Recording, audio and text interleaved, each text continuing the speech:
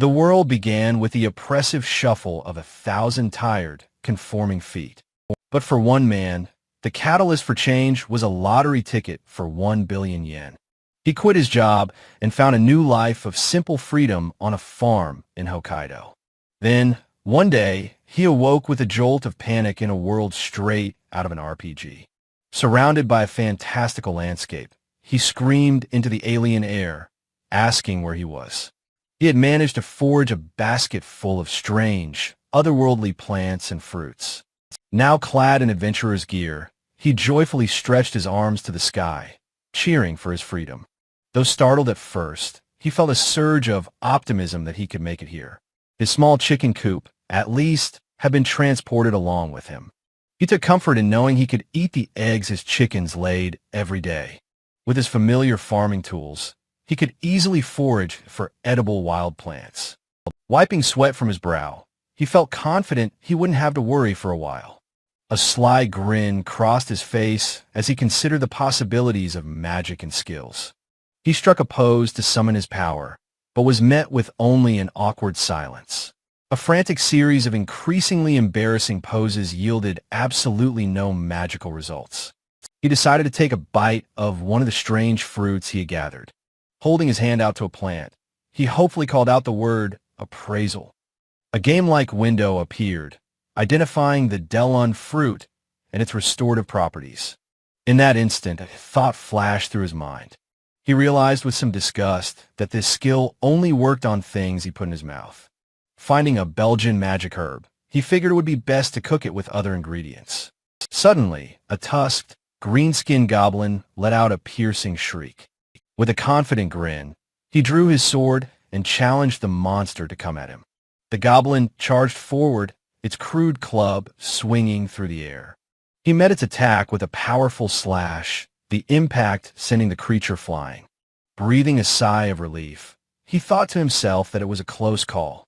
A system window announced his level up, from 2 to 3, his stats increasing. He playfully waved his hands through the fading interface, no longer afraid of it. He smirked, remembering how he had panicked the first time a status window appeared. Watching the monster's remains disappear, he took a moment to register reaching level 3. A sudden wave of doubt washed over him as he realized he was likely still very weak. Using his skill, he identified the creature as a green goblin from the Lancaster region. He decided to take the crude dagger the monster had dropped as spoils. Wielding the new blade, he declared that using everything is a basic tenet of survival. He offered a small, silent prayer for the creature he had just slain. Arriving back at his homestead, he cheerfully announced his return to his chickens. He immediately set to work, ready to craft items from the materials he had collected. He laid out a flint and a femstone, his skill identifying their properties. With a determined look, he began crushing both stones into a fine powder. The resulting mixture was identified by his skill as a fire grinding agent. Using his old farm grindstone, he began to sharpen the goblin's dagger. After applying the agent, the blade erupted in flames, becoming a fire dagger. Admiring his handiwork, he resolved to find more reagents to make other elemental weapons. Next, he turned his attention to alchemy, examining 2 different restorative herbs. He added the Delon fruit to a pot where the herbs were already simmering. He carefully strained the completed concoction into a bowl, 1 drop at a time. With a look of concentration, he took a small sip to test his creation. Success. A system window confirmed he had created a dual potion. He knew that simply eating herbs was an inefficient way to absorb their effects. By turning them into a potion, they became much more fast-acting and potent. His next project will be a potion made from 2 sinister-looking poison herbs. He brewed a grotesque, bubbling stew that he knew he had a taste to appraise. Holding a spoonful of poison with an antidote herb, he prepared for the dangerous test. With a grimace, he took a quick lick of the poisonous concoction. The poison worked instantly, and he collapsed to the ground, twitching uncontrollably. He came to with a splitting headache, having successfully appraised the antidote herb. Now understanding the poison, he carefully coated the tips of his arrows with it. He then planted the various herbs he had gathered in a simple garden plot. He looked on with a satisfied smile, his trap now set. He gently encouraged his chickens to eat from the new herb garden. As the chickens pecked at the plants, he noticed something strange begin to happen. He saw that one chicken's feathers had become remarkably glossy and decided to appraise it.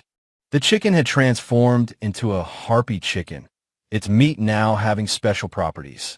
The bird looked back at him, confused, as he realized it had powered up from the herbs. He knelt down and praised his flock, telling them how amazing they were.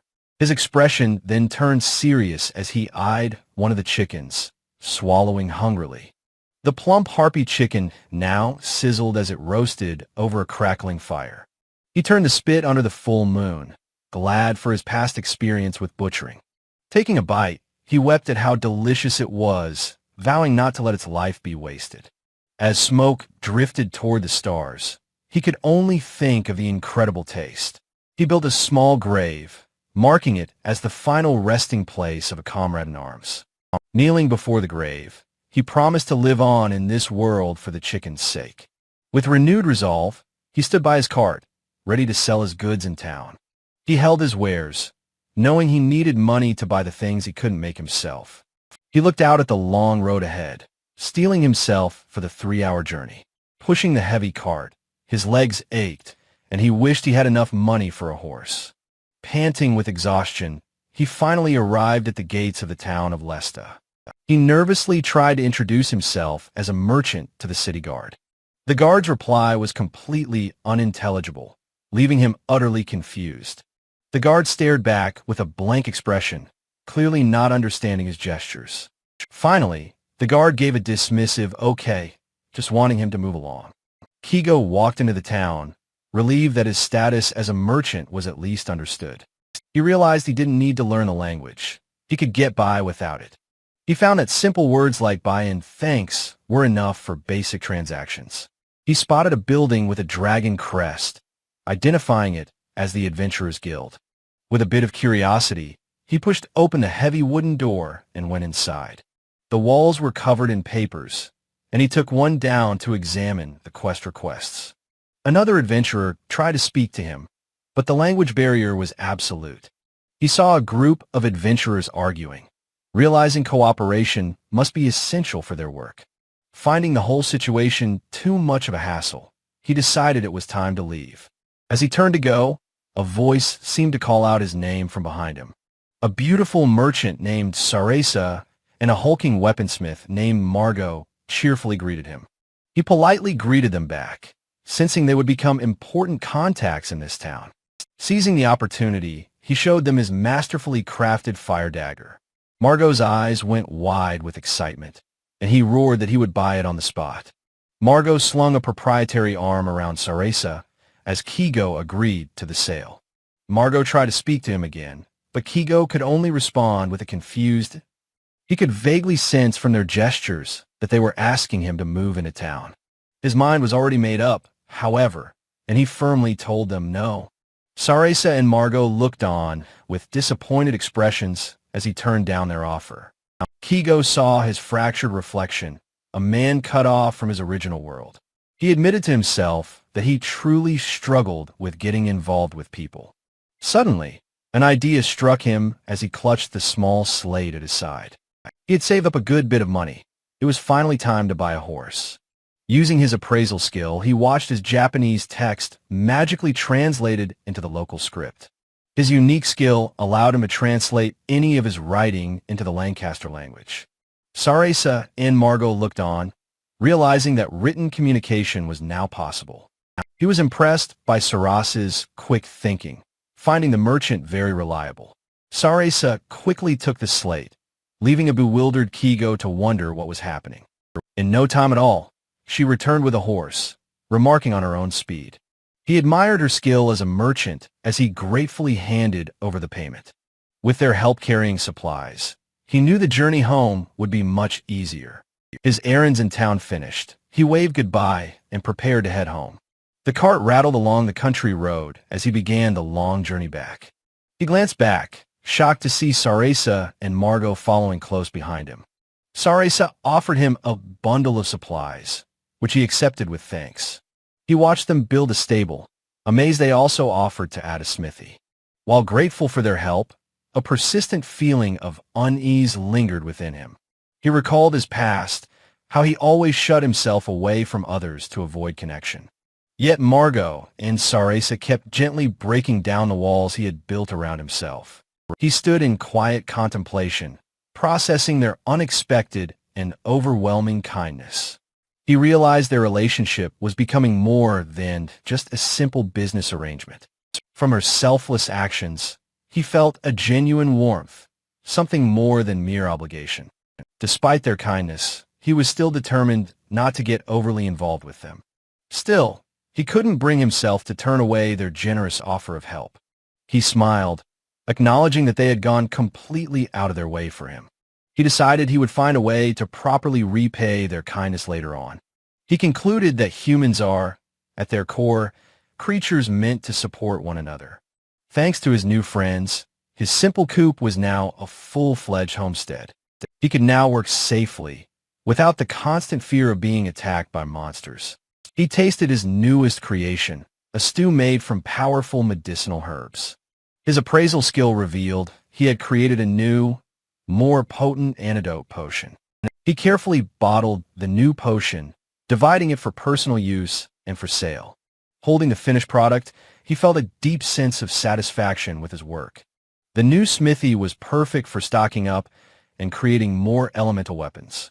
Before anything else, however, he knew he had to thank Margot and Sarasa. He wondered what he could possibly do. Deciding a good meal might be the answer. He had salt and supplies. A proper feast seemed like the perfect gesture of thanks. Fresh ingredients would be a rare treat, far better than the usual town food. He calculated that he would need to butcher at least 2 of his chickens for the meal. He hesitated, knowing that eating them would reduce his precious supply of enhanced eggs. He crossed his arms, thoughtfully weighing the pros and cons of his food supply. Deciding against using his chickens, he resolved to go hunt for a rabbit instead. As he left the coop, he assured his curious chicken that he would be back soon. Stepping outside, he was startled as he immediately tripped over something large. He discovered a massive wolf-like monster had fallen into one of his pit traps. This was perfect timing. His food problem was solved without any effort on his part. He leveled up again, joking that his incredible luck was making him a cheat character. Before doing anything else, he decided to use his appraisal skill on the creature. The skill identified it as a blue wolf, confirming that it was safe to eat. He paid the guild butchers to professionally dismantle the large wolf carcass for him. He was relieved the guild offered this service, as he had no idea how to do it. With some time to spare while they worked, he decided to explore the guild hall. He found himself drawn to the quest board, which was covered in various requests. A strange request for a cockatrice caught his eye, and he translated the details. Dan greeted him, but Kigo dismissed the monster quests as irrelevant to his own life. He recognized the friendly guild receptionist, Dan, who greeted him with a smile. He attempted to reply in the local tongue, but the words were still meaningless. Dan said something and pointed, but Kigo couldn't understand what he was referring to. He only understood the name Kai, but decided to trust Dan and follow him. Dan led him to a sign with foreign script, which Kigo immediately appraised. The sign translated to Skill Dojo, leaving him intrigued and slightly confused. He was introduced to Kai, the martial arts instructor, and felt a sense of destiny. Bowing respectfully, he had a strong feeling he was about to learn a new skill. He was thrilled at the prospect of learning a real combat skill for self-defense. Unsure of what was happening, he decided it was best to politely thank the instructor. Kai demonstrated a powerful move called Bash, impressing Kigo with his coolness. The training dummy exploded into 1,000 pieces from the sheer force of Kai's attack. Kigo stared in disbelief, completely stunned by the instructor's incredible power. Kai then called his name, handing him a wooden sword to practice with. Kigo eagerly accepted the sword, ready and determined to attempt the move himself. He focused his energy and took his stance, shouting the name of the skill. As he prepared to strike, a soft, magical light began to emanate from his hands. With a cry of exertion, he swung the practice sword with all of his might. His blow connected squarely with a new training dummy, creating a loud thud. The dummy wobbled from the impact, and he looked on with a satisfied smirk. The system confirmed he'd learned Bash, earning applause from Kai and Dan. Kai gave him some final words of instruction as he returned the practice sword. As he was leaving the dojo, a notice on the wall caught his attention. It explained the free training was a guild measure to help new adventurers survive. He reflected on the incredible power Kai had demonstrated with such a simple skill. He purchased some forging materials from a vendor, thinking they would be useful. He was grateful that the dojo provided a way for him to learn other skills. He affectionately greeted his new horse, Rosinante, eager to get home for dinner. He decided he would practice his new skills as soon as he got back to his farm. His journey was interrupted by a strange and unsettling sight on the roadside. He saw what looked like a goblin, petrified into a stone statue in mid-stride. The image from the quest poster flashed in his mind, the terrible truth dawning. Realizing the deadly cockatrice was nearby, he frantically urged his horse to flee. He raced back to his homestead and slammed the door of his coop shut behind him. Overcome with terror, he huddled in the corner, sobbing that it was impossible. A sudden, loud knocking at the door made him jump in absolute terror. He cautiously wondered if the sound could have been made by a person. The door opened to reveal Sarasa, who called out his name with a warm smile. He reached for her, his voice cracking with relief as he cried out her name. He clung to her and broke down completely, wailing like a frightened child. He confessed how terrified he had been, his words muffled by his desperate sobs. A moment of clarity hit, and he pulled back, suddenly mortified by his behavior. He then noticed Margot and another adventurer standing behind her, watching him. He desperately tried to save face, claiming his breakdown was a Japanese greeting. Sarasa sighed, lamenting how embarrassing it was to see Kigo in such a state. Margot held up the cockatrice quest bill, finally understanding the source of Kigo's terror. Kigo realized with a jolt that his friends were here for a monster subjugation quest. He saw the well-armed adventurers, wondering if they would truly fight that fearsome beast. He felt a wave of relief, thinking he could finally rest easy with them here. The adventurers began a heated discussion, their foreign words a blur of sound to Kigo. Margot gestured emphatically as Juno and Sarasa argued, adding to the growing confusion. Kigo admitted to himself that he had absolutely no idea what was happening. He decided to contribute, rushing to grab his entire stock of potions and weapons. He complained about the tediousness of writing item names due to the language barrier. Still, he admitted to himself that he enjoyed the analog feel of his system. He laid out his creations, the dual potion and the potent Balna antidote potion. He presented the Balna antidote, and Margot grinned, impressed by its apparent power. Sarasa asked if the potions were usable, while Margot gratefully called out Kigo's name. Sarasa showed Kigo a crude diagram, asking if he understood their battle plan. Kigo looked up from the drawing, his mind slowly processing the terrible implication. He realized with horror that his arrow was meant to be the signal to attack. He demanded to know why he was being dragged into the cockatrice subjugation party. He cried that he was just a former salaryman, not a hero meant to fight monsters. Overwhelmed by fear, he buried his face in Sarasa's shoulder and sobbed uncontrollably. Sarasa gently patted his back, trying her best to comfort the terrified man.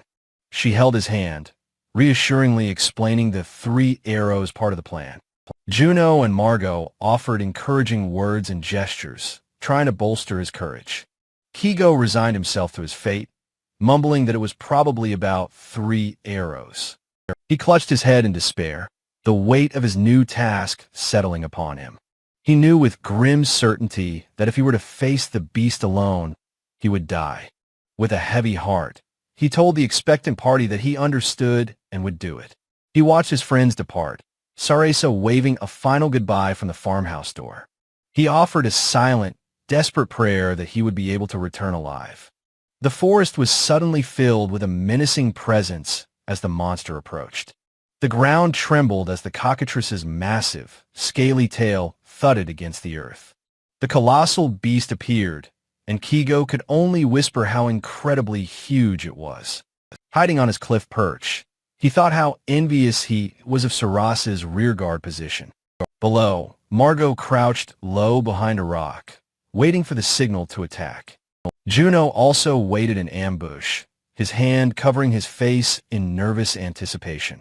Kigo took aim, yelling for the beast to take his poison arrow and execute the plan. The arrow flew true, striking the cockatrice's flank with a solid, satisfying thud. It was a direct hit. Margot and Juno burst from their cover to begin the assault. Juno charged forward, his expression a mask of focused, warrior's determination. Margot followed close behind, his powerful form ready to strike a devastating blow.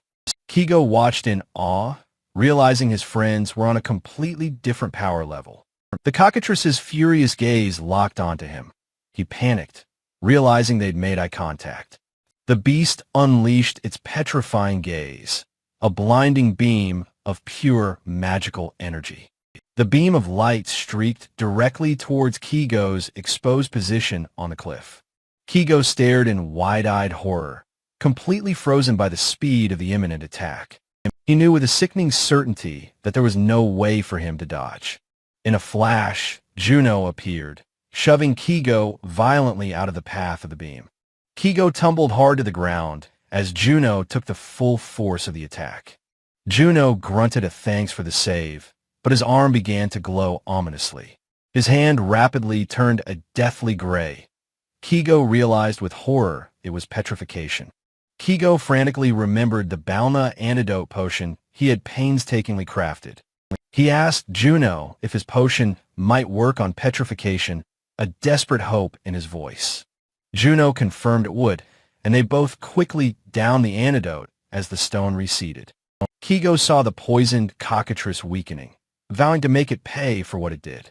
He felt a surge of confidence, believing even he could now defeat the weakened beast. He yelled down to Juno, suggesting that they should use the bash skill together.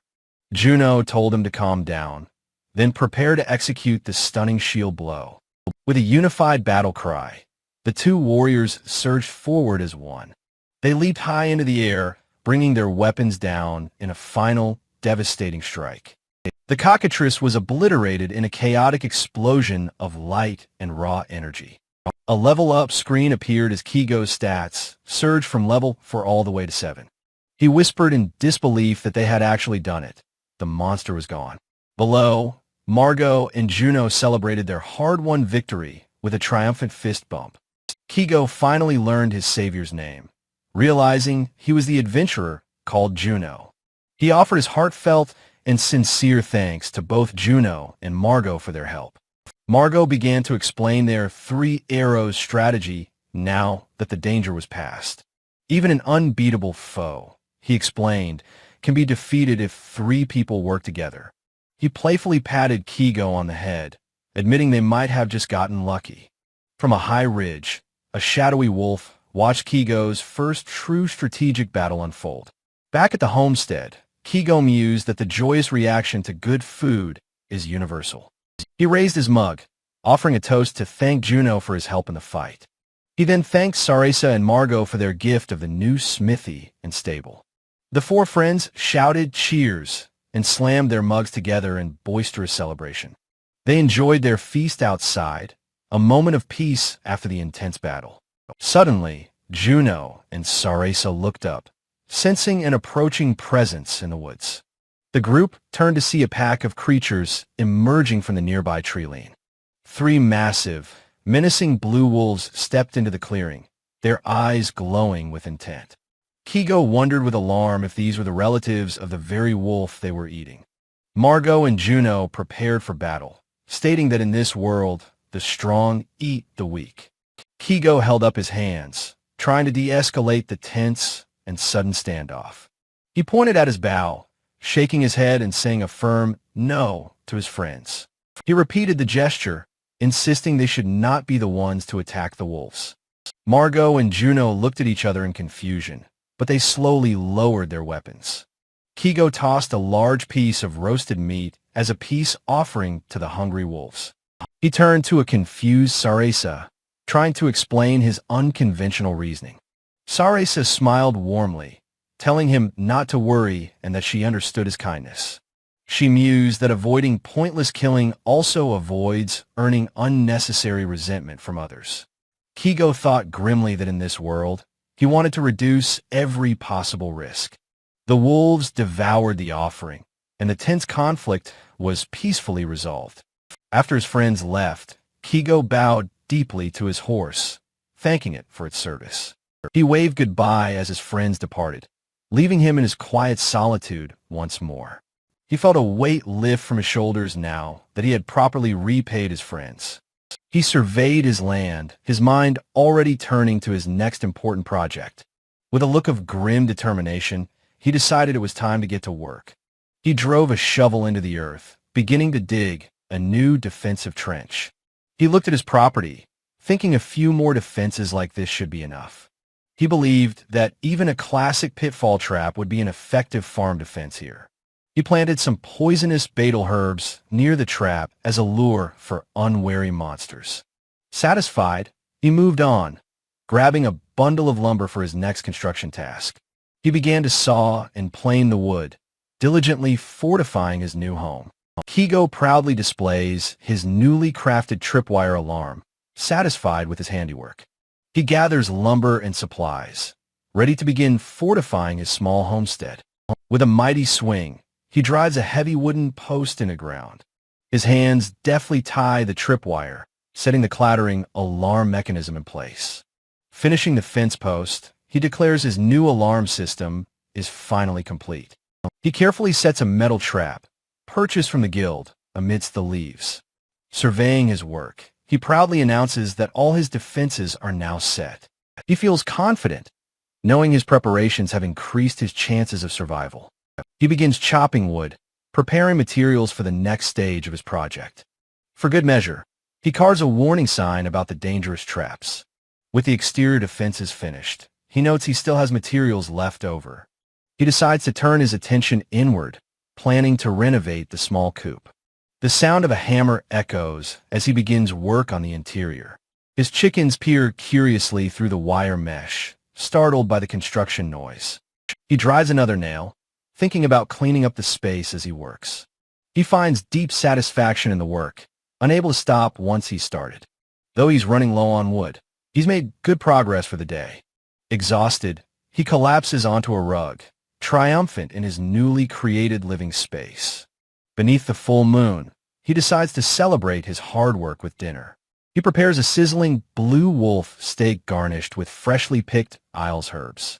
He pours a sweet Milan fruit wine, a perfect pairing for his meal. Settling down to his celebratory feast, he offers a prayer of thanks. Just as he is about to eat, a sudden sound catches his attention. He glances toward the door, wondering if the wolves are still prowling nearby.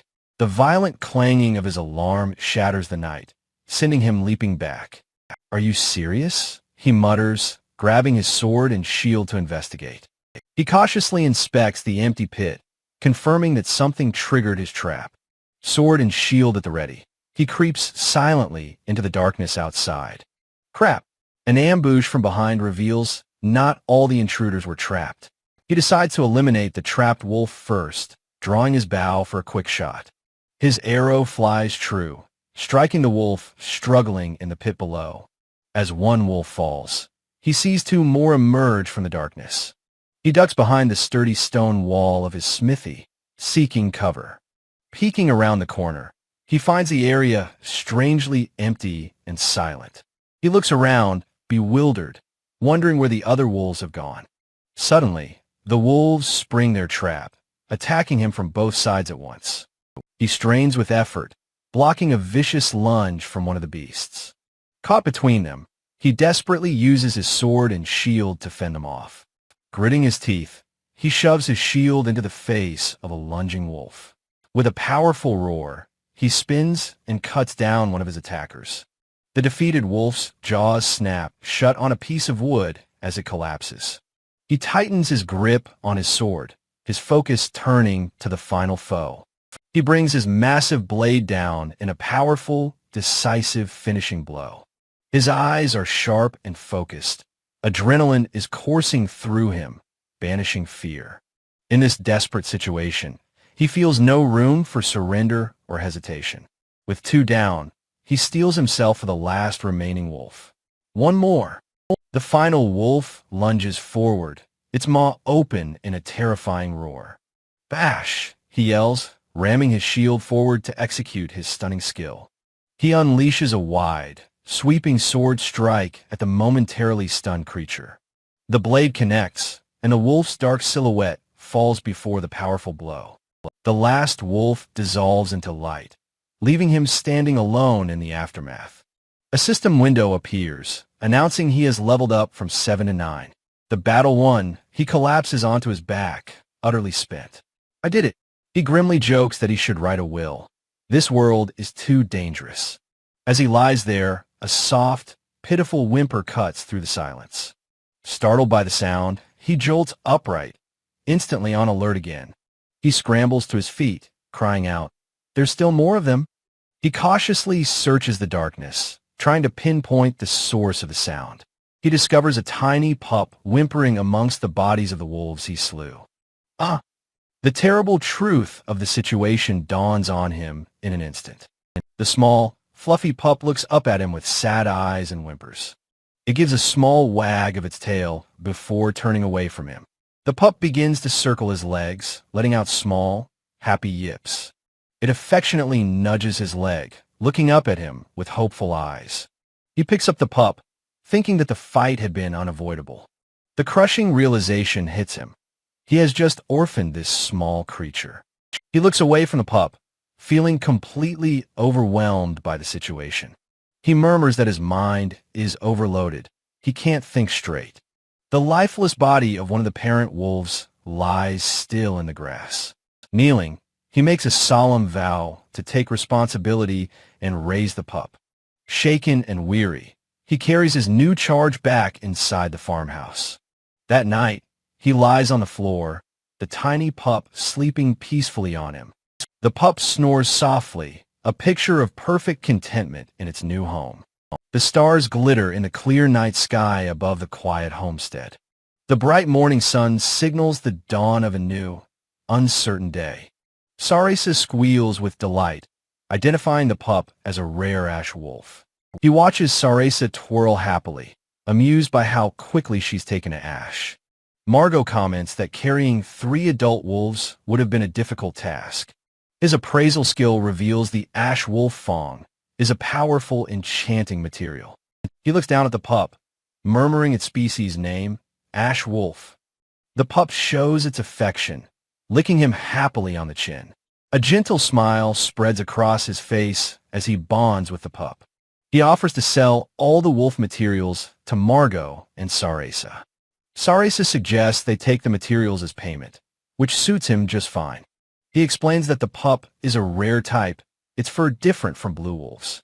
He accepts the responsibility of putting it down if it ever harms people. He considers the possibility that the pup might one day seek revenge. If that happens, he will face it with all his might, as is this world's way. He continues his conversation with Sarasa, using his slate to communicate. Sarasa suggests he have a mantle made from the parents' valuable pelts. He agrees, hoping it will help the pup remember the scent of its parents. He waves goodbye to his friends as they depart in their horse-drawn cart. With a gentle smile, he continues to wave, the pup held safely. Looking down at the pup, he realizes it needs a name. "Nice to meet you, Ash," he says, feeling the weight of his first family. The scene shifts to Margot, a wide, fiery grin spreading across his face. A few days later, a very happy and very muddy Ash wags his tail. Kigo sighs that Ash getting this dirty every day makes water a problem. Remembering the leftover ingots from Margot, he decides to build a bath. The iron ingots begin to melt, glowing intensely in the heat of his forge. Ash, Kigo's new wolf pup, yawns while waiting for his master. Kigo slams the final metal piece of his new project into place. He steps back, satisfied that his hard work is finally taking shape. With a triumphant shout, He declares his Goemon-style bath is complete. He looks forward to a proper bath, having only wiped himself down. He prepares his horse, Rosinante, to go fetch water for the tub. Their journey takes them to a misty, secluded stream in the woods. Kigo finds the perfect spot, a scenic canyon, to collect water. He scoops his hands into the stream, enjoying its cool clarity. Splashing his face with the water, he feels instantly refreshed. He decides sourcing water here is much better than buying it in town. Other monsters gather, but he decides to leave them be if peaceful. Back at the homestead, he celebrates his luxurious new water supply. Suddenly, his normally calm companion Ash begins to growl fiercely. He asks Ash what's wrong as the pup stares intently at the water. Without warning, a powerful jet of water erupts from a barrel. Kigo instinctively raises his shield, blocking the sudden magical assault. The sheer force of the blast sends him staggering backward. A scaly, humanoid merman bursts from the water, claws outstretched. Thrown to the ground, Kigo shouts in alarm at the monster's appearance. Ash bravely leaps into action, intercepting the creature with a bark. The pup latches onto the merman's arm, creating an opening. Praising Ash, Kigo quickly knocks one of his poison arrows. He takes aim, telling the monster to eat his poison shot. The arrow strikes true, embedding itself deep in the merman's chest. Kigo lets out a victory cry as his attack lands perfectly. The merman collapses to the ground, defeated by their combined assault. A level up screen appears, announcing he has reached level 10. He kneels beside Ash, gratefully thanking him for his crucial help. Remembering his ability, he decides to appraise the fallen monster. His skill identifies it as a merman that uses water magic. He realizes he might have died if Ash hadn't warned him. Appraising the dropped item reveals a valuable merman's fin. He scratches Ash's ears, officially declaring him his partner. That night, his singing echoes from the new bath under the stars. He belts out a loud, off-key rendition of a classical symphony. He splashes happily in the hot water, his voice booming. He holds Ash, glad that his companion seems to enjoy the bath. He playfully washes the fluffy wolf pup with a large cloth. He smiles, thinking how adorable Ash looks while being bathed. He vows to get stronger in order to protect his new friend. He knows Ash is a monster, but he is still a cute pup. He hopes his traps might catch some game to supplement their food. Soaking in the tub, he considers the increasing dangers of this world. He plans to avoid pointless battles, gently petting a sleepy Ash. But the mermen prove that monsters capable of using magic exist. He decides the best defense is a good offense with strong gear. For a moment, he feels weary, tempted to just give it all up. Ash senses his master's dark mood and looks around nervously. Kigo's doubt vanishes as he playfully splashes his worried companion. He laughs, deciding meeting Ash was fate. He must protect this peace. Ash shakes himself dry with a look of fierce, fluffy determination. Kigo dries his pup, promising they can take a bath anytime. Feeling restless, he decides to change while his clothes are drying. He puts on his new adventurer's gear, feeling more part of this world. He stands outside his home, wondering about his place here. Under the full moon, his purpose is clear. It's time to act. With newfound resolve, he declares that today he will forge a weapon. For several days, he practices his smithing, honing his basic skills. His practice pays off, and his confidence grows with each attempt.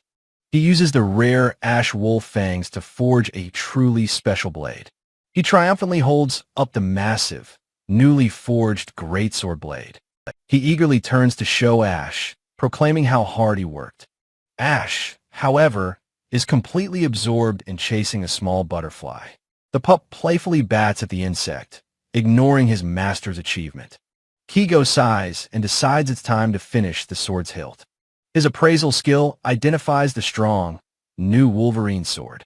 Holding the powerful blade, he vows that he must protect Ash. He remembers the enchanting materials he has gathered, merman's fins. He also has the flint he collected earlier for a fire enchantment. He decides to experiment by grinding and mixing the two materials. The resulting powder crackles with static electricity, ready for testing.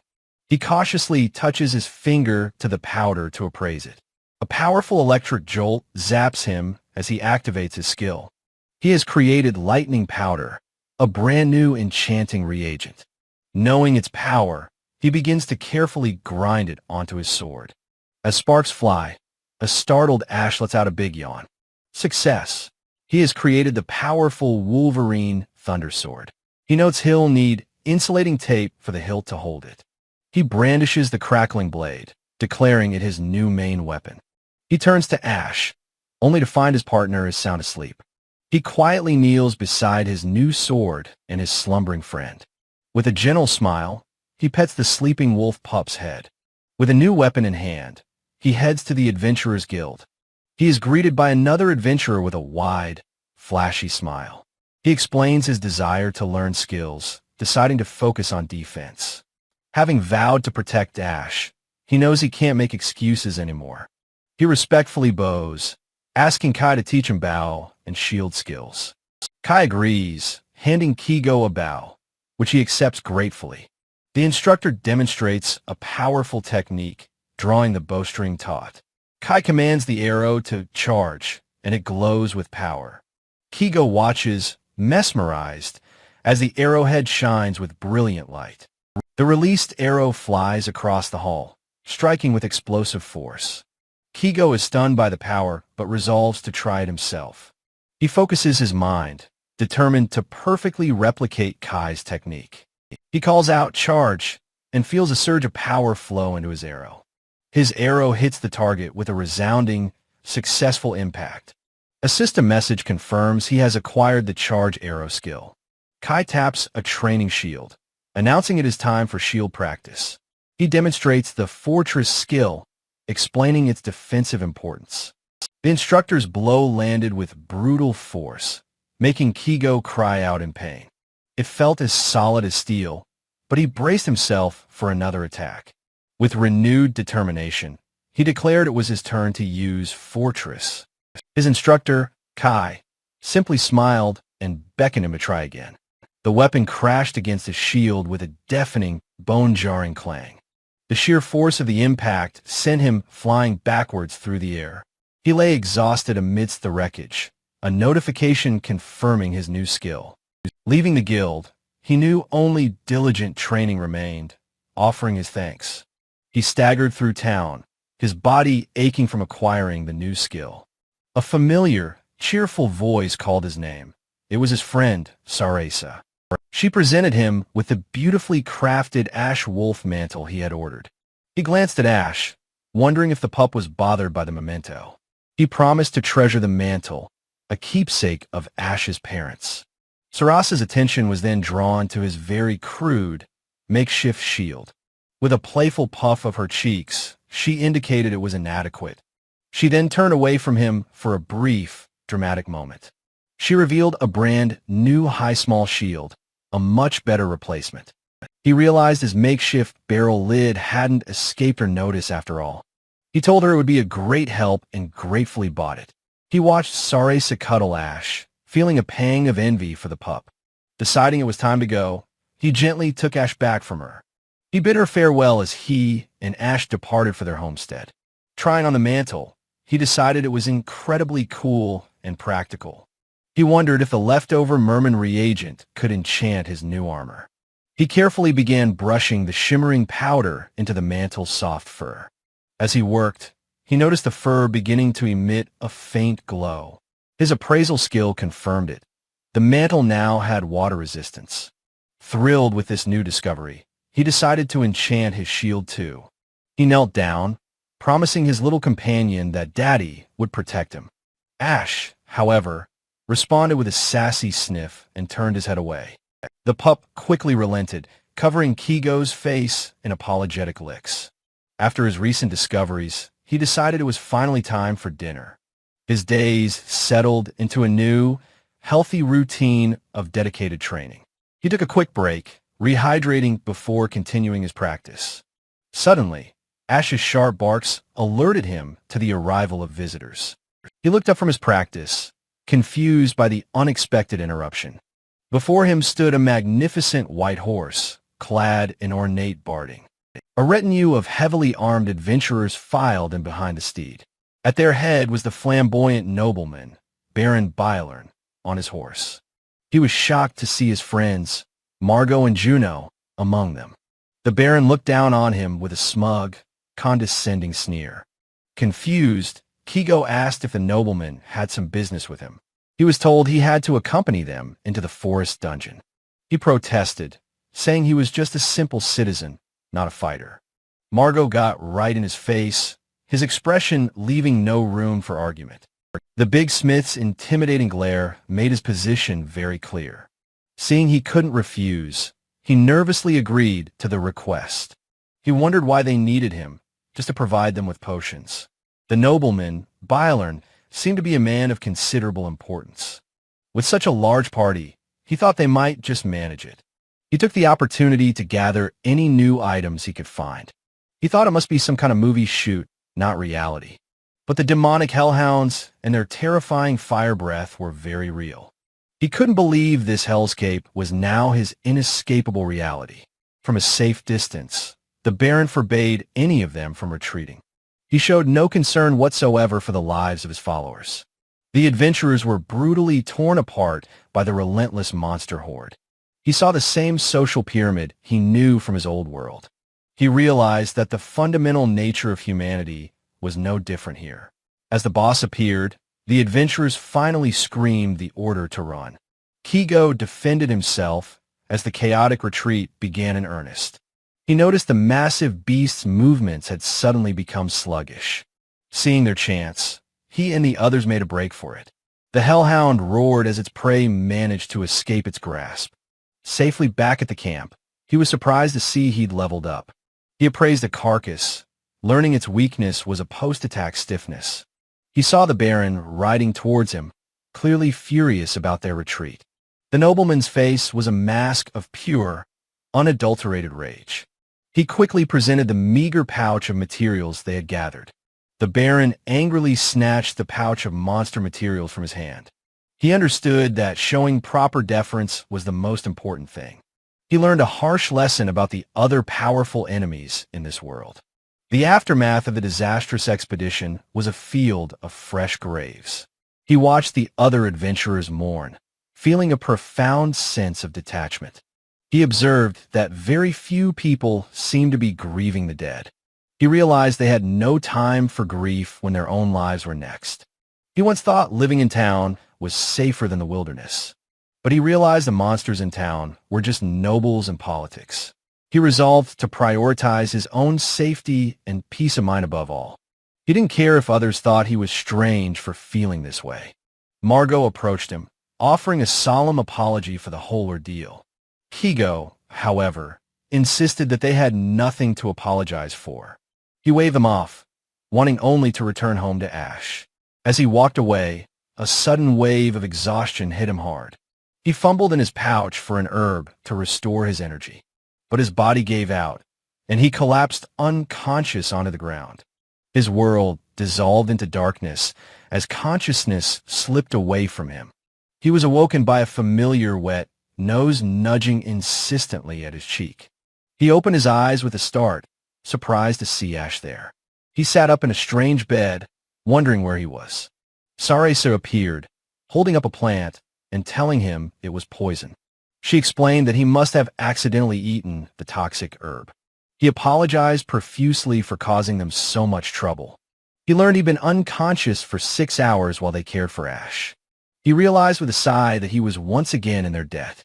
He gratefully accepted a warm drink, feeling safe and cared for. He was overwhelmed by how truly kind all of his new friends were. They escorted him back to his homestead, wishing him well.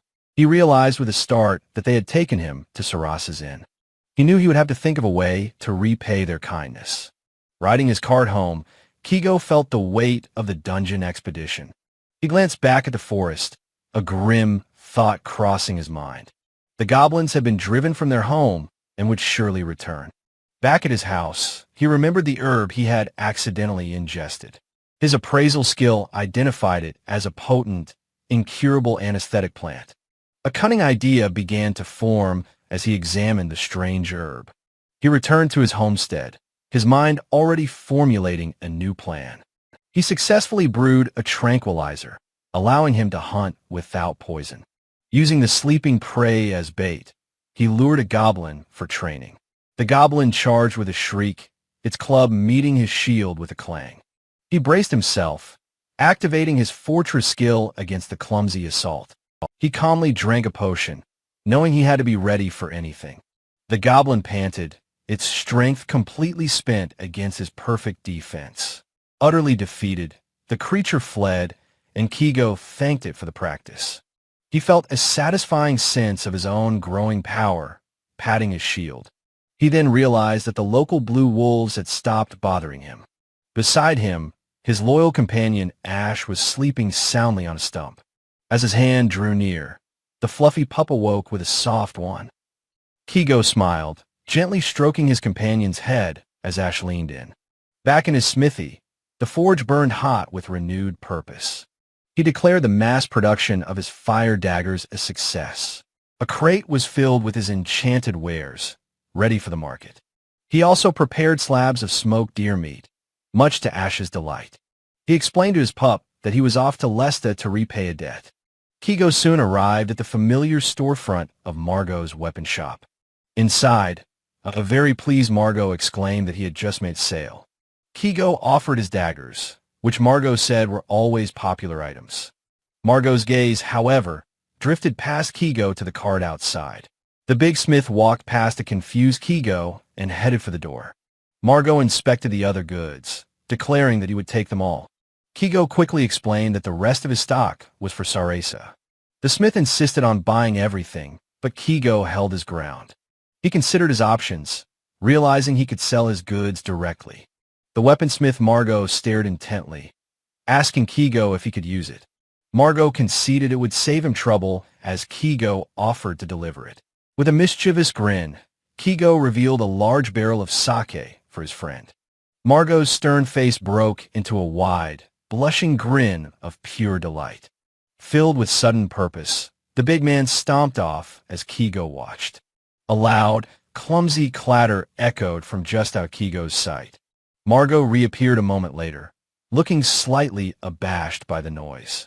He explained the shop was closed, calling himself a hopeless adult for it. They found their friend Juno, and Margot casually greeted him at a stall. Kigo invited Juno to join them, much to Margot's surprise. Margot sighed, realizing their simple delivery was escalating into a full party. The four friends gathered together, joyfully toasting with plates of grilled meat. Sarasa arrived with more provisions, a live chicken tucked under her arm. Kigo thanked her for the food as she marveled at the otherworldly chicken. Over the crackling fire, skewers of chicken sizzled until they were perfectly cooked. Eating and drinking, Kigo reflected on the many experiences in this world. Seeing his three friends laughing together, Kigo felt a profound sense of peace. Below him, his loyal pup Ash was drooling, completely overcome with hunger. Kigo chuckled, offering his happy companion a piece of the delicious meat. Watching the fire, he thought about how very peaceful this moment felt. Under a vast, starry sky, he admired the beautiful moon with his friends. The next morning began with the rhythmic clatter of their wagon on the road. Kigo awoke with a groan, his body aching from sleeping in the cart. He cuddled the fluffy Ash, happy that his companion was always so soft. He decided they would fetch water for a nice, hot bath upon returning. Back home, he filled the large outdoor tub with buckets of fresh water. With the task complete, he announced it was finally time to head back. Suddenly, Ash let out a fierce growl, putting Kigo instantly on alert. A colossal, serpent-like monster erupted from the canyon's placid waters. His face contorted in absolute terror as a silent scream escaped his lips. He stared in disbelief as the beast dwarfed a merman at its base. He quickly grabbed Ash, desperately hushing the pup to remain silent. They had to retreat before the massive creature noticed their presence. By the river, Kigo hears a strange cry growing louder and louder. A colossal, scaly head emerges from the water, letting out a deep growl. The beast erupts from the river in a cataclysm of spray and fury. Kigo shrieks in absolute terror as the legendary servant looms over the canyon. His terrified horse, Razanani, rears back in a blind panic from the sight. In the chaos, Kigo absurdly laments the loss of his bath supplies. He quickly realizes this is no time to worry about a simple bath. He flees in terror, not stopping until his farmhouse door slams shut. Huddled under his mantle, he whimpers that the beast is absolutely impossible to defeat. Tears stream down his face as he wonders what he can possibly do now. At the guild, he desperately tries to communicate the threat to the receptionist, Dan. He confirms Dan's suspicion with a crude drawing of the giant serpent monster. He understands now. The colossal monster is known as a legendary servant. Knowing he can't fight it, he prays someone else will handle the beast. He officially posts the request, offering a massive reward of 5 gold coins. He knows that not overreaching is a key to survival in this world. Still, he resolves to do what he can to protect his own homestead. After days of hard labor, he completes a simple but sturdy stone wall. He learns a party of skilled adventurers was drawn by the high reward. They not only defeated the minions, but also recovered his lost bathtub. He realizes the true purpose of the guild, outsourcing his dangerous problems. He decides he will make full use of the guild system from now on. With the threat seemingly gone, he returns to the watering hole for a bath. He tells Ash they can finally have a bath, but his pup begins to growl. Ash's fierce growl alerts him to a new, immediate danger lurking nearby. A scaly, humanoid merman bursts from the water with a powerful splash. Relieved, he identifies the creature as just a merman, a manageable threat. He knows he can handle this foe and has something he wants to test. He unleashes his anesthetic arrow, shouting for the creature to take the hit. The arrow strikes true, and the potent anesthetic takes immediate effect. He charges forward, using his bash skill to stun the reeling monster. His 1-2 combo works perfectly, leaving the creatures completely incapacitated. He lifts the paralyzed creature, intrigued by a particular physical feature. Higo examines the merman's fish-like flesh, cautiously considering if it is edible. Higo surveys the paralyzed merman, thinking their form is strange, but deciding to take them. In Lesta, a butcher confirms mermen are a popular food and teaches Kigo how to prepare them. A woman explains the anesthetic takes 6 hours to wear off, so Kigo decides to do some smithing. Back at his smithy, he reflects on how his fire daggers are essential for survival. An idea strikes him. What about a water attribute dagger? He immediately gets to work. He meticulously applies the ground powder from the merman's fin onto a new blade. A system window confirms his success, identifying the shimmering blade as a water dagger. He tastes a drop of the water from its tip, surprised that it's just normal water. He realizes this is an incredibly convenient tool, a way to create fresh drinking water. Setting up a dagger over a barrel, he thinks he won't have to visit the dangerous stream anymore. The smithy puffs smoke into the night as he resolves to mass-produce the daggers for himself and for sale. Fresh from a bath filled by his invention, he feels refreshed as Ash shakes himself dry. He checks on the merman meat he has hung up to cure, deciding it's about ready. A close-up shows a beautifully prepared plate of steaming, sautéed merman meat. Kigo takes a bite, his body relaxing as he exclaims how delicious the strange meat is. He pairs the dish with white wine, concluding it must be this world's version of white fish. A debate rages in his mind. One side sees a treasure trove, the other warns of danger. He takes another bite, wondering why he's arguing with himself inside his own head. By the fire, he decides to sell his new daggers in town to raise money. In town, he cheerfully announces he's selling his new water daggers to Margot and Sarasa. As he expected, his two friends immediately begin bickering over who gets to buy them.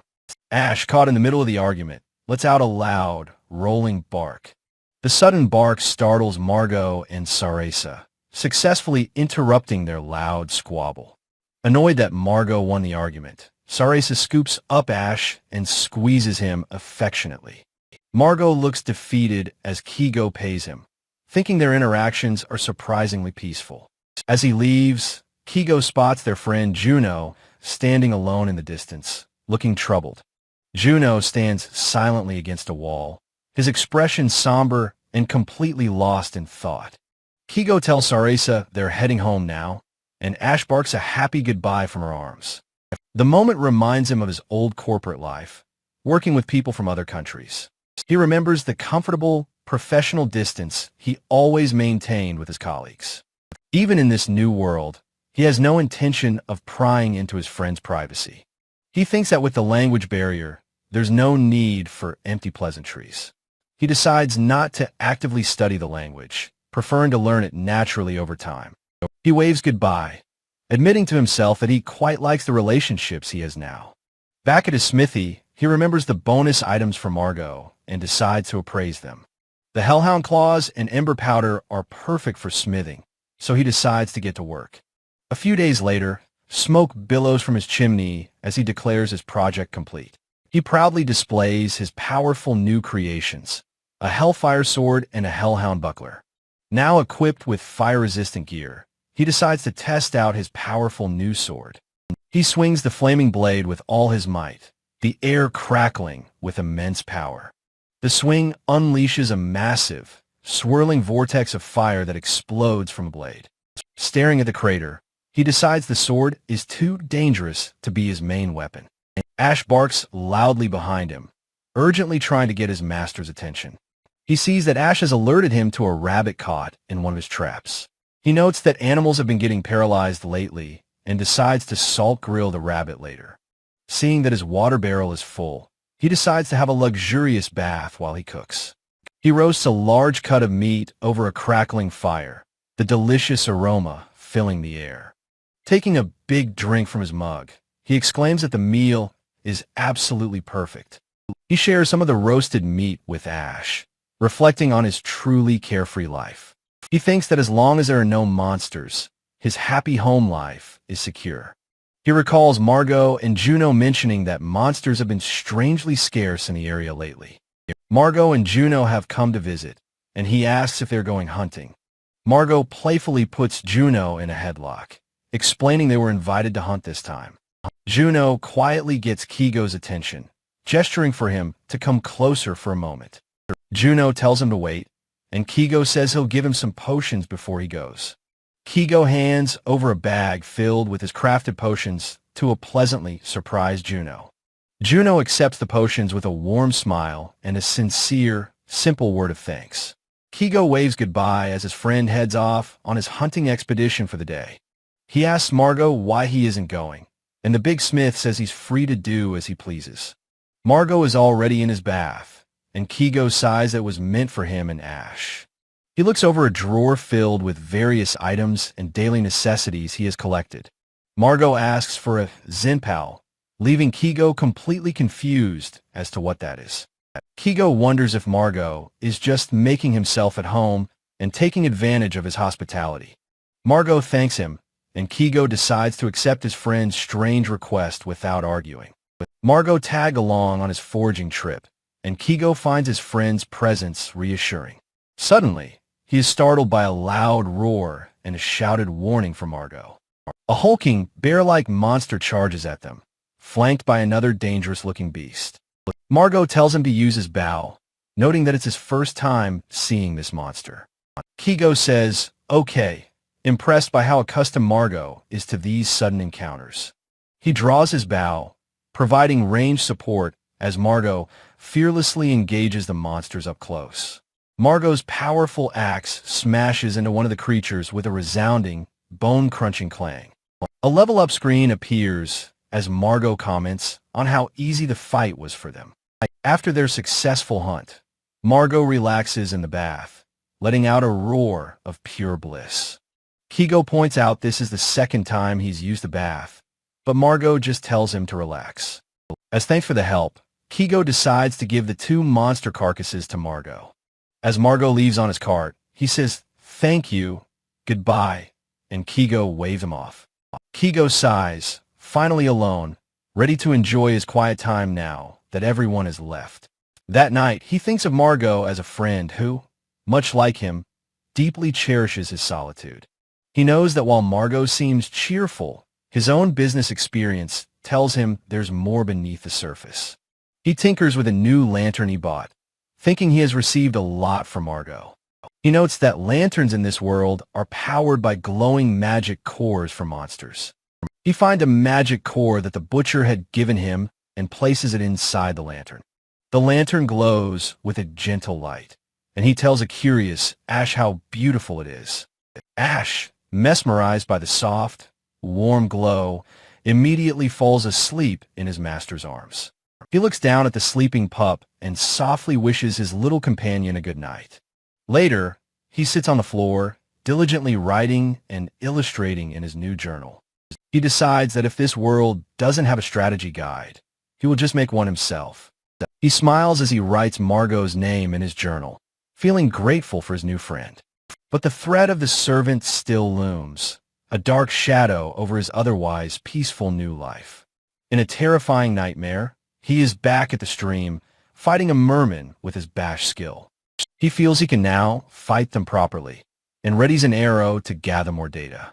He jots down notes on elemental weaknesses, realizing fire attacks don't work on water types. He decides he must understand their attributes to survive, so he will capture one for study. He is suddenly startled by a loud, thudding sound, wondering what it could possibly be.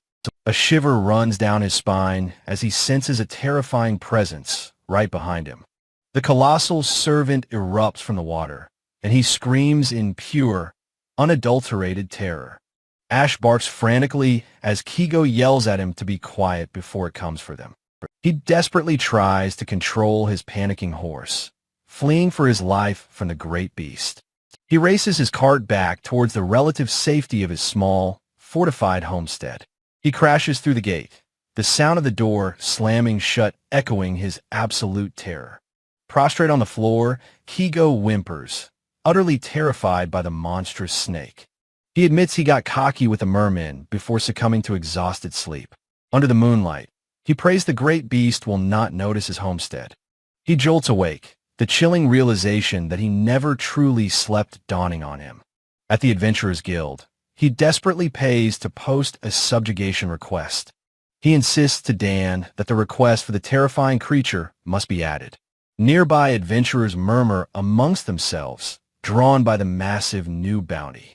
Back home, a cauldron bubbles over a fire as he prepares for the worst. He stirs a dark brew of gator and cockatrice poisons as Ash watches nervously. The bubbling black stew looks horrifying, but he knows he must test its effects. Clutching an antidote, he steels himself to taste the sinister new poison. The effect is immediate. He collapses in agony as Ash barks in alarm. Ash barks frantically, trying desperately to rouse his fallen master. Kigo lies motionless, a choked gasp escaping as his body goes limp.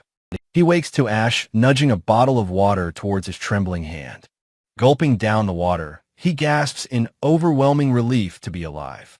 His appraisal skill identifies the creation, Dezuru poison, a truly potent toxin. He hugs Ash tightly, overcome with gratitude for his loyal, life-saving companion. He carefully paints the viscous black poison onto the jaws of a metal trap, surveying his new wall and traps. He knows his defenses are far from perfect. He has assembled every countermeasure he can, from traps to a line of potions. As he coats his arrows, he prays the monster he still smells won't attack. A full moon hangs in the silent, star-filled sky above his home. His eyes snap wide open in the darkness, his body rigid with fear. Lying fully armored on his rug, he finds that sleep will not come. Morning arrives, and he feels his mind and body collapsing from the strain. As he steps outside, Ash erupts in a series of frantic, warning growls. A terrible feeling twists in his gut, but he knows he must investigate. He throws open the door to the sound of his pup's desperate barks. His face freezes in a mask of pure, unadulterated terror. A colossal, scaly dragon's head fills his entire doorway, a nightmare made real. Stumbling backward, his mind accepts the single, chilling thought. He is dead. Suddenly, the armored boots of other adventurers appear before him. A classic party, a tank, a healer, and a witch stands ready for battle.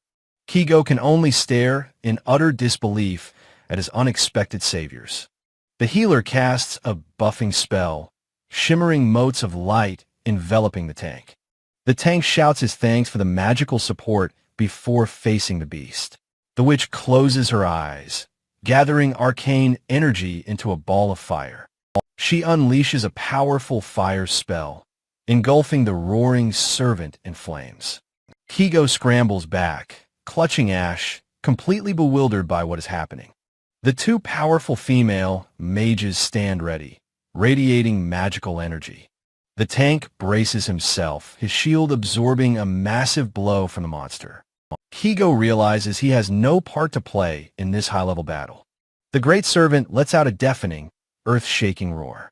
The tank knows a direct hit would be fatal, grateful for the healer's aid.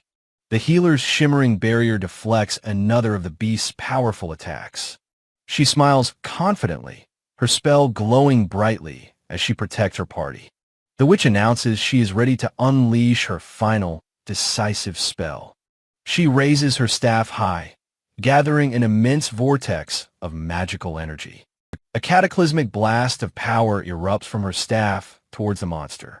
Kigo is thrown backward by the sheer force of the resulting magical explosion. The battle won. The victorious adventurers share a well-earned fist bump. Kigo stammers his thanks, his voice filled with gratitude for being saved. The party departs, leaving him to think posting the request was the right call. He stands in awe, having witnessed the flawless teamwork of a real party. He blinks, finding himself in his own bed, wondering if he was sleeping. He gets up and looks around his quiet, completely untouched homestead. It was all a dream, a terrifyingly vivid nightmare where his plans were useless. But the nightmare is over, and a comforting fire of reality crackles before him. He sits by the fire, holding Ash, simply grateful that they are both alive. A voice suddenly calls his name, startling him from his quiet thoughts. Margot and Juno appear, their faces etched with panic and concern. They explain that talk of the great snake at the guild made them worry. He smiles, reassuring them that he's fine and thanking them for their concern. Their relief is explosive, and they celebrate by giving him a painful noogie. Later, a happy Margot enjoys a loud, splashing soak in the outdoor bath. Kigo shares a drink with Juno, joking about them disturbing his quiet time. He gently strokes a purring Ash, a quiet contentment settling over him. He realizes that having friends who worry about him isn't so bad after all. From Ash's view, he loves the delicious meat his wonderful master provides. His master is always near Rosanani the horse and the chickens, who are friends. He knows Rosanani likes grass, while the chickens prefer tasty earthworms. He got scolded for offering a worm, so he decided not to be good anymore. He loves when his master takes him on adventures in the rumbling cart. When a scary thing appeared, he bravely barked until it went away. His master praised him with lots of head pats, which made him very happy. One time, his master's friends, the big man and the lady, were fighting. Suddenly, the lady squeezed him so tight he thought he might pop. Strangely, his master didn't seem to notice his suffering at all. He loves singing Dagadagadan with his master in the warm bath. Singing together in the bath always makes his master so happy. He's a fast runner and loves playing fetch when his master throws a bone. When he brings the bone back, his master gives him the best scratches. But sometimes things are not so happy and fun. His master was having a bad dream, and his water dish was getting low. He knew something was wrong and resolved to protect his master while he slept. He sensed the giant snake nearby and barked to warn his master of the danger. His master grabbed him, protecting him from the scary thing that made him tremble. His master is very kind, even to the big horse. He knows, with absolute certainty, that they will always be together. He is Ash, and he's his master's partner. Good night, Ash. Kigo joins Margot and Juno on a hunting trip deep in the forest. A hulking orc warrior suddenly burst from the trees, its club raised high. The three friends fight together against a ferocious, bear-like monster. Victorious, they celebrate over the beast's body, feeling strong as a team. Suddenly, Juno shouts a frantic warning for Kigo to watch his back. Kigo is thrown off balance as something explodes from the nearby undergrowth. A massive cockatrice appears, its terrifying screech echoing through the forest. The three friends exchange a silent, determined, and knowing glance. Kigo steps forward, shield raised, declaring that this time, he is the tank. The cockatrice's eyes flared with a deadly light, heralding its petrification attack. Kigo braced himself, yelling the name of his powerful defensive skill, Fortress.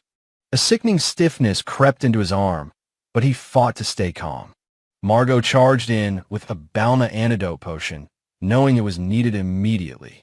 He forced the life-saving potion down Kigo's throat without a moment's hesitation. Ash bravely barked at the beast, creating the perfect diversion for a counterattack. Seizing the opening, Kigo roared the command for their next move, Bash. Juno acknowledged the order, and the two warriors surged forward as one. Their combined assault was a blur of steel, striking the beast in unison. The creature let out a final cry before dissolving into particles of light. A level up screen appeared as the triumphant trio celebrated their victory. He could feel his own power. He had undeniably grown much stronger now. Margot proudly clapped his friends on the back, acknowledging their perfect teamwork. Kigo gratefully acknowledged that their victory was only possible because of his allies. Back in the bustling town of Lesta, he finally met up with Sarasa. He hadn't seen her since the servant attack, and quickly reassured her he was fine. Sarasa's eyes lit up at his wares, and he agreed it was time for business. He opened his cart, revealing a crate filled with his latest creations. The group descended on his goods in a chaotic and friendly flurry. Sarasa playfully fought with Margot over the new items, a familiar welcome scene. The friends happily sorted through the crate of newly crafted potions and daggers. He let out a contented sigh, looking up at the clear afternoon sky. Waving goodbye to his friends, he felt a profound sense of fulfillment. His ordinary days were now spent in this strange, extraordinary new world. He remembered how his soul was slowly crushed during his old salaryman days. After his friends left, the homestead felt as quiet as after a festival. He smiled to himself, wondering what sort of fun they were all getting into. He paused for a moment, lost in his quiet and peaceful thoughts. He knew he was still the same person at his core, with no intention of changing. All he truly wanted, he mused, was simply to live his life freely. Still, the thought of the servant was terrifying. A true dragon would surely kill him. To continue surviving in this world, he tossed a large bone to Ash. He considered magic. Being able to use it would make things much easier. He daydreamed of immense power, but knew things were never that convenient. Ash, however, was perfectly content gnawing on the giant monster bone. He realized then that he had a special talent for smithing and alchemy.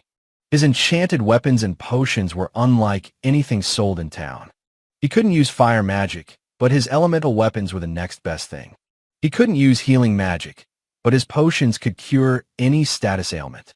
All of this was possible thanks to his unique and invaluable appraisal skill. Mastering his crafts was the key to his survival in this challenging world. He concluded that, in the end, there was no substitute for diligent effort. Lost in these thoughts, he drifted off into a deep, exhausted sleep. He awoke sometime later, feeling rested and surprisingly clear-headed. He picked up his bow, knowing it was a skill he could truly rely on. He returned to the guild, asking his instructor, Kai, for more training. Kai demonstrated a powerful new archery technique, calling out its name. The arrow struck the distant target with incredible, piercing force. He realized this piercing skill would be more effective than his charge arrow. Kai told him it was his turn, reminding him to be prepared for anything. He focused, thinking that mastering archery was safer than close-quarters combat. This was the best way to increase his survival rate at this stage. His arrow flew true, burying itself deep within the wooden target. The system announced he had successfully acquired the sharpshoot skill. He politely thanked his instructor before leaving the Adventurers Guild. He then went to see Dan to post a new subjugation request. He knew that making frequent, detailed requests was the best way to get help. He carefully described the features of the monsters he'd seen near his home. With his request filed, he turned his attention to other matters. He noticed his current bow was getting quite worn out from constant use. With the familiar chime of the bell, he entered Margot's busy smithy. Margot had a new bow ready for him, and Kigo offered his sincere thanks. He was grateful to have a new bow, but there was another matter. Margot playfully gave him a noogie, asking about his odd hand gesture. He tried to stop Margot from closing the shop in the middle of the day. He insisted that drinking every single day was a terrible idea for them. Margot was truly too free-spirited, doing whatever he pleased at a whim. Then again, he thought with a smirk, he wasn't really one to judge. He recalled that the cockatrice eye could be made into a petrification agent. He successfully crafted a petrification arrow, imbuing it with a deadly attribute. He decided it was best to keep his poison and petrification arrows separate. Ash's frantic barking alerted him to a disturbance outside the workshop. He peeked outside, his expression instantly turning to one of shock and dread. A large retinue of nobles on horseback was approaching his homestead. It was Baron Byron, his ostentatious presence leading the party. He sighed in resignation, realizing he had to deal with this again. He immediately dropped into a full bow, offering a preemptive apology. The Baron seemed amused, accepting a small offering from Kigo's hand. The nobleman popped the tasty morsel into his mouth with a flourish. His expression soured, and he seemed to question Kigo's humble intentions. Kigo quickly offered up more food to appease the powerful, fickle noble. His flattery worked, and the Baron left, much to Kigo's immense relief. He looked around, suddenly wondering where Margot and Juno were this time. He was relieved to see his friends weren't part of the doomed expedition. He felt a pang of pity for the others, hoping they would return alive. He shook his head. Their foolishness was ultimately none of his concern. He checked his inventory, satisfied that he had a good stock of potions. He remembered the herbs he'd foraged, deciding it was time to appraise them. A sudden commotion from outside caught his attention, pulling him from his work. The Baron's guard captain cried out, his body seizing up in agony. Kigo quickly located the Balna antidote potion he had painstakingly crafted. The Baron panicked as his man turned to stone, but Kigo rushed in. The captain's body was rapidly being encased in a deathly gray stone. Kigo forced the antidote into the captain's mouth, hoping it would work. He surmised that the nobles had been foolishly attacked by a cockatrice. He knelt by the captain's side, carefully administering the life-saving potion. He moved to the next wounded adventurer, his potions a beacon of hope. He worked tirelessly, tending to the many wounded from the failed expedition. Thankfully, no one died, but they had once again failed to reach the dungeon. He looked at the exhausted adventurers, exasperated by their complete incompetence. Kigo grumbled that his workshop was a smithy, not a hospital. The adventurers apologized, explaining that they were the real victims here. He saw the unconscious Baron, promised payment for his troubles later. He remembered the Baron feasting while his men had suffered before. The adventurers had returned from that mission, cursing the useless nobles. Kigo had offered the weary men some bread from his own supplies. They had thanked him profusely for his simple act of kindness.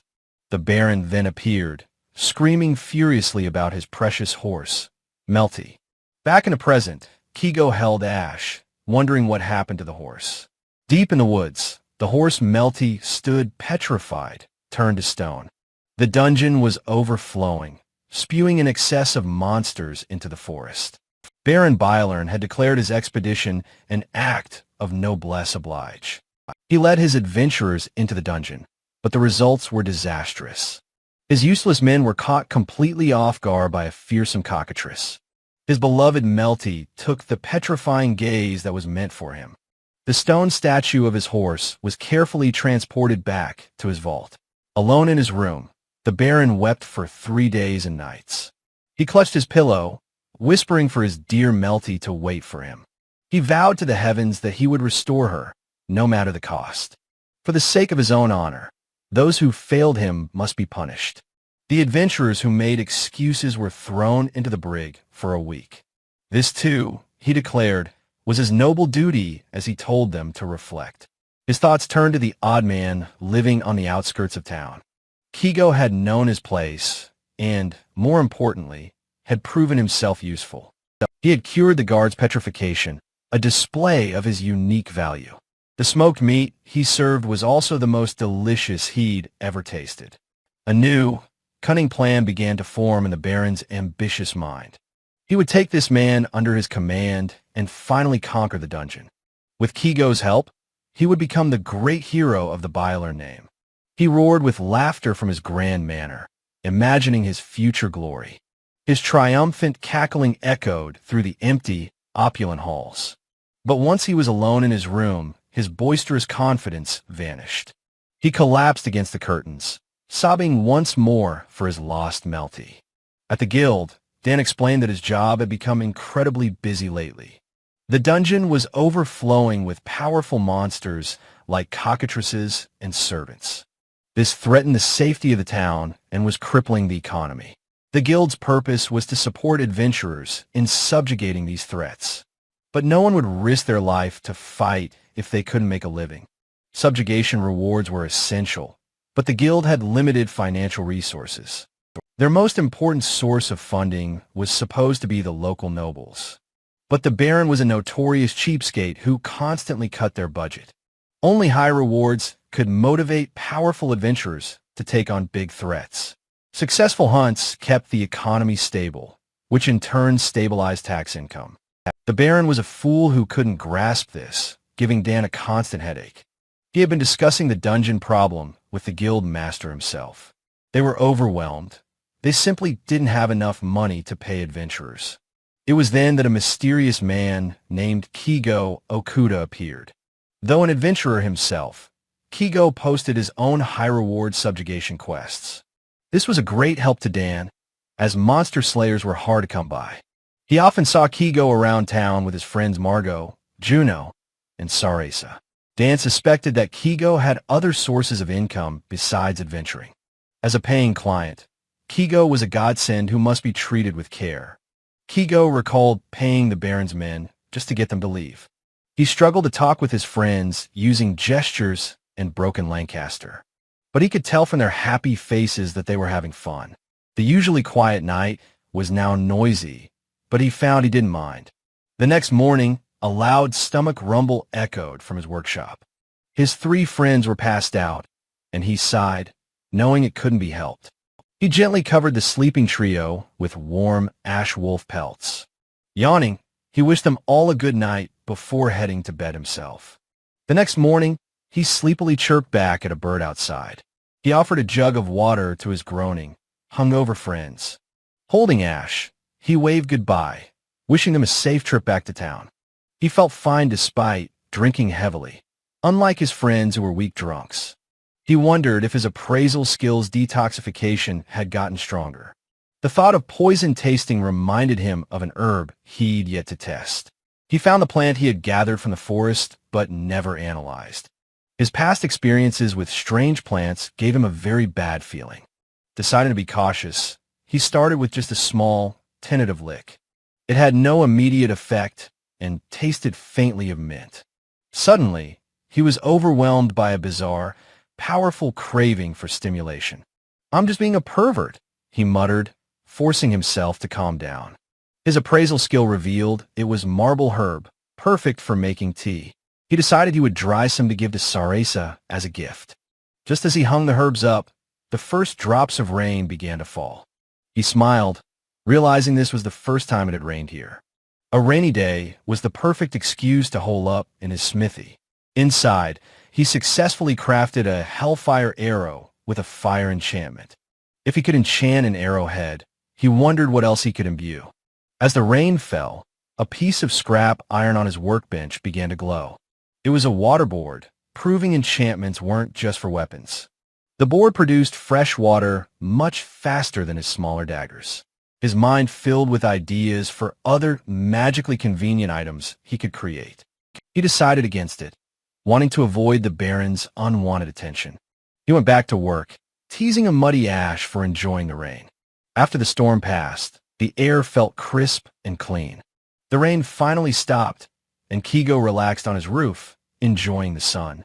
On a day with such a clear blue sky, he decided to just laze around. Having finished his chores, he felt himself beginning to drift off to sleep. But as he was about to doze off, a sudden noise startled him. Margot shouted his name, arriving with his friends and a sense of foreboding. As Margot grabbed him, he wondered if it was happening all over again. He thought he heard the name Byron and hoped he was mistaken. Grabbing his slate to join the conversation, his face filled with shock. The guild master had summoned Margot, Juno, Kai, and himself. He asked his friends why the Baron was so obsessed with the dungeon. They explained the dungeon was overflowing and the Baron wanted to thin the herd. The Baron was a fool, but he wasn't forcing unwilling people to join. Kigo decided then and there that he would not be participating. But with Lesta's strongest gathered, he knew he had to prepare for the worst. An impressive force of adventurers has gathered, and among them, Kigo recognizes the guild master. Shurak, the adventurers' guild master, addresses the assembled warriors, noting their fighting spirit. A guild representative approaches Kigo, informing him his role will be to focus on healing. She presents him with a simple but elegant silver bracelet, a gift from the guild. Kigo's appraisal skill reveals the item's true nature, a valuable poison resistance bracelet. His instructor, Kai, places a heavy, expectant hand on his shoulder, adding to the pressure. Kigo feels the immense weight of Kai's unspoken expectations, wondering what is required of him. The party, including Sarasa holding Ash, stands ready to enter the ominous forest dungeon. Baron Byron, flanked by Shurak and Kai, attempts to bolster the morale of the assembled force. Kigo observes that the ranks are filled with many of Lesta's strongest and most capable adventurers. He recalls a previous conversation, a confident boast that they could defeat any monster if they stayed calm. With a heavy step, the adventurers begin their advance into the unervingly silent forest. They reach the dungeon's entrance unopposed, a strange and deeply unsettling lack of resistance. The horrifying reason is revealed: a colossal dragon surrounded by a seething horde of monsters. Spotting the main threat, Baron Byron immediately gives the order for a full-scale charge. Kai, the peerless martial arts master, draws his blade, his expression one of deadly focus. The vast cavern explodes into a chaotic melee of flashing steel and monstrous roars. Guild Master Shurak fights with grim determination, cutting down a monster with a single blow. Kigo is stunned by the incredible power displayed by the guild's elite warriors. In the chaos of the battle, a fellow adventurer is struck down right beside him. Seeing the wounded fighter, Kigo has a revelation about his own true purpose in this fight. He declares a job change, dedicating himself completely to the role of a combat healer. Kai moves like a blur of destruction, carving a path through the endless tide of monsters. Shurak holds the line, his face a mask of resolve as he blocks a vicious attack. On the front lines, a powerful witch and a heavily armored tank work in perfect unison. Kigo becomes a whirlwind of motion, rushing from one fallen adventurer to the next with his potions. The brutal, desperate battle rages on within the dark, oppressive confines of the cavern. After healing countless wounds, Kigo looks down in horror at his now empty potion basket. With his healing items gone, Shurak realizes they have reached their limit and must fall back. The arrogant Baron Byron furiously berates Shurak for what he perceives as cowardice. The Baron sighs in frustration, his authority momentarily checked by the reality of their situation. Ignoring the nobleman's protests, Shurak gives the official, resounding order to retreat. The battered adventurers begin their weary withdrawal, the mission a resounding and costly failure. A heavy mood falls over the party, demoralized that even their strongest were not enough. They leave the dungeon knowing a greater, more active threat now looms over their town. Kigo and a grim-faced Margot walk in silence, the weight of their defeat heavy upon them.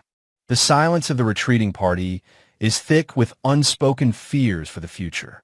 Kigo looks back towards the dungeon, his face alight with a new and fiery determination. Back at the quiet homestead, the happy, welcoming barks of Ash greet the returning party. Kigo kneels down as Ash joyfully licks his face, a small comfort after the harrowing battle. Sarasa serves drinks to the weary adventurers, thanking them for their hard work and bravery. They all sit down to a magnificent feast she has prepared, a welcome sight for hungry warriors.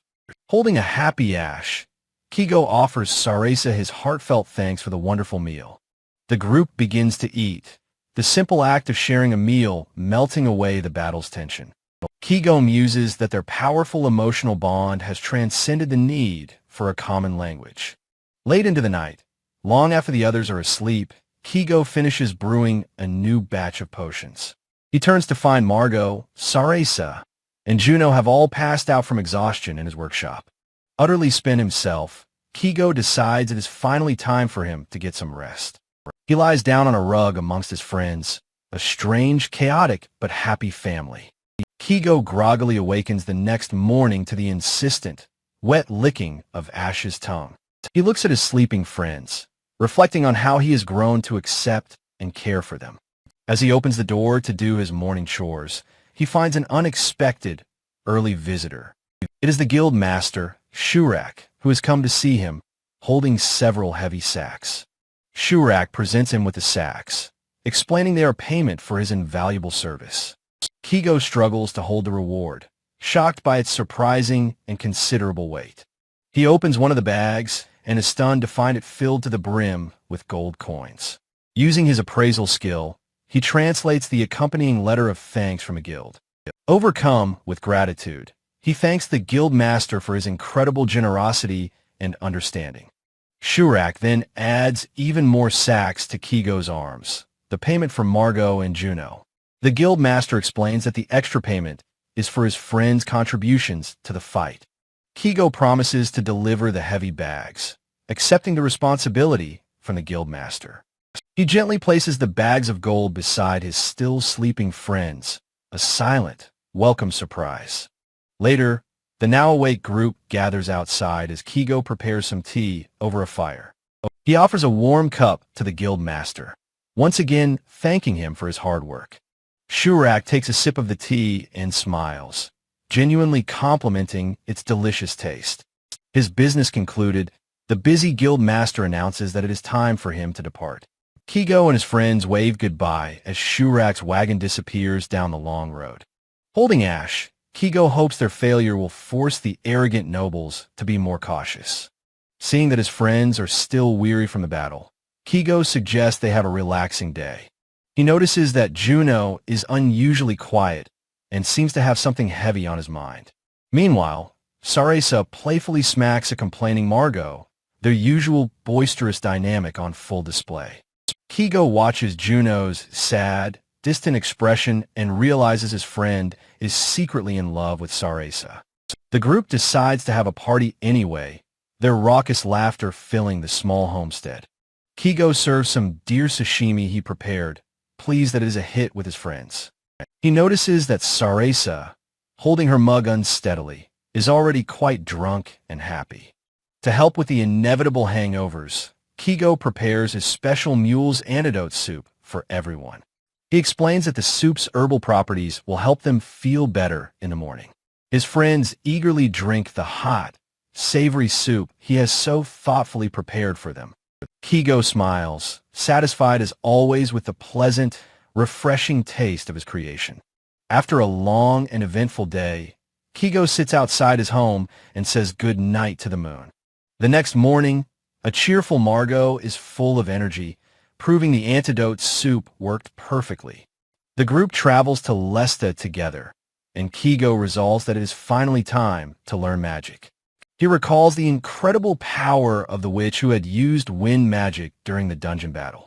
As his friends head off to train, they part ways, agreeing that they all must get stronger.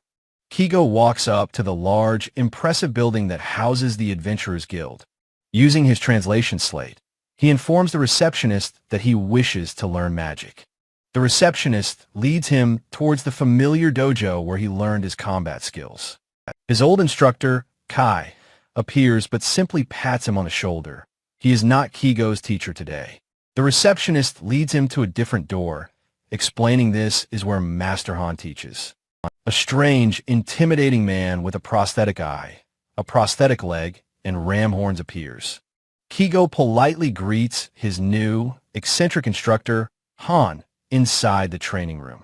Han holds out his hand and calmly incants the single word for the spell, wind. A powerful and destructive vortex of wind erupts from his hand, slamming into a training dummy. Amazed by the incredible display, Kigo prepares to try the spell for the first time.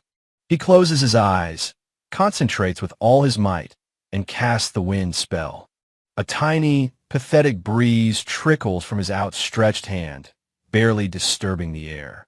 After hours of grueling practice, a system message finally announces his acquisition of the wind skill. Back at his homestead, he practices his new spell, a gentle breeze ruffling Ash's fur. He takes a long drink from a magic-restoring potion, ready to train relentlessly. He then notices Ash sitting proudly beside the body of a blue wolf he has apparently hunted. Kigo is startled to find a massive blue wolf lying inside his fence line. He instinctively draws his bow, identifying the large, familiar creature. His loyal pup Ash rushes forward, whining and shielding the large wolf. Kigo lowers his weapon, realizing this is the wolf he spared before. He speaks to the wolf, acknowledging their unspoken truce is still in effect. He gently shoos the great wolf away, telling it not to come back again. The chimney of his workshop stands against the dark, star-filled night sky. While drying his hair, Kigo muses that his wind spell could be a hairdryer. He playfully uses a gust of wind on Ash, who enjoys the warm breeze. A memory of his friends, particularly a dejected Juno, fills him with concern. He sees the poison resistance bracelet and remembers he owes Sarasa a gift. An idea forms. He will ask Juno to help him find a gift for Sarasa. He arrives in Lesta, the town bustling with its usual lively energy. He recognizes the inn where his friends stay and where he once recovered.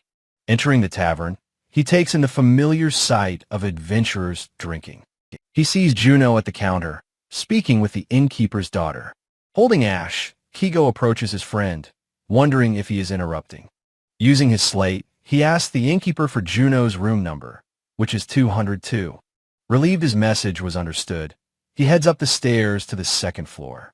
He finds a door to room 202 and knocks, asking if Juno is there.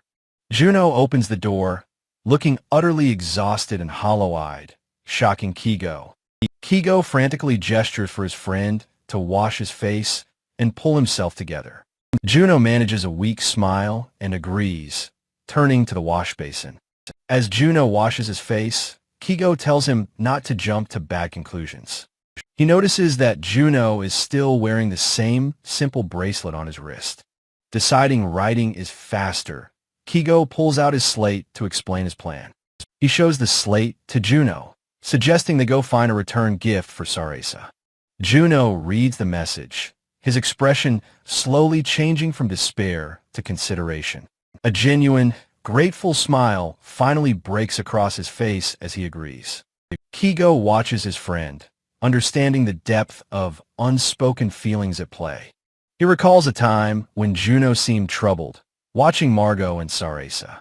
In that memory, Kigo had told Margot that he and Juno were different.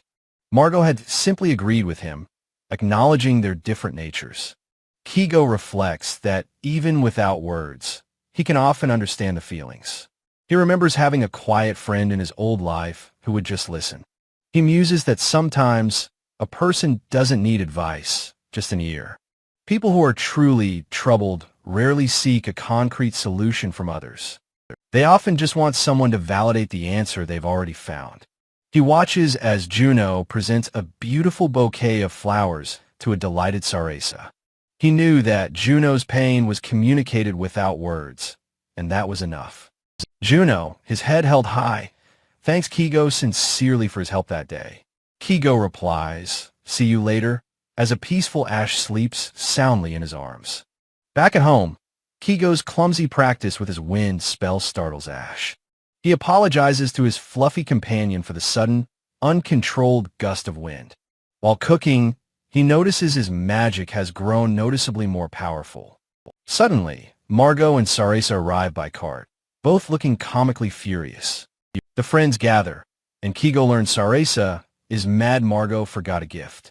Sarasa pointedly admires the new, sparkling bracelet she received from Juno. Kigo gives Juno a knowing smile and a gentle poke, congratulating him. That night, his friends pass out on the floor as Kigo heads to his room.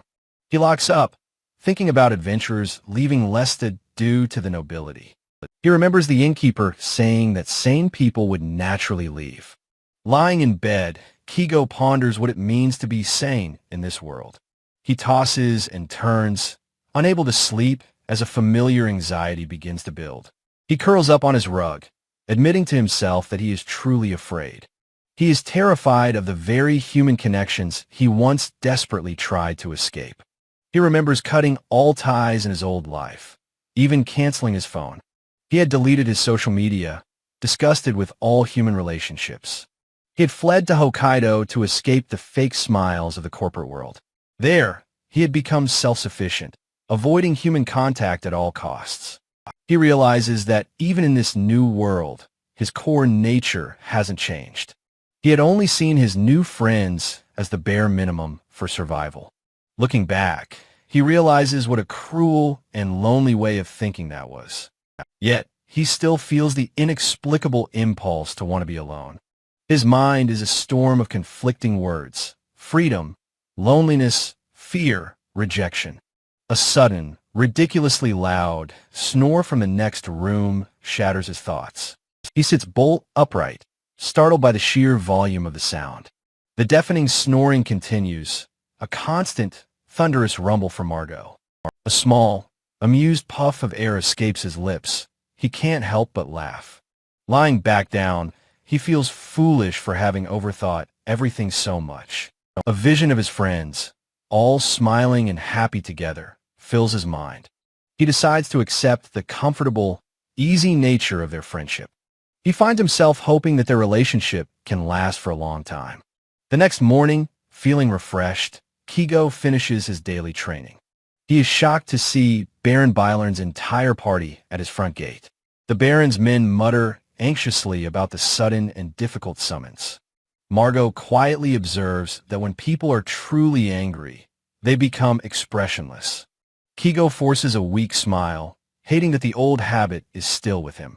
The Baron's horned attendant points him out to her master, identifying him.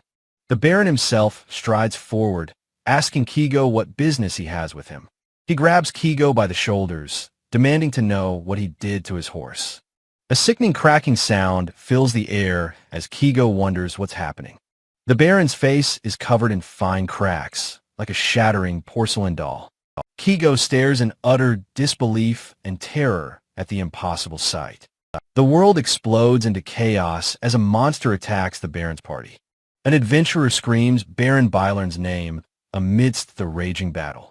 Frozen by fear, Kigo instinctively yells "Fortress" as Juno calls his name. The chaotic battle swirls around him, a violent blur he can't comprehend.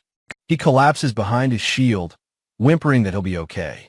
A young healer kneels by his side, her gentle voice reassuring him. Pushing himself up, he sees the carnage, his eyes wide with shock. His homestead is a ruin, the ground littered with bodies as a dragon circles. He watches the dragon fly away, a lone figure in the devastation. He clutches his shield, weakly stating that he has been saved somehow. Margot and Juno rush to his side, asking if he's all right. He says he is. He looks at the wounded, feeling helpless that he couldn't do anything. But his expression hardens with resolve. There are things he can do now. He immediately begins to brew a massive pot of his healing potions. Working together, he and his friends distribute the potion to the wounded. Juno hands him a bowl of the potion, his face etched with concern. In the aftermath of the dungeon battle, a somber group of adventurers tends to the wounded. The Baron glares menacingly as the healer turns away, the air thick with tension. Kigo watches them leave, thinking that at least no one died on this disastrous mission. The lingering smell of iron makes him feel sick. He needs a bath to wash it away. He steels his resolve, deciding he must act today before the fog gets any worse.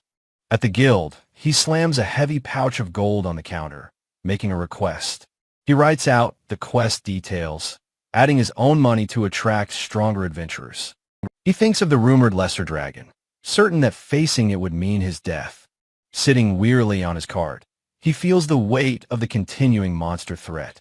As he drives home, the fog grows thick, blanketing the land in an eerie silence. A sudden noise makes him jump at his bath, sending water splashing everywhere. He looks around wildly, but sees nothing. Ash simply shakes himself dry beside the tub. Feeling unsafe, he hurries inside, briefly considering staying at Margot's for the night. He decides against it, though an unsettling feeling tells him something is wrong. He tries to work on his monster encyclopedia, but his hands tremble with anxiety. He glances at his watch, realizing with a start that morning has finally arrived. Having not slept a wink, he is abruptly woken by his energetic pup, Ash. A sudden, loud banging on his door startles him as a familiar voice calls out. He opens it to find Margot and Juno, their expressions unexpectedly serious. He is taken aback by their sudden visit, a look of surprise on his face. Margot holds up a crude drawing, identifying the monster as the lesser dragon. With a dramatic flourish, he tears the subjugation request form in two. Kigo stares at the torn paper, utterly confused by the gesture. As Margot and Juno nod at him, the meaning of their actions slowly dawns on him. Overcome with relief, he collapses, sobbing that he is so glad the threat is gone. He learns that adventurers from another town, drawn by his reward, slew the beast. A nagging fear remains. Another powerful monster could always appear without warning. A sudden, violent crash from outside shatters the moment of peace. A hulking, bull-like monster has wandered onto his property from the watering hole. His appraisal skill quickly identifies the creature as a battle bull. With his powerful friends by his side, he simply grins, unconcerned by the new arrival. Margot tells him not to worry, noting that all this excitement has made them hungry. While his friends expertly butcher the beast, Kigo begins chopping wood for a fire. Margot watches over him with a protective air as he tends to the growing flames. Kigo takes charge of the cooking, preparing the meat as his friends relax. He looks up at the sky, noticing the fog has finally cleared, revealing a bright moon. He presents a magnificent feast, a full-course meal of steak, stew, and sashimi. Margot and Juno waste no time, digging into the delicious food with gusto. Kigo joins in the celebration, raising a piece of meat with a triumphant cheer. The three friends laugh and drink together, their boisterous joy filling the night air. They stand together, arms slung around each other's shoulders, looking up at the moon. Kigo's face is flushed with a happiness he has never known before. Margot beams, a look of deep, satisfied contentment on his face. Juno gazes at the sky, his expression one of pure, unadulterated joy. Ash joins their celebration, howling a happy, melodic song to the stars. The next morning, however, begins with a sudden, agonized cry from the house. Kigo finds Margot and Juno collapsed on the floor, groaning in terrible pain. He realizes with horror that he forgot to serve the antidote soup after the feast. Margot writhes on the ground, his face a mask of pure, unadulterated agony. Juno is no better, his face contorted in pain as he clutches his stomach. Looking at his friends, A profound and unexpected realization dawns on Kigo. He understands that this chaos is what having best friends, a true family, is like. He clutches his head in despair, realizing the soup's effects aren't working. Staggering, he decides he must reheat the antidote soup immediately. Soon, the sounds of renewed celebration fill the air once more. The next day, fully recovered, the three friends enjoy a much safer meal together.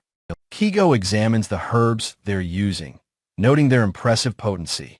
Using his slate, he asks his friends to help him gather more medicinal plants.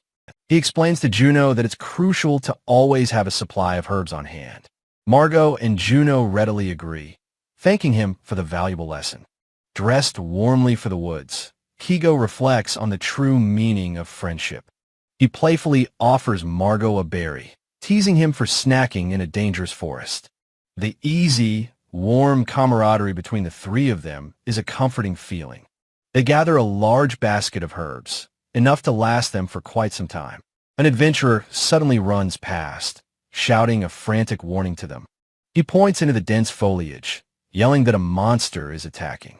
A shadowy beast is locked in a vicious battle with a large blue wolf. Kigo draws his bow, preparing to intervene with his charged shoot skill. The glowing arrow flies from his bow, striking the shadow creature in the head. The beast dies instantly, and a level up screen appears. Kigo is now level 14. His friends grab him, surprised that he would jump in to help the wild wolf. Back at his homestead, Margot thanks him for his help during the day. Kigo asks him to wait, writing that they should post the dragon quest again, just in case. Margot gives him a thumbs up, agreeing it's a good idea. As Margot and Juno ride away, they wave a cheerful goodbye. Kigo waves back, holding Ash, and tells them to be careful on their journey. He stands alone in the tall grass, the pleasant chirping of insects filling the air. To his own surprise, tears begin to stream down his face. He laughs at himself for crying, as Ash gently licks the tears from his cheek. He stands before the empty campfire seats, realizing he's grown used to the warmth of company. The sight of the three empty mugs makes his heart feel suddenly cold and empty. The fun times are over so quickly, and the once peaceful night now feels lonely. He sits alone by the smithy, the long, quiet night stretching out before him. He clutches his head, wondering what has happened to him, if he's truly okay. Ash nudges him, sensing his distress. Kigo offers to make some warm tea. He sits by the fire, realizing his old, self-protective instincts are kicking in. The next morning, he wakes in his bed, feeling groggy and disoriented. His vision is blurry, his body feels like lead, and Ash is watching him. Touching his forehead, he realizes with a jolt that he has a dangerous fever. He stumbles, desperately trying to prepare the feed for his animals. He struggles to stay upright, knowing he has to get his chores done. His strength finally gives out, and he collapses heavily to the floor. He lies motionless, utterly exhausted, as Ash barks frantically for help. The scene shifts to Guild Master Shurak, recalling the Baron's reckless behavior. Shurak kneels in a graveyard, vowing not to send any more adventurers to their deaths. He thinks of the reliable party of Margot, Juno, and Kigo, the excellent healer. He also remembers the elite party that defeated the Servant, Lesta's strongest fighters. Even the formidable instructor Kai was called upon to join the subjugation effort. Shurak recalls the disastrous mission where they were ambushed by a swarm of monsters. He reflects on how Kigo's healing saved everyone, feeling an immense debt of gratitude. Baron Bylern offered a paltry 5 gold coins for the adventurers. The guild master, Shurak, was forced to cover the costs himself.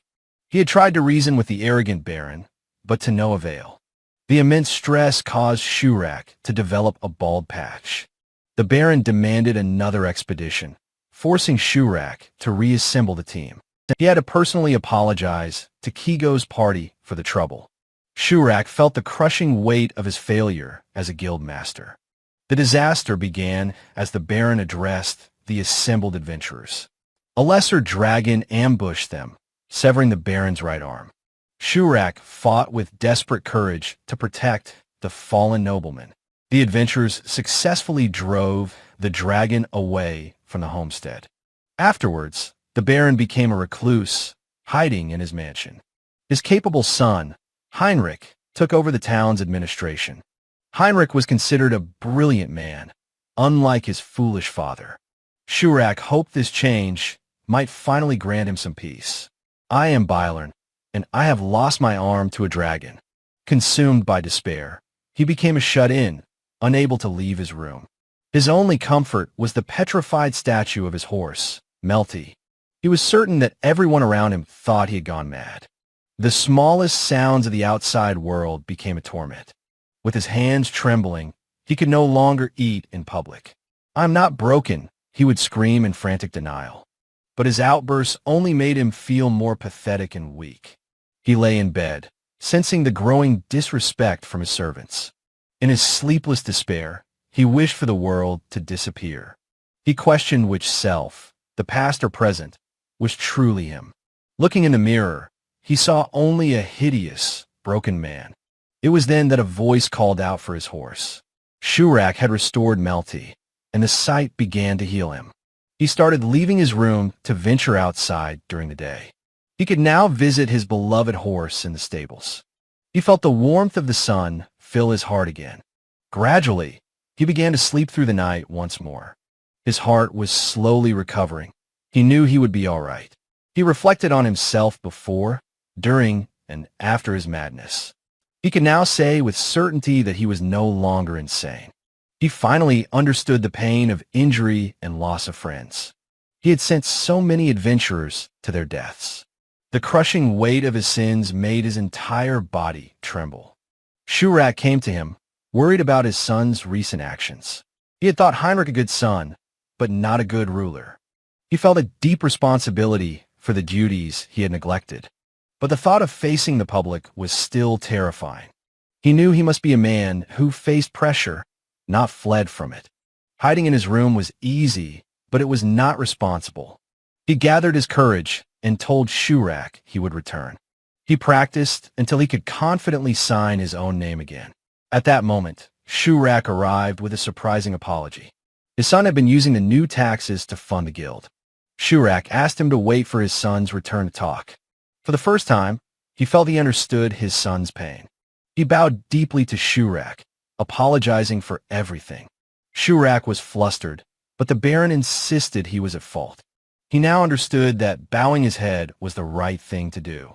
He realized there were so many people he needed to thank. He had imprisoned adventurers and surely earned their hatred.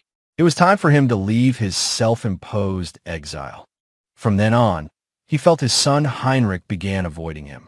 Heinrich claimed his actions were for the good of the town, but the Baron suspected his son's motives were not so pure. He felt like a failure for not understanding his own child. If his son abused his power, he would have to intervene. He swore this vow to himself, his hand on his horse. He, less to fond Byron, decided it was time to go out. He would apologize to everyone and try to forge new bonds. Hiding in his mansion would accomplish nothing, he resolved. He was grateful to have his loyal guard, Donnie, with him. The guard smiled, honored to serve Lord Byron. And so, the Baron's journey of atonement began. Miles away, Kigo awoke from a fever dream, Ash at his side. His fever had broken. He felt normal again today. He realized he had been unconscious for several days. He went to the coop, apologizing to his hungry chickens. He noted that no one had visited while he was sick. A single, lonely sunflower grew beside the wooden wall. The thought of dying alone in this world haunted him. He could no longer speak to his mother back in Japan.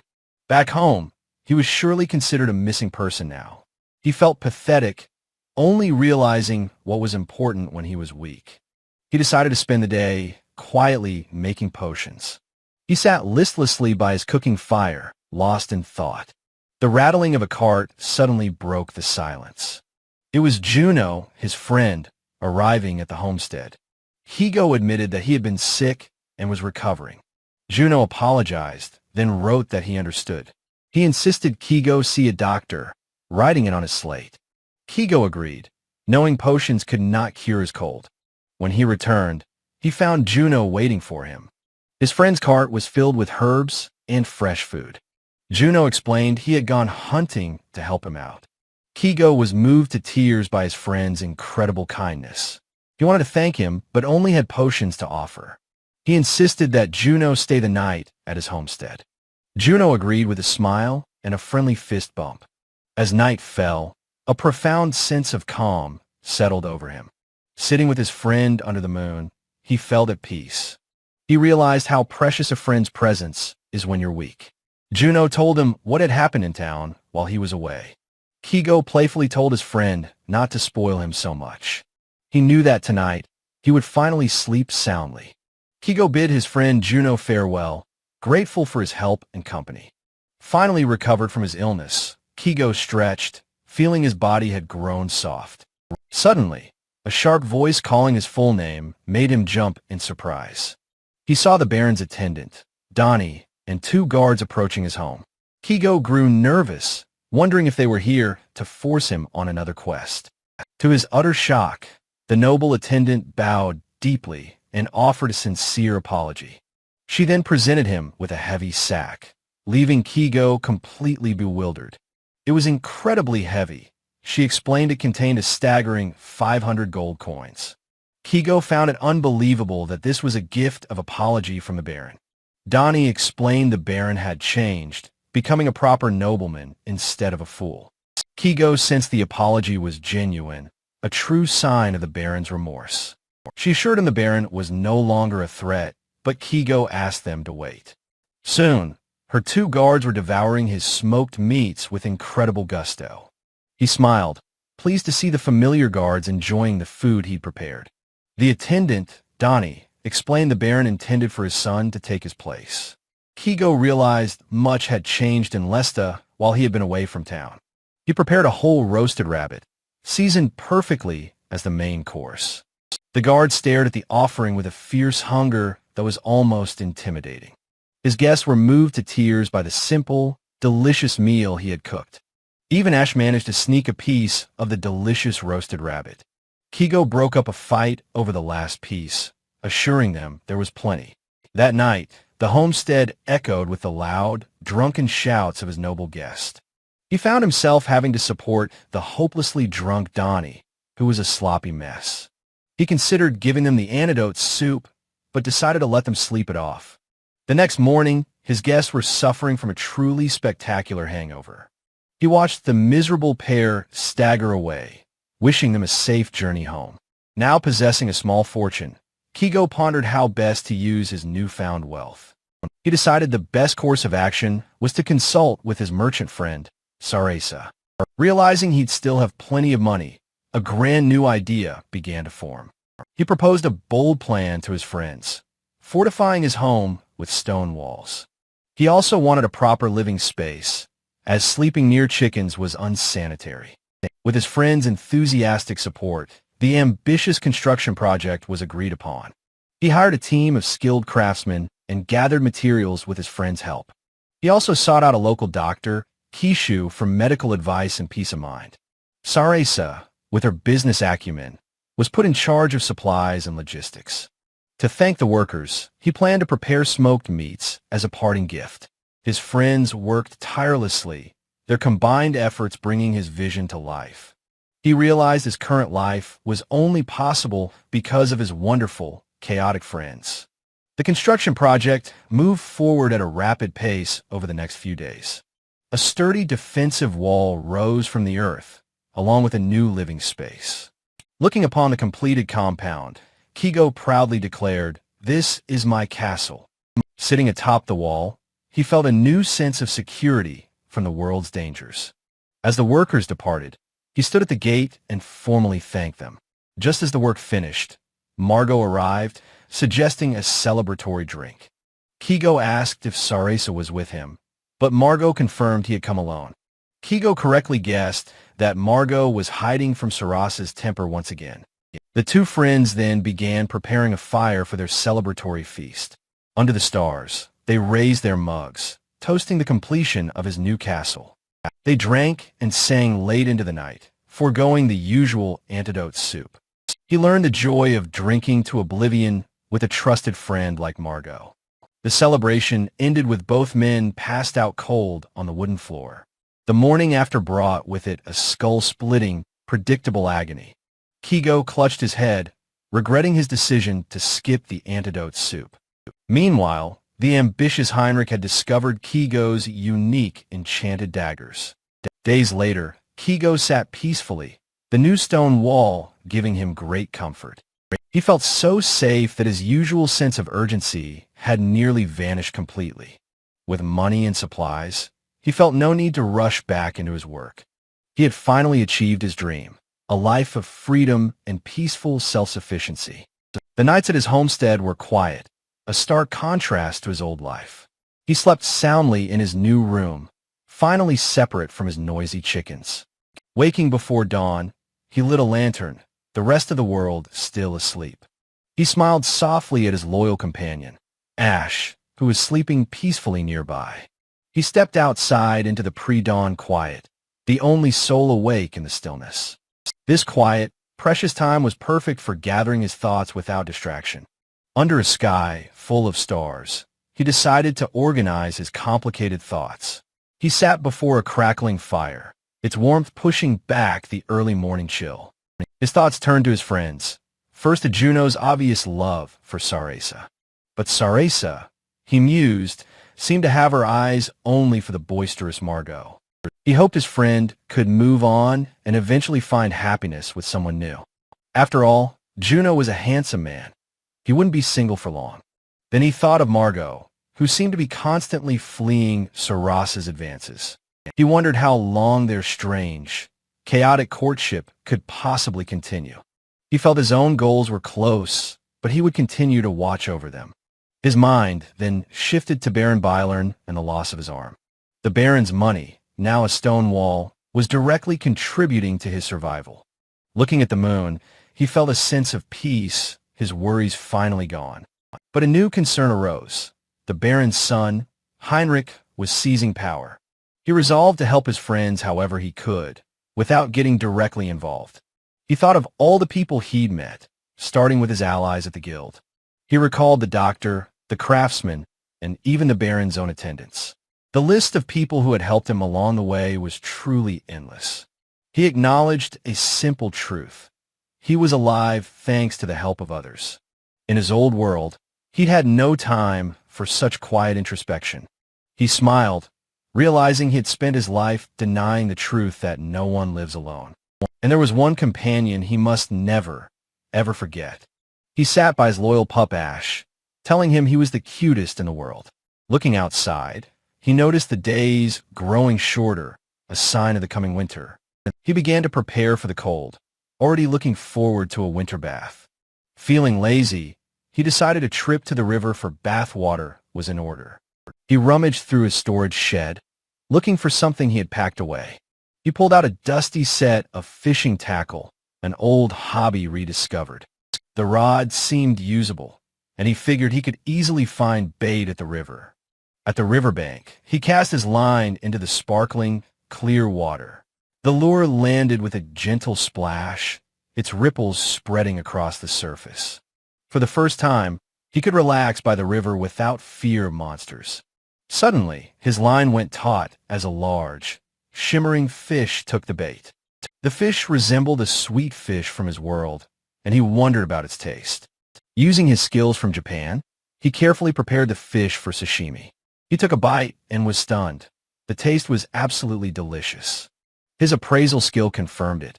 It was simply a very delicious fish.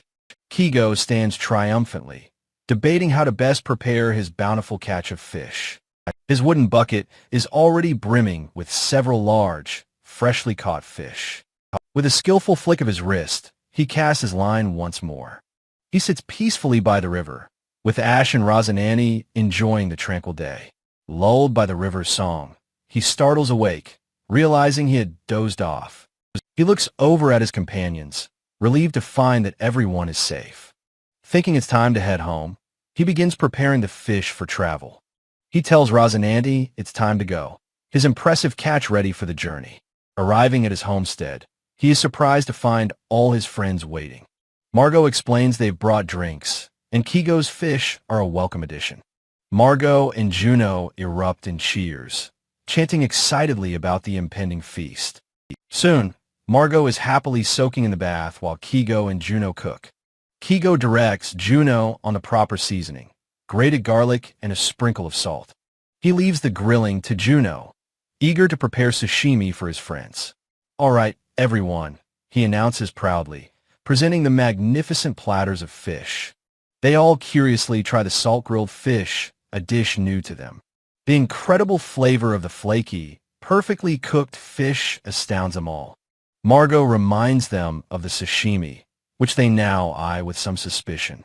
Realizing they've never had raw fish, Kigo prepares to demonstrate its deliciousness. He takes a bite himself, exclaiming in his broken speech how tasty it is. Encouraged, Margot, Sarasa, and Juno all tentatively take their first bites. An even greater shockwave of flavor hits them. The sashimi is a revelation. A passionate debate erupts. Sashimi, no, tsuyoyaki. Which one is superior? Kigo, delighted they enjoy his cooking, tells them there is plenty more. He offers another plate of sashimi to Juno, telling him not to hesitate. "What's wrong, Juno?" Kigo asks, noticing his friend has suddenly gone stiff. The cause is Sarasa, who is lovingly feeding a piece of fish to Margot. The romantic scene leaves Juno utterly crushed, his unrequited love on full display. Kigo grabs his friend, telling him to eat and enjoy the lively atmosphere. He playfully shoves a piece of sashimi into Juno's mouth to distract him. Juno dazedly agrees the shioyaki is good, but Kigo corrects him, it's sashimi. Feeling festive, Kigo declares they'll drink, sing, and make the night memorable. The next morning, Kigo quietly reflects on the events of the joyous celebration. Sarasa makes a startling and wonderful announcement. She and Margot are getting married. Kigo congratulates them warmly, saying their connection was clear to see yesterday. She asks to hold a small ceremony at his home in just 2 days. As they discuss the plans, Kigo notices Juno is looking quite dejected again. Sarasa adds that she also wants to invite another guest, Juno's girlfriend, Elsa. Kigo and Sarasa playfully tease Juno, shocked that he has a girlfriend now. He waves them off, vowing to give his 2 best friends a proper celebration. 2 days. He muses, wondering what is needed for a wedding in this world. He knows the food is up to him, and the fish was a huge success. He tells his special chickens that he'll need to borrow their strength again. On the wedding day, Ash practices his skills, expertly catching a leaping fish. Kigo is sure everyone will love the fresh sashimi and yakitori he's prepared. While preparing the fish he caught that morning, the main guests finally arrive. Margot and Sarasa look magnificent, their usual adventuring gear replaced with formal wear. Juno introduces Kigo to the woman he mentioned, his girlfriend Elsa. "Hello," Elsa says, her smile as bright and warm as a field of flowers. Kigo realizes he's seen her before. She's the daughter from Juno's inn. He playfully messes up Juno's hair, teasing him for landing such a catch. He then smiles warmly, telling Juno he's truly happy for him from his heart. With a cheer, the group puts their hands together, ready for the celebration. The men get to work setting up tables, with Ash helping nearby. While Sarasa and Elsa arrange flowers, Kigo and Margot prepare the feast. Suddenly, a pair of armored legs steps into the homestead, unannounced. It is Heinrich, the Baron's son, who makes a loud, arrogant entrance. The festive preparations grind to a halt as everyone turns to the newcomer. "What's this?" Heinrich smirks, noting the presence of unfamiliar faces. He approaches Margot, mockingly asking why the big smith looks so pale. Kigo and the others watch, wondering who this boorish man is. The story shifts, now told from the perspective of the great blue wolf. The wolf notes that the young one is not being treated poorly. He seems protected. In this world, the strong devour the weak, a law the wolf pack lives by. Therefore, their duty is clear, to be loyal to the young one and his guardians. They patrol the surrounding area, eliminating any potential dangers to the homestead. The wolf recalls fighting alongside the young one against a formidable shadow beast. One day, it made a mistake, getting too close and becoming paralyzed. The young one shielded the wolf, and its heart was deeply moved by his kindness. The wolf experienced a profound shock from this unexpected act of compassion. It realized then that this human was special, a being worthy of respect. One day, the wolf accompanied the young one on a fishing trip. While hunting, the pack was surprised by the approach of a large bear monster. After a fierce battle, the wolf pack successfully repelled the powerful beast. Returning to the river, the wolf saw the young one had fallen asleep. Exhausted from the battle, the pack rested to recover their depleted stamina. When they awoke, they found Kigo had left them fish and antidote soup. The wolves were deeply impressed. The young one had anticipated their every need. It continues to watch over the homestead, wishing for the young one's continued growth. The blue wolf, a hunter of the forest, howls its pledge to the moon. The story shifts again, introducing Elsa, who runs an inn in Lesta. She provides affordable lodging for adventurers, including her regular customer, Juno. She has loved Juno since childhood, even though he only had eyes for Sarasa. Sarasa, in turn, loved Margot. The two were a well-suited couple. Elsa could only watch silently as Juno's heart was repeatedly broken. He would become gaunt, neglecting to eat, a truly foolish man. She would bring him soup, refusing to leave until he had eaten. She always sighed at her reflection, feeling like she was just an afterthought. She understood that Sarasa's beauty came from her kind heart as well. But she couldn't help but feel jealous, knowing she couldn't compare. She was certain that her love for him would never be fulfilled. But one day, giving up hope, she was suddenly taken by surprise. Juno appeared before her and asked her to be his girlfriend. She was so happy that she couldn't help but burst into tears.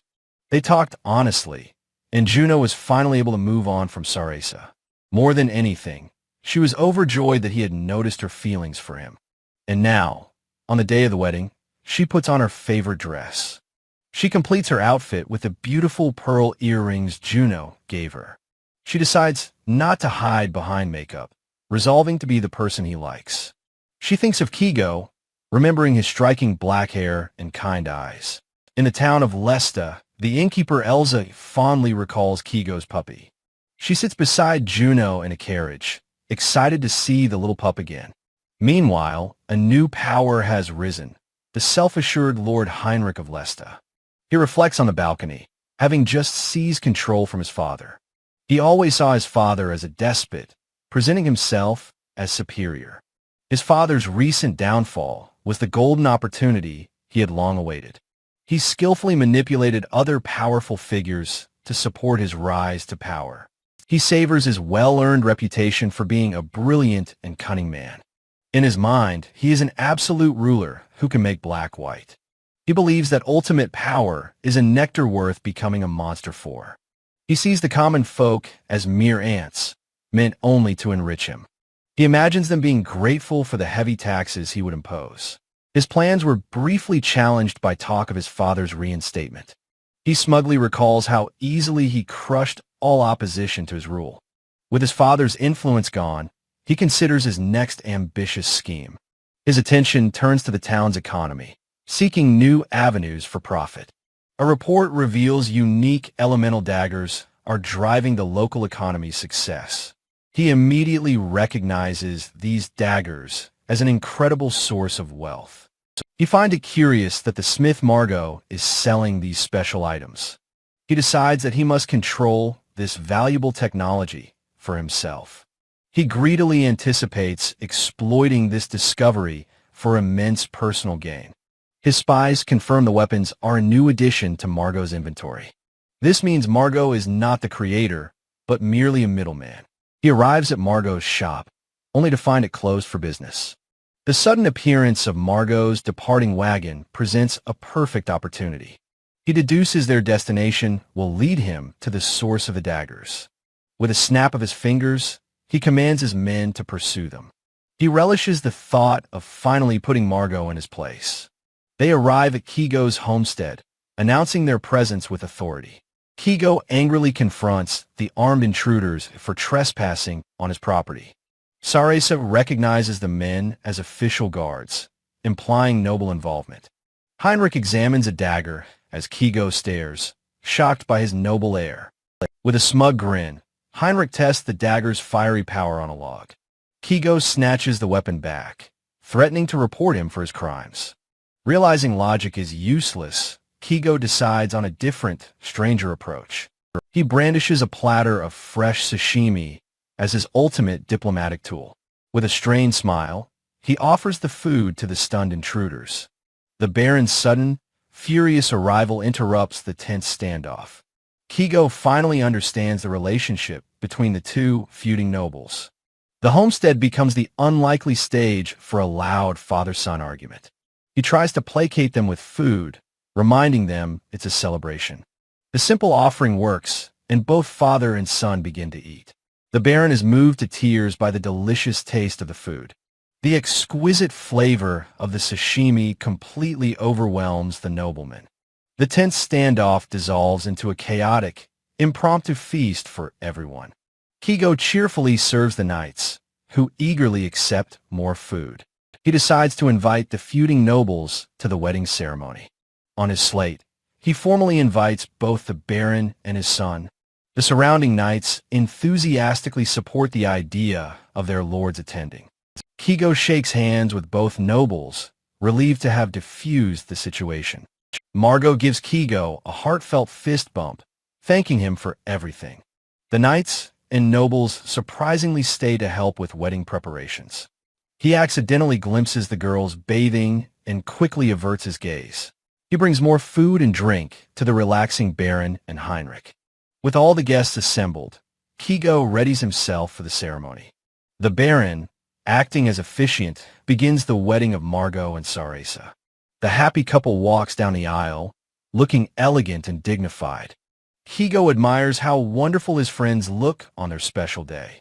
Margot and Sarasa exchange beautiful, heartfelt vows of love and devotion. Margot gently places the wedding ring on Sarasa's delicate finger.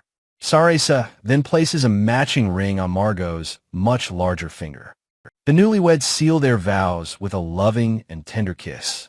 Their friends, Kigo, Juno, and Elsa, watch the touching moment with joy. The Baron gives his official and booming approval of the union. The guests erupt into a massive cheer, showering them with congratulations. Kigo is overcome with emotion, taking in the happy wedding scene. Sarasa tosses her bouquet over her shoulder to the waiting single ladies. The bouquet flies through the air, flower petals scattering around it. To her surprise, Elsa catches the flowers as Juno smiles proudly. The entire gathering is filled with an atmosphere of pure happiness. The formal ceremony ends, and a wild celebration begins with a toast. Kigo happily plays the role of caterer for all the hungry guests. He watches with amusement as some knights perform a strange, energetic dance. He serves the Baron, who praises his excellent hosting skills. The party reminds him of embarrassing games from his old corporate life. Juno expresses his relief that this world lacks such bizarre traditions. Kigo decides he has one more gift to give the happy couple. He stands before the guests, clears his throat, and prepares to sing. He begins to sing a heartfelt song about the wonder of music. The song's beautiful lyrics bring Sarasa to tears of pure joy. Under the full moon, Kigo embraces his two best friends, Margot and Juno. He dedicates the end of his beautiful song to the happy couple. The next morning, the yard is a happy mess of empty plates. Kigo claps his hands, ready to clean after the wonderful celebration. He waves goodbye to his friends as they depart in their wagon. After his friends leave, he realizes he still has some guests remaining. He finds the nobles passed out and decides to move them to the smithy. Later that night, he relaxes on his porch with Ash, enjoying the peace. The boisterous noise of the party has been replaced by a deep silence. He pets a sleeping Ash, reflecting on his journey in this new world. He carries Ash and a lantern, musing on the contradictory nature of people. He recalls his own tendency to isolate himself from others in the past. He acknowledges that despite his flaws, he has found true companionship.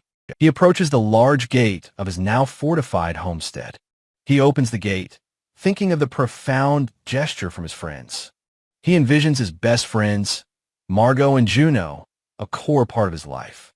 He sees the women, Sarasa and Elsa, whose kindness brightened his world. Of course, his most loyal and adorable companion, Ash, was there too. Even the chaotic nobles had become part of this strange, wonderful family. Surrounded by friends, his own smile is genuine and full of happiness. He recalled his friend's wedding, a circle of happiness he was finally a part of. It was unlike his old life, where words were a shattered, painful mirror. He had lived in fear, his self-defense instincts working overtime to keep others out. He remembered a time when this world's language was just incomprehensible noise. He had faced life-or-death struggles against terrifying monsters just to survive. The full moon seemed to illuminate the deepest, most hidden feelings in his heart.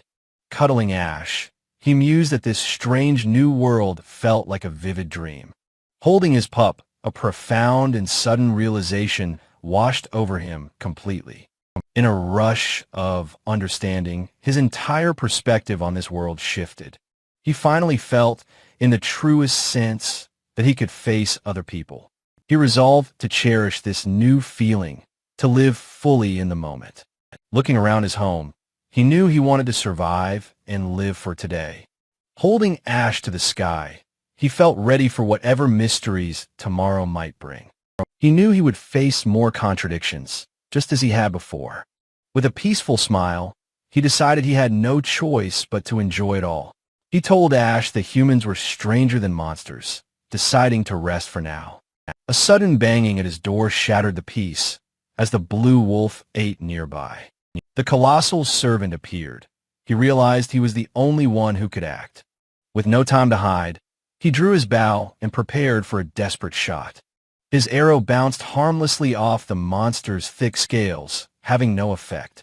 He frantically tried to appraise the beast, hoping to find any possible weakness. A system window appeared. He had leveled up, and his appraisal skill was now LV2. He was shocked that his skill revealed the monster's weakness at this crucial moment. The great blue wolf and its pack suddenly leaped into the fray to aid him. Seeing his powerful allies, he felt a surge of confidence from the reinforcements. He prepared his wind spell, knowing he could reflect the creature's poison breath. He told himself to calm down and perfectly time his spell with the attack. The servant reared back, gathering its power for a devastating blast of poison. Its massive jaws flew open to attack. This was his one and only chance. Kigo unleashed his wind spell, a swirling vortex meeting the toxic blast head-on. With a look of pure determination, he pushed his magic forward with all his might. The servant recoiled as its own poison washed over it. He wondered if it worked. The beast writhed in agony as its scales dissolved, a truly disgusting sight. He saw its scales melting away and knew this was his opening to finally strike. He charged forward with his massive sword, calling out his powerful bash skill. With a final, mighty battle cry, he brought his sword down upon the beast. A level up screen appeared. He had reached level 15 and screamed in victory.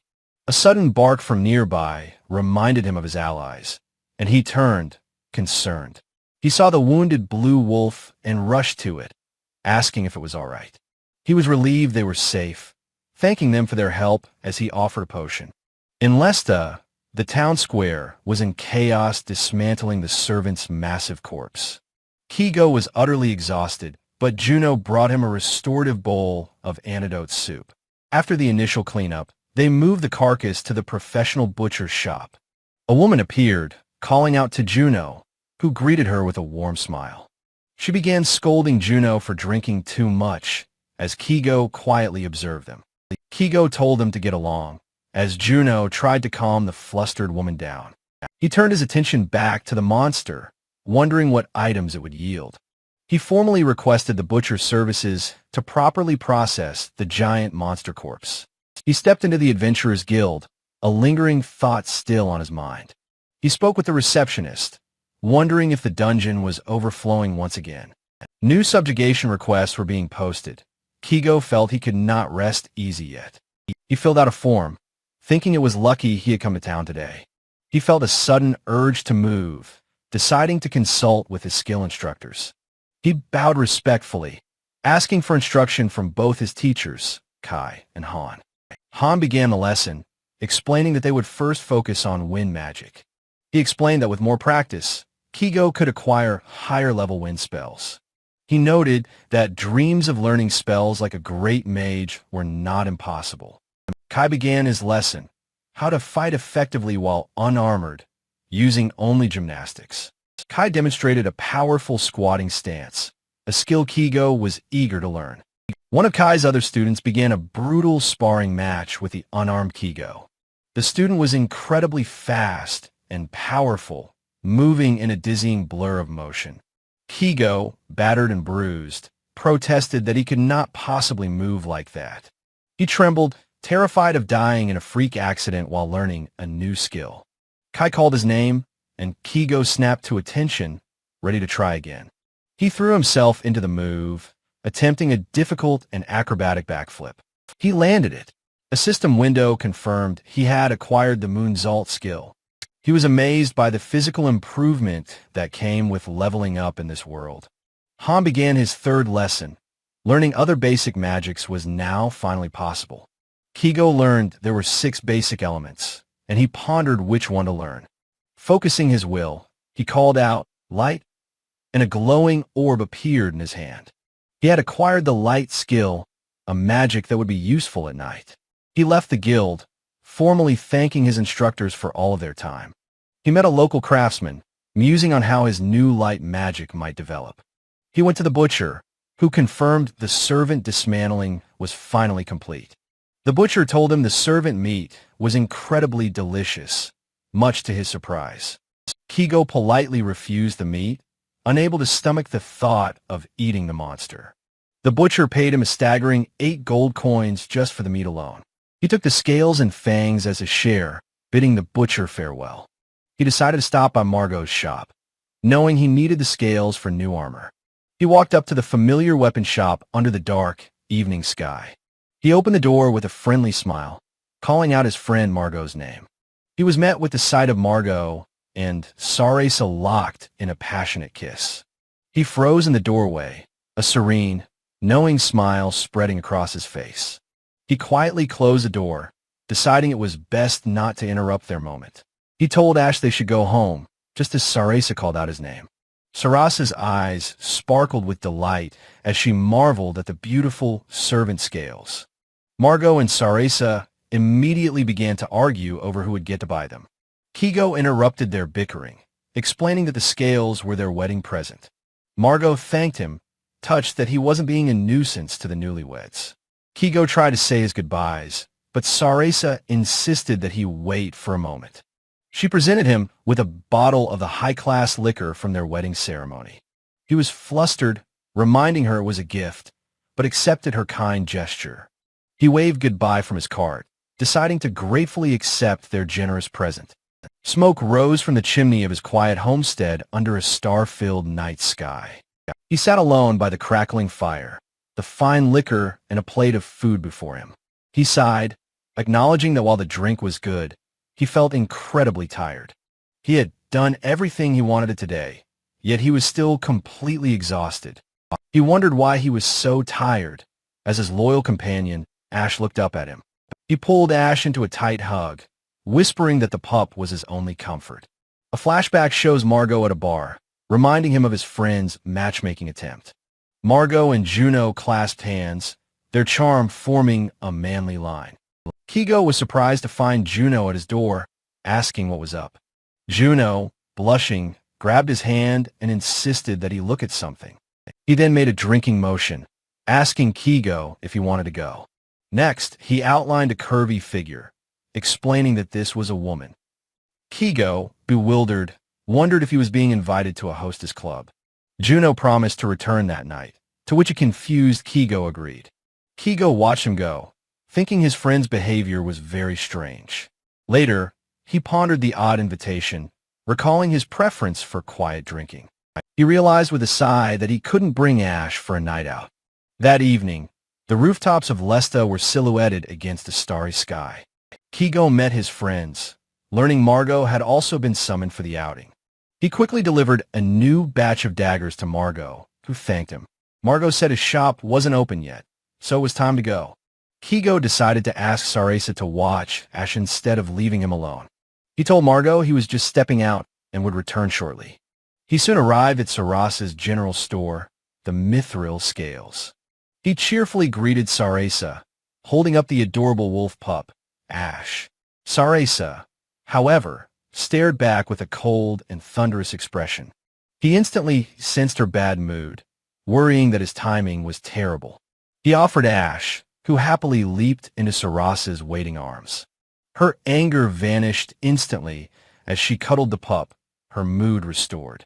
Relieved, Kigo began to explain that he and the others were going out. He figured she'd assume they were going to a simple snack bar. He pantomimed their real plans, drinking with Margot and Juno where women were. He thought it best to be honest with Margot's wife to avoid trouble. Sarasa's smile returned, but it was a chilling, terrifying sight. Her eyes were not smiling, and Kigo panicked, realizing his mistake. He quickly tossed some coins on the counter to pay for Ash's stay. "Please take care of him," he yelled, making a hasty retreat from the shop. Kigo arrived at the tavern, finding his friends and apologizing for the delay. Margot pointed out that Juno was already completely drunk.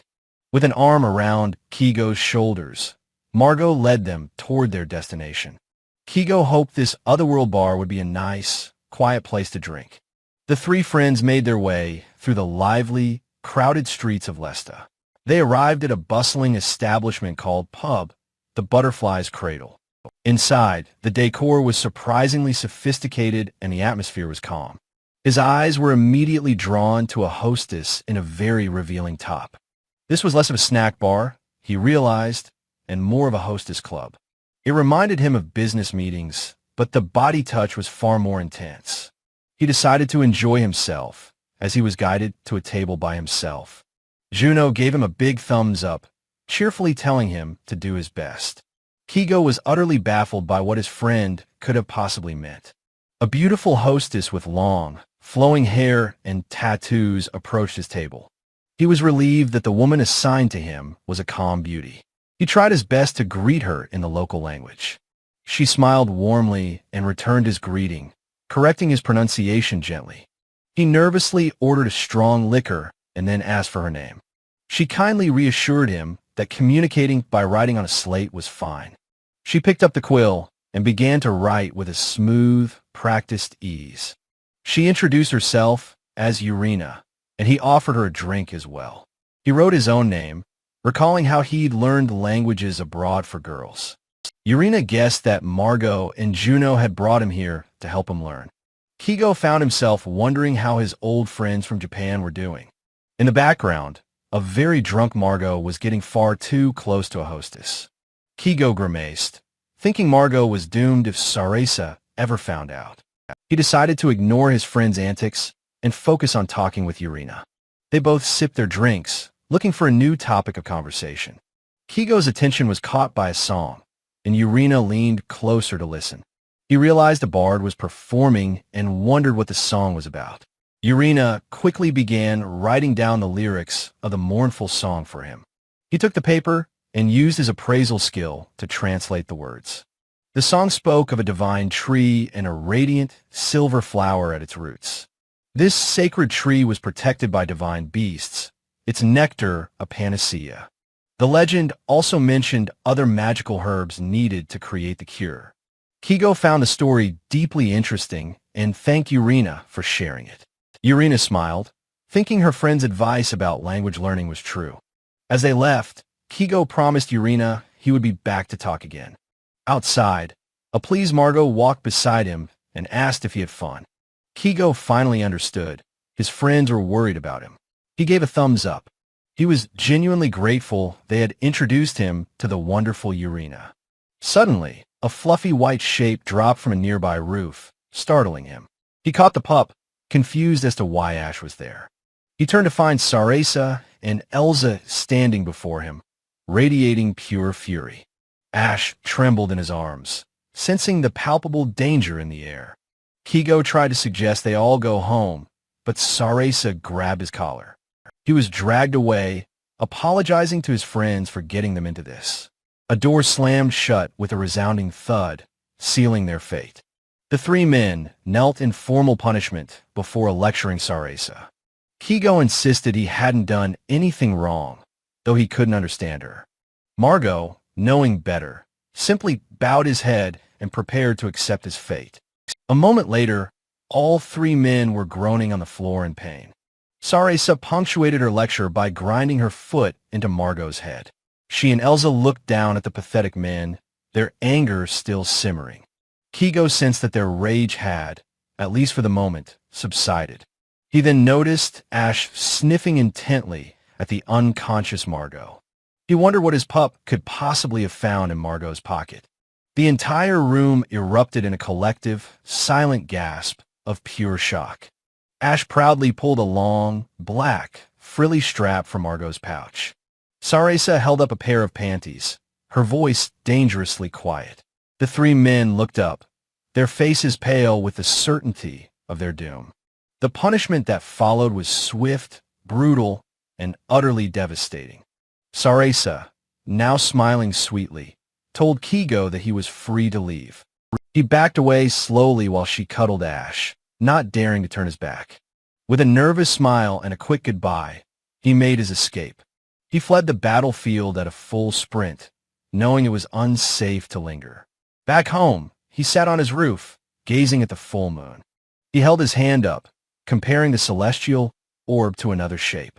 He looked down at two round stones, pondering why men are so drawn to them. He concluded that breasts are a symbol of motherhood and true peace of mind. The Grand Crusade begins, a chaotic charge towards a promised land of feminine charms. The distance between men and women can feel as vast and unknowable as the galaxy. A sudden, startling realization strikes Kigo as he sits alone in quiet contemplation. Atop his wall, Kigo muses that the ancient stargazers must have had their own methods.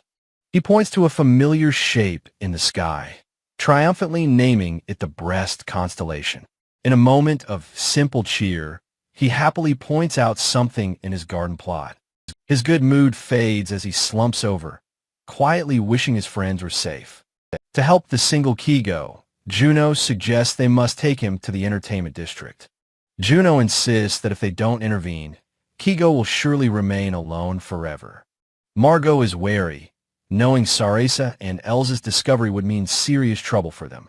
Juno admits he never would have found a new life with Elsa without Kigo's help. Margot remembers being told to follow his heart, to stop chasing the shadow of his past. Juno looks on, quietly agreeing that he feels the exact same sense of gratitude. He remembers Kigo's words, to live freely, unbound by anything, and do what he likes. Juno tells a smiling Margot that he believes he's with Elsa entirely thanks to Kigo. Margot understands this is their repayment. He agrees to the plan with a simple all right. Margot enthusiastically declares that he will lend a hand, eager to help their friend. In perfect sync, the two men devised a meticulous and covert operational plan. Their cover story for the women. The three men are just drinking at Kigo's house. A map details their secret plan, from Kigo's to the entertainment district and back.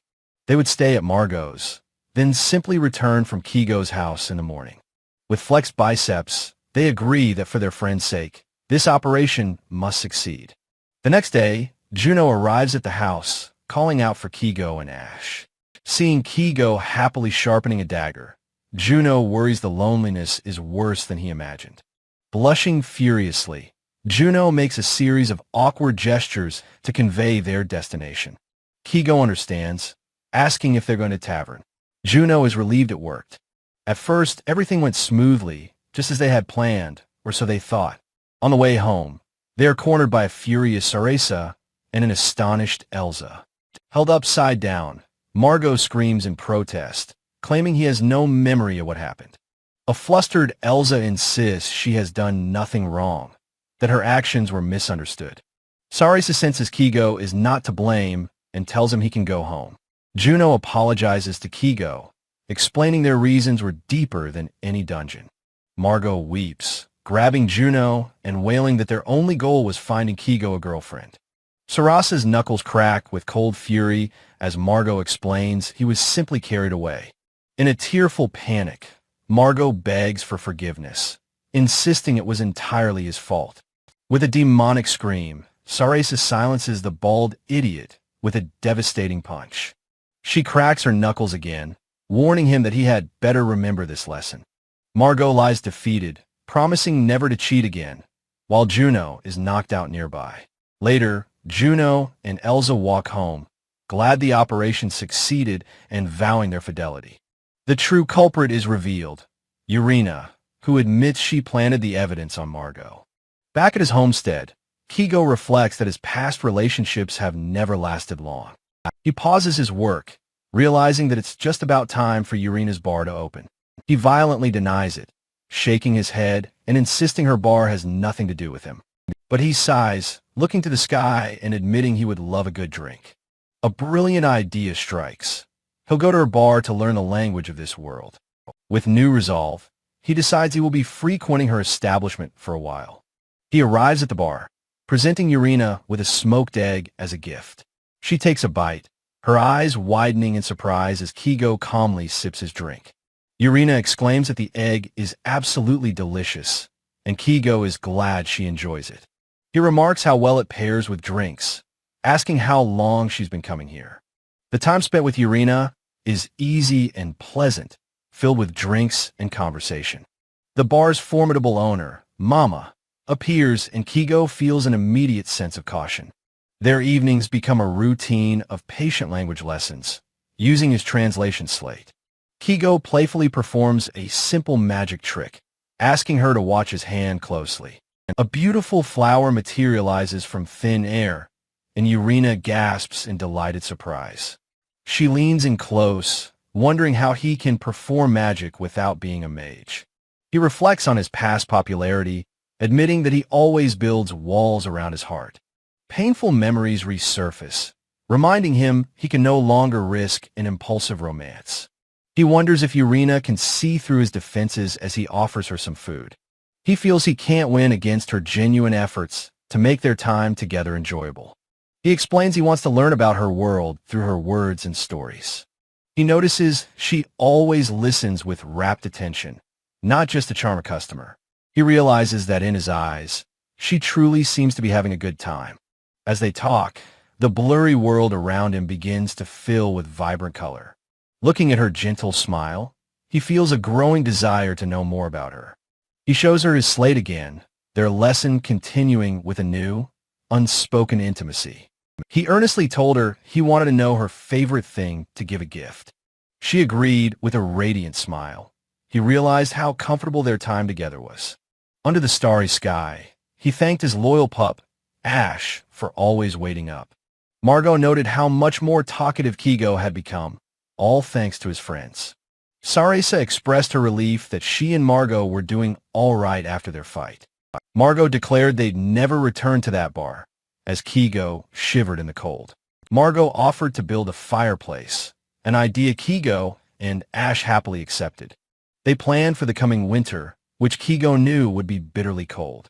As his friends departed for the night, he promised to see them again tomorrow. Alone in his cabin under the moon, he resolved to begin his special project. Wrapped in a warm mantle, he began to work, his mind set on the perfect gift. His gift would be a book, a collection of all his knowledge and discoveries. He carefully transcribed his notes, certain that the curious Urena would be overjoyed.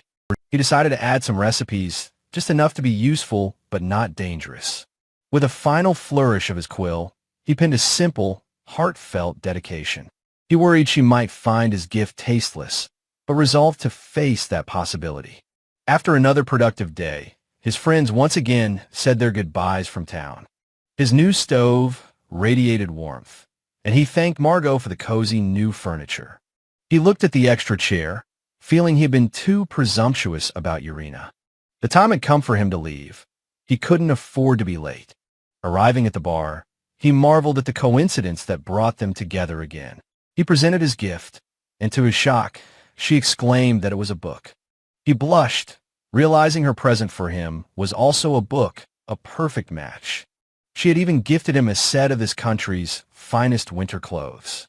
Insisting it was best to change right away, he quickly put on the new tunic. The fabric was warm, as she told him he looked wonderful in his new clothes. He asked if she wanted to see her book, eager to share his creation. She was captivated, exclaiming how amazing it was, confirming the book's worth. He watched her read with intense fascination, absorbed by his detailed illustrations. She then urged him to read her gift, a request he eagerly accepted. Her gift was a grimoire, a tome teaching the basics of practical ice magic. As he tried to read, she leaned in from behind, her closeness making him blush.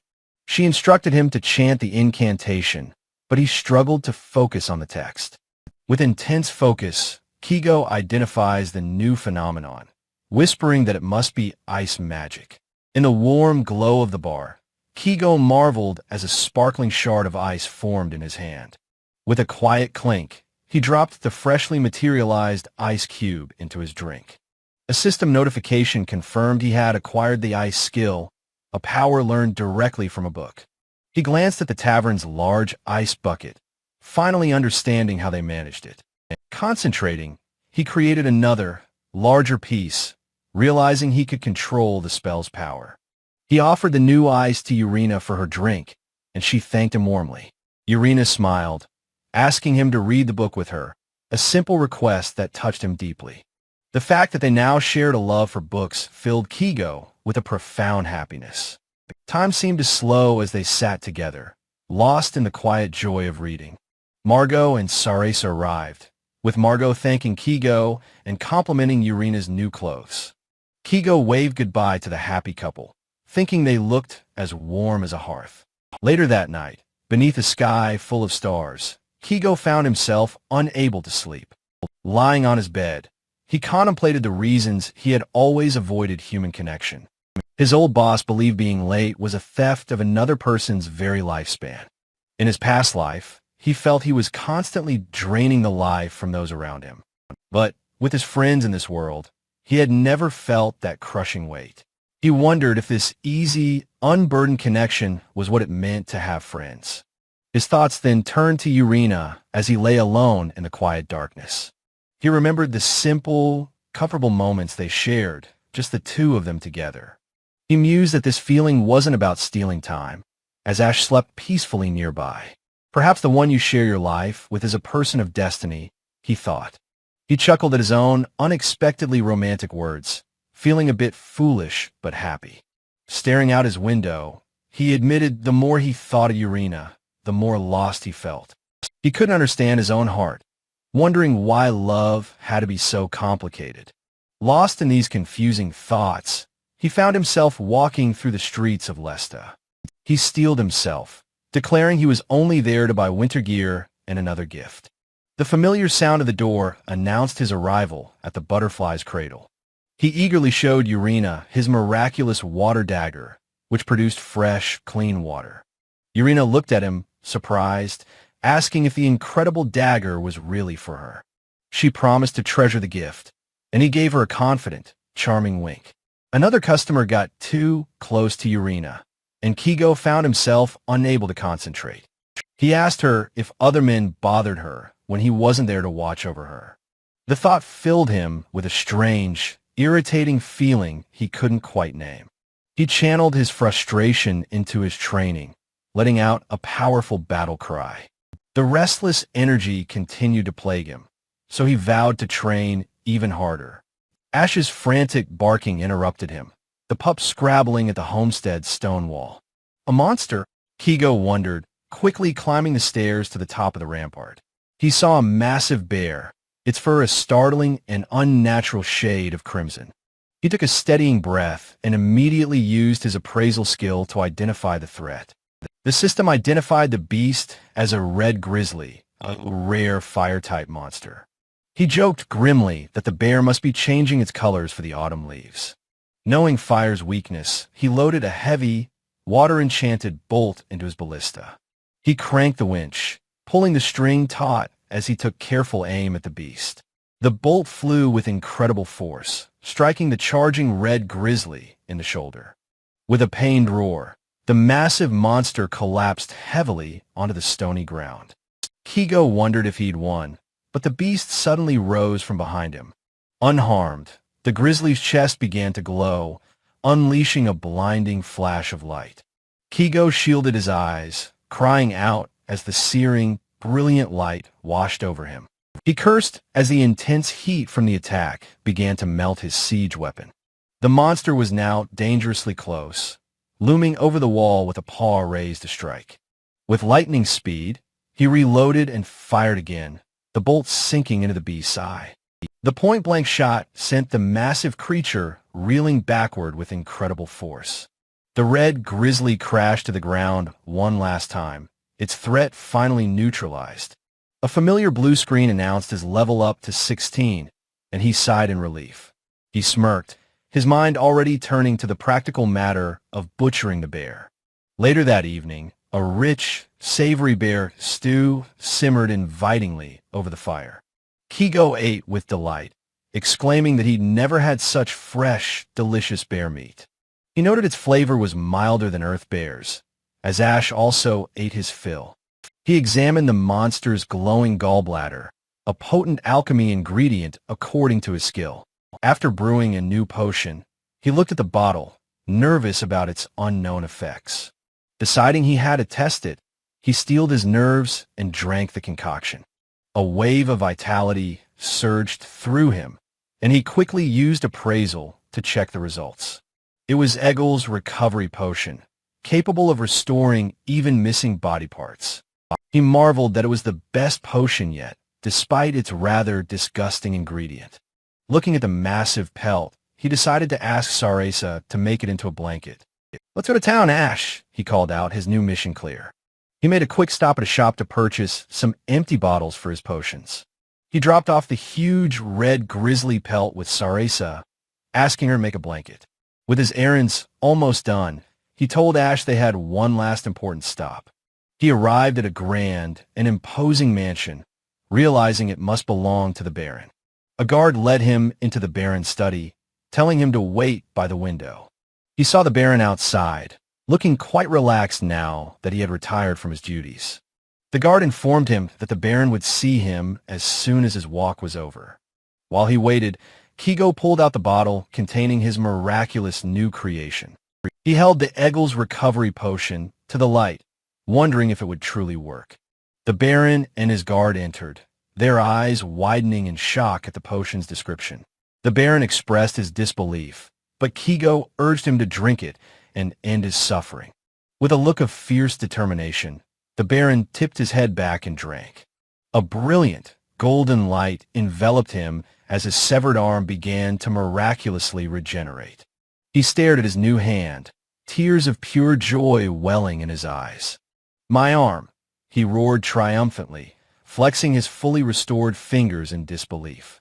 The overjoyed Baron gave Kigo a series of bone-crushing slaps on the back in gratitude. Kigo tried to leave, but the Baron grabbed his arm, insisting he wait. The nobleman preened, proudly showing off his restored limb to his stun guard. Kigo accepted a heavy sack of gold, feeling it would be impolite to refuse. Leaving the mansion, he mused that he now had more than enough money to live on. Riding home, a shiver reminded him that winter and new monsters were coming. He felt a wave of melancholy wash over him, his mood suddenly growing heavy. He tried to cheer himself up, thinking of having snowball fights with Ash and Urena. Then he remembered with a pang of sadness that Christmas probably didn't exist here. Besides, he thought with a blush, Christmas was meant to be spent with family. He saw a couple walking arm in arm, reminding him of his new blanket. He stopped at a flower shop, thanking the proprietor for her assistance. He tried to overpay for a potted plant, but the shopkeeper insisted he take his change. Margot appeared, chiding him for not acting like a proper merchant and haggling. Kigo just smiled, saying it was too much trouble, and let Sarasa handle the transaction. Back at his cozy homestead, warm smoke curled invitingly from the chimney. He wrapped himself and Ash in the magnificent new blanket, reveling in its soft fluffiness. He was pleased that Sarasa had made two, deciding the other would be for his horse. He playfully looked for Ash, who was completely hidden in the blanket's plush, warm folds. Kigo holds his fluffy wolf pup, Ash, up to his face with a look of pure adoration. Nuzzling his companion, Kigo murmurs about how unbelievably cute Ash is. He looks up, surprised to see Juno and Elsa standing in his doorway. Juno cheerfully suggests they drink, noting it's their first time visiting alone. They all enjoy a sukiyaki-style meal, with Juno and Elsa exclaiming its deliciousness. Kigo thoughtfully serves Elsa some juice, remembering she doesn't drink alcohol. As they eat, Juno calls out to get Kigo's attention. Kigo watches his two friends bicker playfully, thinking they're being quite lovey-dovey. Juno and Elsa lean in together, asking if he and Urina are dating. Kigo smiles, realizing their motive, and decides to feign ignorance using the language barrier. Juno, though suspicious, accepts the deflection while Elsa quietly sips her drink. That night, they offer to help with winter preparations, respecting his privacy. Kigo waves goodbye as Juno and Elsa depart from his quiet homestead. Standing alone, he reflects that he ultimately didn't visit the bar yesterday. He muses that it's not an obligation, so it's normal not to go. As the first snows of winter begin to fall, he finishes a construction project. He sets out large metal troughs, planning to melt the snow for a water supply. Using his enchanted waterboard, he fills a barrel, looking forward to a hot bath. Steam rises from the tub into the cold, starry night as he lets out a sigh. Soaking in the warm water, he thinks that survival takes considerable effort. He holds up Ash in the bath, asking if he's enjoying the warm water. The next morning, a strange creaking sound echoes from his roof. He sits outside, holding a piece of wood, puzzled by the strange noise. He discovers that a large family of squirrels has taken up residence. Soon, he is surrounded by a host of small, furry creatures seeking shelter. While chopping wood, he recalls his old boss nagging him to get married. He hammers a nail, thinking that society demands the sacrifice of personal freedom. Finishing a small rack, he concludes survival skills are more important than romance. Inside, he worries about another monster attack and his ability to protect Urina. He sells daggers to Margot, thinking Urina deserves a partner better than him. Margot grins, asking if he'll be taking care of Ash for the night. Kigo stares back blankly, his mind clearly elsewhere. He tells Margot he won't be going to the bar, and Margot quietly understands. Waving goodbye, Kigo departs in his cart, leaving Margot watching from his shop. Alone in his cart, Kigo is lost in a spiral of dark thoughts. He travels down the river path, wondering why he ever allowed himself to feel happy. The stars shine brightly in the night sky above his quiet homestead. Curled up on his rug, he is overcome by a profound and heavy lethargy. He remains motionless, completely withdrawn into his own bleak thoughts. He finds that the simple thought of doing anything has become overwhelming. Lying on his bed, he feels the familiar, desperate urge to sever all human ties. He remembers the feeling of being utterly alone and isolated. In this world, his only hobbies are bathing, eating, fishing, and writing. He reflects on a time before the internet, when all communication was face-to-face. The internet expanded the world, but it also diluted the depth of connection. He recalls finding a strange comfort in those shallow relationships of his past. This allowed him to easily categorize people, protecting himself from emotional overload. Love, he now feels, is an impossibly heavy burden on the heart. He bangs his head against the wall, knowing people instinctively choose the easier path. Standing up, he admits to himself that he prefers these shallow connections. He looks at Urina's book, a symbol of the emotional overload he now rejects. He realizes with a heavy heart that love no longer brings him comfort. Carving an egg by the fire, he questions the logic of his own conclusions. He understands his worry for Urena has triggered this emotional overload. His brain's defense mechanisms have activated to protect him from the feeling. He thinks it would be better to just forget, to reject the one he likes. This course of action feels easier, a familiar pattern of self-preservation. Gripping the side of his bed, he trembles, questioning if it's truly easier. He grabs his own face, crying out in anguish as he confronts his inner turmoil. Collapsing onto his rug, he weeps, realizing he feels like the saddest man alive. In a lively tavern, Margot laughs boisterously with Saresa, Juno, and Elsa. He raises a strange bottle high in the air, letting out a triumphant cheer. His celebration continues, his powerful arm held aloft in victory. Suddenly, Saresa cries out, struck by a chilling premonition of danger for Urena. In his mansion, Heinrich recalls how his father stubbornly refused to talk about Kigo. He deduces their silence can only mean that Kigo was behind his father's healing. He secretly interrogated the man Kigo healed, confirming his suspicions. A wicked smile spreads across his face as he thinks of the limb restoration potion. He notes his father seemed more healed in spirit than just in body. Heinrich marvels at the unheard-of power of a potion that can regrow limbs. He knows that selling such a thing to nobles would bring him immense profits. He briefly remembers Kigo's incredible food before dismissing the thought as irrelevant. He decides Kigo will become his personal potion factory, effectively his slave. Knowing a direct approach is foolish, he resolves to find Kigo's weakness first. He looks out his window, a cunning plan beginning to form in his mind. His spies report that Kigo has recently been frequenting the entertainment district. Heinrich decides this is perfect. He will simply exploit the man's desires. A sly glint in his eye, he wonders how a beautiful honey trap might work. His plan involves having local thugs pick a fight with Kigo. Then, the women of the district will be used to seduce and compromise him. Once Kigo is caught with them, the thugs will attack, claiming ownership. He imagines Kigo locked away, forced to brew potions for the rest of his life. Heinrich lets out a low chuckle, immensely pleased with his cruel scheme. This way, he can acquire Kigo without his father interfering. He deems it a perfect plan, one even the gods would surely approve of. He picks up a small, ornate bell to summon his most trusted subordinate. A man named Gil appears, asking if Lord Heinrich has summoned him. Heinrich confirms he has a request and will relay the details of his plan. Gil bows, accepting his orders to head to the entertainment district. With a swirl of his cloak, the formidable man departs into the night. Gil stands atop a building, a new assassin ready to close in on Kigo. Unaware of the plot, Kigo fishes by the river, lost in thought. He accepts that in this strange new world, he is an anomaly. The vast, cloudy sky stretches out above him. He returns to his homestead, his mind too preoccupied to remember the journey. He takes a bite of the fresh fish he caught earlier.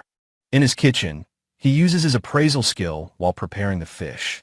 The system identifies it as a Nitorius, a fish with especially delicious roe. He salts the roe and chills it with his ice magic, making a fine snack.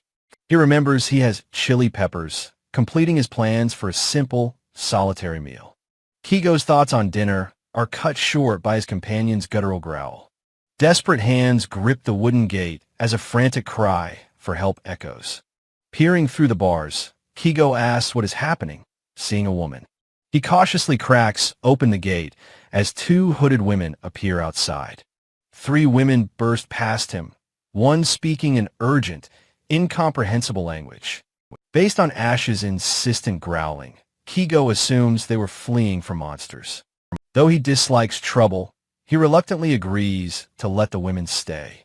Carrying a now calm Ash, he leads the mysterious women into his home. He instructs the women to wait as he begins storing his equipment. As one woman reaches for him, he turns, questioning her sudden movement. The women dramatically shed their cloaks, revealing bikinis and thanking him. A flustered Kigo realizes they are likely courtesans, finding it overwhelming. He frantically insists they cover up, finding them far too relaxed. Suddenly, His loyal companion, Ash, goes completely silent, slumping to the floor. Noticing the monster presence has faded, he decides to check outside. A sweet fragrance fills the air as the women suggest they sleep together. Dizzy and confused, he tries to fight off their advances, protesting weakly. He insists his bed is his own, pointing them towards the guest area. Watching them go, he mutters about the strangeness of their situation. He decides there must be a reason, and it is best not to judge. Finding no danger outside, he decides they can leave at dawn. Back inside, he takes a long, weary drink of water from a cup. He feels a sudden wave of dizziness as he works at his station. Still feeling strange, he decides he should get to bed soon. The full moon shines brightly in the dark, star-filled night sky. He falls into a deep sleep on a simple bedroll on the floor. A sudden noise startles him awake, his mind still foggy from sleep. He opens his eyes to see the three women standing over him smiling. He screams in pure shock as one of the women straddles him. Ash leaps to the rescue, fiercely biting the woman attacking his master. He scrambles onto a crate in a panic, demanding to know what's happening. Suddenly, a violent, thunderous banging erupts from his front door. A brutish man with a mohawk bursts in, demanding his women back. Kigo stares at the intruder with a weary, annoyed expression. He finally understands the situation. He has been caught in a beauty trap. The thug, Johnny, crudely demands Kigo's hand over a special potion. Kigo realizes the man wants the potion that healed Baron Byler's arm. He lunges with his Hellfire sword, yelling not to let catch fire. The thug's magnificent mohawk instantly bursts into a towering inferno. The flaming man and his cronies are sent tumbling off the porch. His hair is extinguished, leaving him with a smoldering, perfect afro. The newly christened Afro Guy and his gang flee into the night. He turns his attention back to the three now frightened women. He sighs, confirming to himself that this was indeed a beauty trap. He decides that his principals won't let him kick them out. A familiar voice suddenly calls his name, startling him from his thoughts.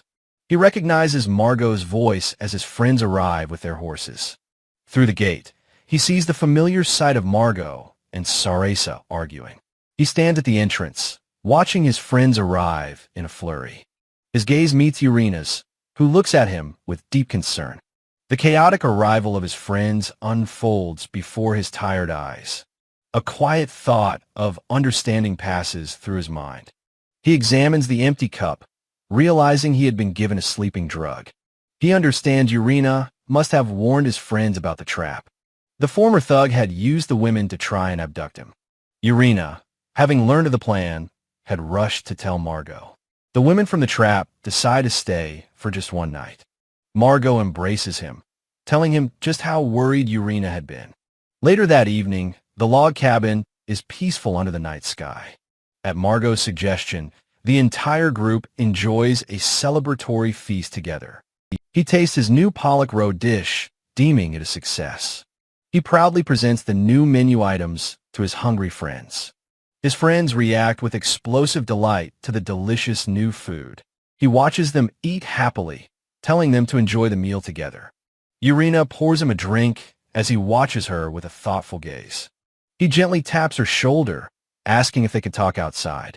He reflects on his guilt for having stopped visiting her without a word.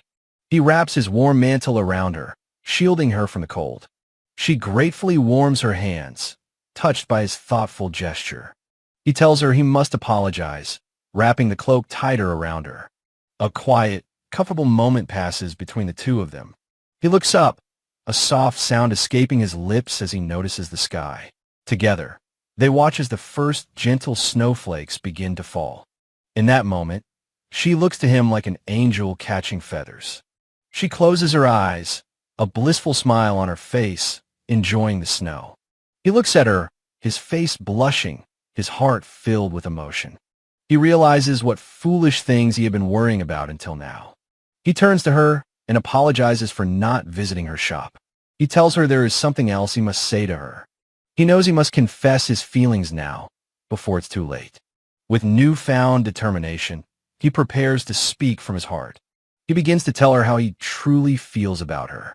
His hand clenches into a nervous fist as he continues to speak. Snowflakes continue to drift down around them during the quiet confession. She listens to his words, her hands clasped, her expression soft.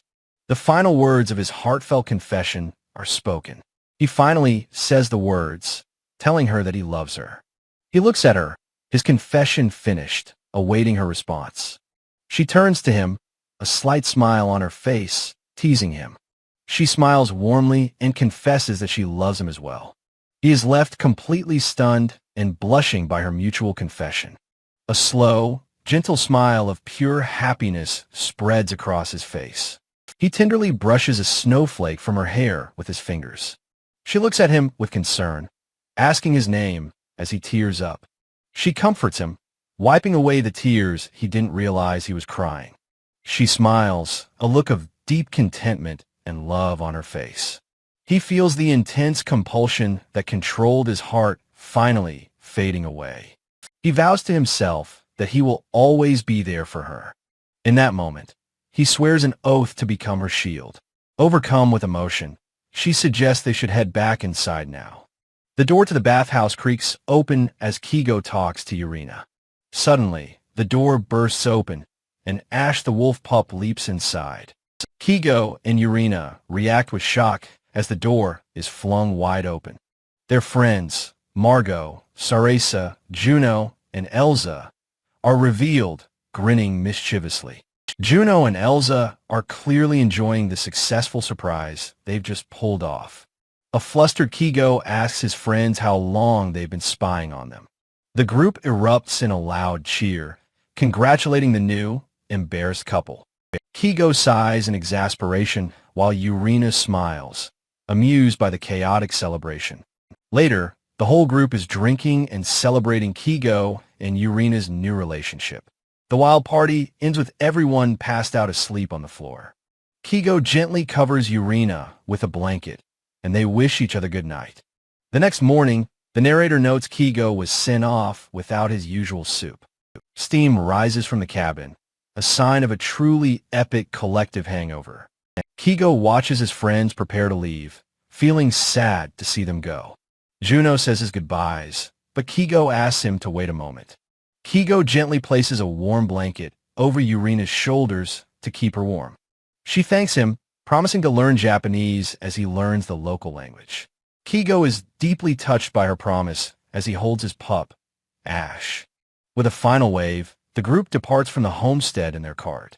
Kigo waves back as the cart rumbles away into the snowy distance. He stands alone, watching them disappear into the gently falling snow. A sudden cold gust of wind makes him let out a loud sneeze. He scoops up a whimpering Ash, reassuring him as they head back inside. He reflects on how quiet it is, though they have only just left. He admits to himself that he misses Urina and hates being alone. Realizing he is lonelier than he thought, he decides he has to act. He sets off in his cart, assuming Urina is heading towards the bar. He knows she can handle herself, but the thought of it still bothers him. He imagines her surrounded by admirers and grits his teeth in jealous frustration. He knows he shouldn't interfere with her freedom, but he can't help himself. A pack of wolves appears from the forest, running alongside his cart. He knows he's being impulsive, but he can't stop his journey to town. He arrives in the snow-covered town of Lesta late into the night. Deciding not to wake his friends, he quietly heads toward the bar. Ash trots faithfully by his side as he walks through the snow. He stands before the butterfly's cradle, suddenly feeling embarrassed by his actions. He chides himself for getting worked up, but decides to go in anyway. He feels this is a moment where he must cast aside all his caution. He enters the bar and immediately spots Urina with a group of customers. A quick glance shows her serving drinks, looking stunning in her work attire. The men at her table are staring at her with obvious admiration. Kigo confidently strides over and pulls Urina away from the surprise group. He tells her she's dangerously attractive, feeling a bit flustered himself. She smiles warmly and thanks him, leaning affectionately against his arm. The men at the table wonder who this newcomer is, as Ash barks. Kigo realizes he brought Ash inside and quickly tries to shush him. The other hostesses spot Ash and immediately squeal over how cute he is. They swarm the little customer, showering the delighted pup with affection. Yurina holds Ash, joking that he could be the bar's official mascot. She invites Kigo to sit with her while she's between clients. She thanks him again for the blanket, saying how warm it was. They raise their glasses to toast, but are interrupted by Mama, the owner. The formidable Mama greets him, her presence immediately setting Kigo on edge. His internal danger sensor screams. He knows he must not cross this woman. He worries for a moment that she is about to throw him out. Suddenly, a loud commotion erupts from the front of the bar. A gang of rowdy, garishly dressed thugs burst through the doors. Their leader points directly at Kigo, who feigns complete ignorance. The thug grabs Kigo by the collar, yelling angrily in his face. Kigo recognizes him, recalling the man's previous mohawk and afro hairstyles. Deciding to de-escalate, he calmly offers the thug a potion bottle. He explains it's a recovery potion from the Baron, with a little left. He slyly suggests it might even help with his hair situation. Intrigued by the offer, the thug chugs the entire potion down. Kigo feels a strange sense of déjà vu as the potion takes effect. A magnificent new mohawk erupts from the thug's head, and his gang cheers. Just as Kigo relaxes, another thug roughly grabs Yurina's arm. She cries out in pain as the thug declares he is taking her. Kigo's patience snaps, and he sets the man's hair on fire. The thug reels back, coughing and sputtering from the sudden fiery attack. Mama douses the flames as Kigo praises her quick thinking. He checks on Yurina, realizing she's in danger here. He decides it's too risky for her to continue working at the bar. He pulls her close, impulsively asking her to run away with him. Turning to Mama, he boldly declares that he is taking Yurina with him. He knows confronting Mama is dangerous, but he feels he has no choice. He offers her a heavy bag of 300 gold coins for Yurina's freedom. He declares with conviction that Yurina is more important than any amount of money. Mama stares at him, her expression unreadable as she considers his words. Kigo takes Yurina's hand, a silent gesture of their shared resolve. They stand before Mama, pleading for her to accept the offer. Mama's expression softens for a moment, surprised by his sincerity. Her face then hardens into a look of stern, final decision. With a dismissive wave, she tells them to go, accepting the deal. Overjoyed, Yurina throws her arms around Mama in a tight, grateful hug. Mama is overwhelmed by the sudden affection, tears welling in her eyes. The thugs, their leader now sporting a full afro, block their escape. Kigo urges Yurina to hurry as Mama steps forward to intervene. He scoops up Ash, and they make a break for the door. The thugs try to grab them as they flee the chaotic bar. Mama blocks the doorway, declaring that the thugs shall not pass. The thugs recoil in fear from Mama's suddenly terrifying presence. Kigo and Yurina flee into the snowy streets as the thugs pursue them. They look back to see the gang closing in on them quickly. Kigo knows Mama can't hold off 5 men by herself for very long. He continues to pull Yurina along, desperately searching for an escape route. He spots a dark alley and tells Yurina to hide with him there. He hides them behind a barrel, determined to protect her at all costs. He sees his chance as their pursuers round the corner into the alley. He slams his hand down, casting his ice spell to stop them. "All right," Kigo declared, his magic instantly freezing a puddle on the cobblestone street. A woman slipped on the ice just as Kigo drank a potion. He apologized to the woman before unleashing a powerful blast of wind magic. The gust of wind sent her skirt flying, shocking the brutish thugs. They stared, completely mesmerized by the unexpected and frilly display before them. Their pursuit was completely forgotten as they stood frozen in dumbfounded awe. Distracted, their feet began to slide on the treacherous patch of ice. With a great cry, the entire gang went down in a chaotic pile. He wondered if he had gone too far, hoping they weren't dead. Suddenly, he felt a sharp, painful pinch on his arm from Yurina. She puffed her cheeks angrily, scolding him for his skirt-lifting antics. Flustered and blushing, Kigo quickly offered her a sincere apology. Their horse waited patiently in the snow, the cart rattling softly. With their weapons confiscated, he knew the thugs wouldn't pursue them. They rode away together, bundled for warmth against the winter chill. Urina rested her head gently against his shoulder as the snow fell. A comfortable silence settled between them as they sat under the blanket. Their cart rattled as they approached the arched gate of a town. An old guard in a fur-lined hood gave them a friendly thumbs up. They sat close together, the snow dusting their hair and shoulders.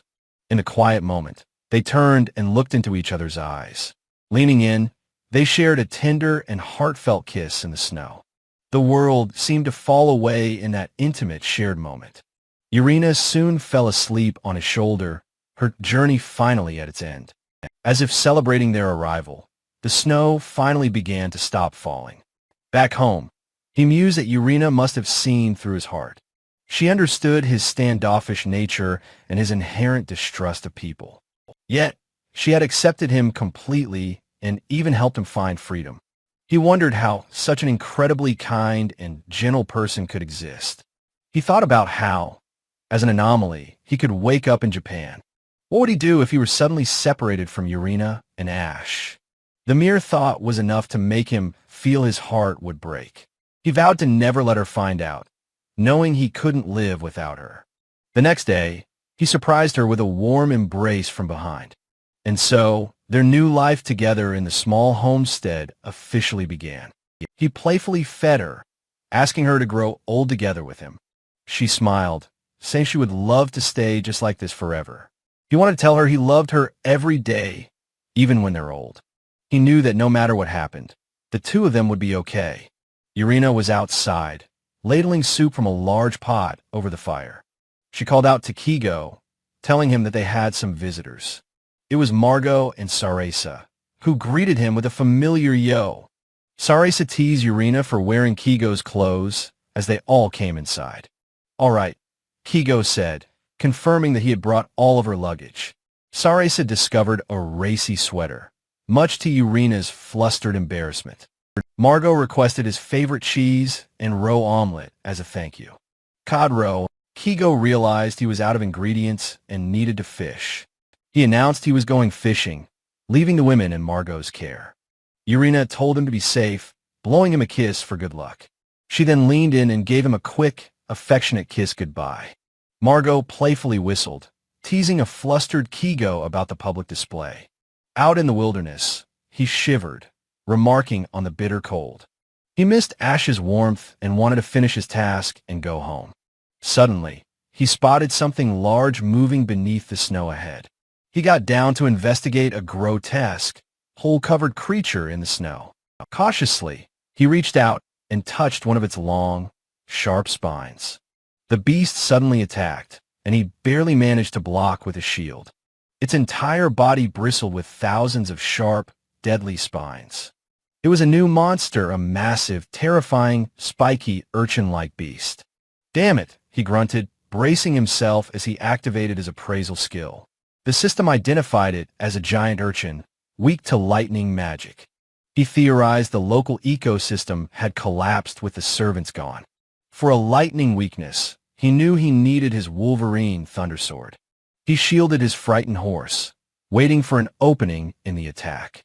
He saw his chance as the beast paused its assault to regrow its spines. He watched intently, realizing its attack had a predictable rhythm. It took a few seconds to reload, giving him a window to strike. "Then," he yelled, bracing himself for the final barrage of sharp spines. The moment the volley ended, he shouted, "Now!" and charged forward. He pushed through the last few projectiles, readying his powerful attack. His sword crackled with lightning as he leaped towards the creature. He brought the electrified blade down hard, unleashing his bash skill. The beast dissolved, and a window announced his level up to 17.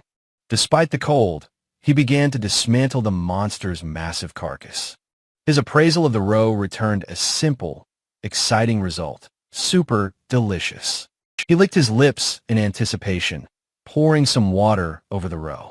He took a bite, his eyes wide with curiosity and a little apprehension. The flavor was an incredible explosion that left him utterly speechless.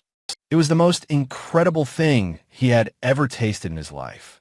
Overjoyed, he threw his hands up in a triumphant, celebratory pose.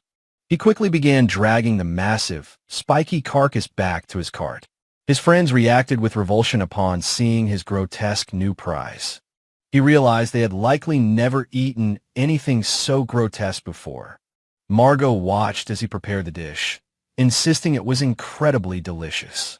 For a stylish touch, he used his magic to summon ice into a glass.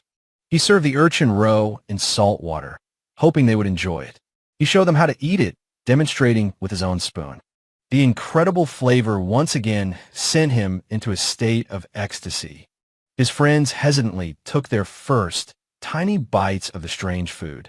They froze mid-bite, their expressions unreadable, making Kigo very nervous. Then, in unison, they all began to devour the delicious roe voraciously. "Delicious!" they roared, much to Kigo's triumphant delight. Time for the main course. He quickly mixed eggs and roe to preserve the delicate texture. He proudly presented his creation, a fluffy, fresh sea urchin omelet. They all dug in with gusto, shouting about how delicious it was. His friends were already drunk and happily asking for second helpings. Even Ash had gotten into the food, his face a sticky, happy mess. With the feast over, it was time for everyone to take a bath. Ash happily shook himself dry after his own turn in the warm water. Kigo finally relaxed in the outdoor bath, feeling it was the best. Under a clear, cold sky, the stars seemed to be frozen in place. Kigo soaked happily in his bath, Ash dozing peacefully beside him. Hearing a noise, he turned, assuming it was Margot back for more food. But it was Urena who appeared, calling his name softly through the steam. The unexpected sight caused Kigo to choke violently on his drink. He stammered, asking a blushing Urena what was wrong. She took a tentative step, dipping her foot into the warm bath water. Kigo laughed nervously as she joined him, startling a sleepy Ash. They sat back to back, the steam filling an awkward, unspoken silence. He couldn't help but think how surprisingly forward this world's women were. He was startled when she pressed her back firmly against his. Leaning close, she whispered his name with a soft, intimate breath. She shyly asked him to look at her body, her voice trailing off.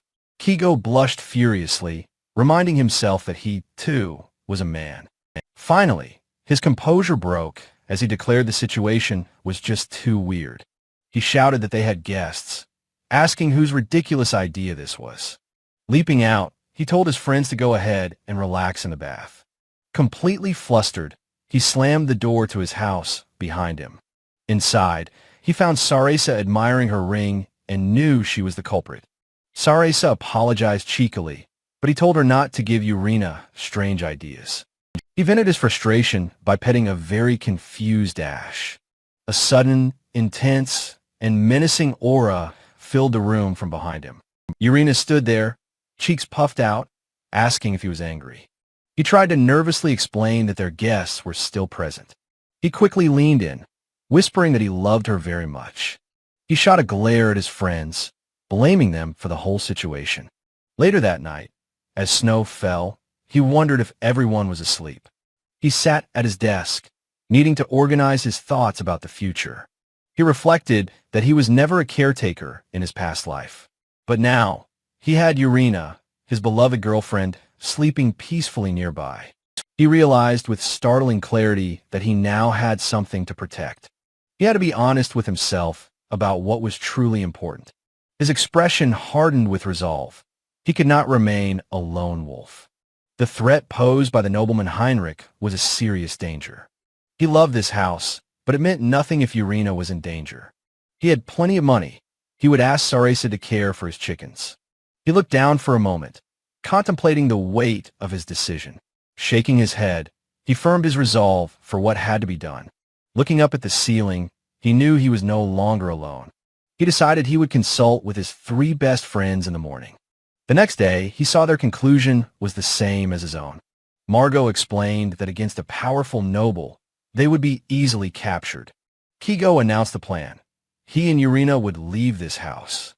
Margot and Sarasa were devastated, begging them not to become fugitives. Margot called out to Kigo, offering him a parting gift. He handed Kigo a map of the surrounding Lancaster Kingdom region. Kigo thanked him, knowing it was essential for a life on the run. Urina admitted that she had never traveled before and was quite excited. Margot, now with an eye patch, told them to enjoy their journey. Kigo used his appraisal skill on the Fong necklace Margot gave him. Margot vowed to defeat Heinrich with their friends, then come for them. Kigo looked at his friend with deep gratitude and said, "Thank you." With the decision made, Kigo excitedly told Urina to pack her things. They arranged for Sarasa's farmer acquaintance to take care of the chickens. Margot told him to wait while he went to get Juno and Elsa. He knew he couldn't burden them further, but a proper farewell was needed. He told Urina he wrote letters for them to read when they were alone. He held the sealed envelope, feeling his preparations were complete. Turning to Urina, he said there was one last important thing to do. He felt a pang of regret that this would be a journey for two. He gently plucked a single, magically glowing flower from its vine. He walked over to Urina, calling her name to get her attention. With a gentle and confident smile, he held the beautiful flower out. Urina looked up at him, her expression soft with surprise and emotion. He knelt, asking her to love him forever and become his earth. He quietly wondered if he had managed to say the vow correctly. Urina, her eyes wet with tears, thought he probably hadn't. But she accepted, asking him to be her son and shine upon her. He was relieved the words Sarasa taught him had conveyed his heart. She cried happily, recognizing the flower of a happy marriage. It was their own private wedding ceremony before becoming fugitives. Their tender moment was interrupted by a loud howl from Ash. The pup howled joyfully, acting as a cute divine messenger. The howl echoed as they stood, still holding hands and looking at each other. They shared a smile, their faces filled with pure happiness. As the wolves howled, they shared a kiss, feeling a new courage welling up. The wind seemed to carry a message for everyone to read the letters later. Kigo turned to his friends and announced it was time for them to leave. In an instant, he was engulfed in a tearful, desperate group hug. Margot and Juno fought valiantly to hold back their own tears. Kigo struggled to maintain his composure, overwhelmed by their love. He knew staying any longer would only make the parting more painful. He helped Urina onto the cart, realizing they could never come back. Margot had talked of fighting, but the chances of success were slim. He waved a final time, wishing them health and happiness. Looking at a crying Urina, he silently vowed that he would protect her. He offered her a small, reassuring smile to comfort her. She asked if the wolves were coming, and he confirmed they were allies. She asked what Margot gave him, commenting on how reliable he was. He examined the slingshot, realizing Heinrich was gathering soldiers at his old home. He knew Heinrich's goal was his valuable limb restoration potion. Urina agreed the potion was too dangerous to be used on just anyone. They had been on the brink of disaster, but now they were free. They would not travel like this forever. They would head towards Tyrant. First, he decided to enchant some ammunition before they stopped for a meal. They made camp for the night, with the friendly wolves standing guard. Bundled in their warm winter coats, they enjoyed a delicious, hot meal. Kigo laughed, remarking that this entire journey felt like a honeymoon. They sat together watching the aurora, marveling at the romantic sight. Urina sat by the fire, shivering slightly as she changed her clothes. The biting cold seeped into their bones. Kigo felt his preparations were not enough. Their simple, open cart offered little shelter or privacy against the harsh wilderness. Tucking Urina in, Kigo decided they would buy a proper wagon in Tyrant. Urina admired the beautiful moon, while Kigo wondered if his friend were watching too. Bundled together in a single sleeping bag, they wished each other a warm good night. A sudden, terrifying shriek shattered the peaceful silence of the snowy night. The sound was a nightmare made real, A monstrous cockatrice had found them. Kigo and Urina jolted awake, the shriek echoing as a real and present danger. Peering into the darkness, they knew the terrifying sound was not from a dream. Urina stood ready for battle, telling Kigo she would provide support. As he leaped into action, Urina called out a worried plea to be careful. He took her hand, declaring that they were no longer alone and would survive together. The cockatrice perched unseen, giving Kigo a moment to use his appraisal skill. His skill revealed its deadly attacks and a crucial weakness, the light spell. A sudden rustling in the snow announced the arrival of unexpected allies. The blue wolf and its pack appeared, giving Kigo a surge of confidence. As the monster turned, Kigo ordered Urina to stay safely behind him. He leaped forward, casting the light spell to exploit the creature's weakness. The brilliant orb of light struck the cockatrice directly in the eyes. With the monster blinded, the wolves swarmed in, its petrifying gaze now useless. He drew his bow, preparing to strike next with a deadly poison arrow. His poisoned arrow flew true, striking the beast squarely in its feathered chest. He watched with satisfaction as the potent poison began to take effect. Drawing his sword for the final blow, he suddenly noticed a familiar, terrifying sign. The beast puffed its chest, preparing a poison breath attack just like the servant. Kigo screamed a desperate warning for the blue wolf to escape the incoming blast. The noble wolf took the full force of the poison, shielding its allies. With his guard down, the cockatrice lunged, its sharp talons aimed at him. A sharp clang of steel on claw rang out as the attack was blocked. Urina had intercepted the blow, saving him from the monster's deadly talons. Seeing a momentary opening in the beast's defense, Kigo yelled, "Now!" He charged forward, slamming his shield into the beast with a powerful bash. The battle won. A familiar window announced his ascent to level 18.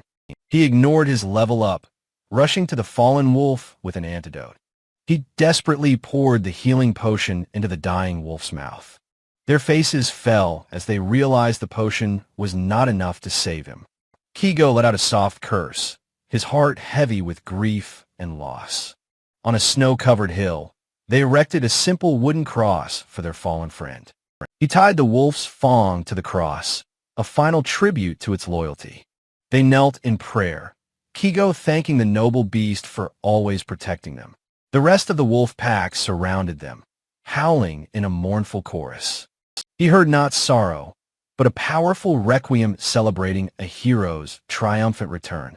In Lesta, Heinrich's lieutenant, Gil, declared it was time for him to act. He vowed to bring Kigo and Urina before his lord by day's end. Heinrich, with a dismissive smirk, simply told him to get on with it. Gil rang a small bell, summoning a maid to carry out his orders. He ordered the maid to gather 50 soldiers and summon their captain at once. As Gil departed, Heinrich watched with a sinister smile, eager for the results. Heinrich envisioned Kigo's capture, believing his day of reckoning was finally at hand. His plan was simple: take Urina hostage to force Kigo's cooperation. He had already suborned the church's inquisitor and prepared a torture chamber. He gloated that Kigo could no longer expect to live a peaceful life. Well then, Heinrich mused, rising from his desk to set his plans in motion. He considered his father's remaining business, certain he would oppose his schemes. But he held a stack of documents that would neutralize any opposition. He had incriminating evidence on everyone, from the council to Guild Master Shurak. The town council was already completely under his thumb, bowing to his will. With such leverage, his father's influence was now effectively meaningless. Punishing his father was unwise, but he could easily banish his remaining allies. Once this was over, he would simply place his father under house arrest. First, he would expel his father's closest aide, Doni, from the town. Before leaving, Kigo had given each of his friends a personal farewell letter. Margot, alone with his thoughts, carefully unfolded the letter from his friend. He began to read the letter, addressed simply to him, while taking a drink. Kigo urged him not to fight Heinrich, assuring him that they were safe. He recalled giving Kigo his first gear an act of kindness he was grateful for. He remembered Margot showing up uninvited, which the letter admitted was annoying. But the letter continued, admitting that despite the annoyance, it had been fun. He thanked Margot for his unspoken support, which had saved him in many ways. He entrusted the fate of Lesta's adventurers to Margot's capable hands. He asked Margot to keep his plans secret, not wanting the others to worry. Margot's fist tightened, crumpling the letter as he whispered his friend's name. Juno read his own letter while preparing a simple meal in the inn. He recalled Margot saying that Kigo likely could never return to Lesta.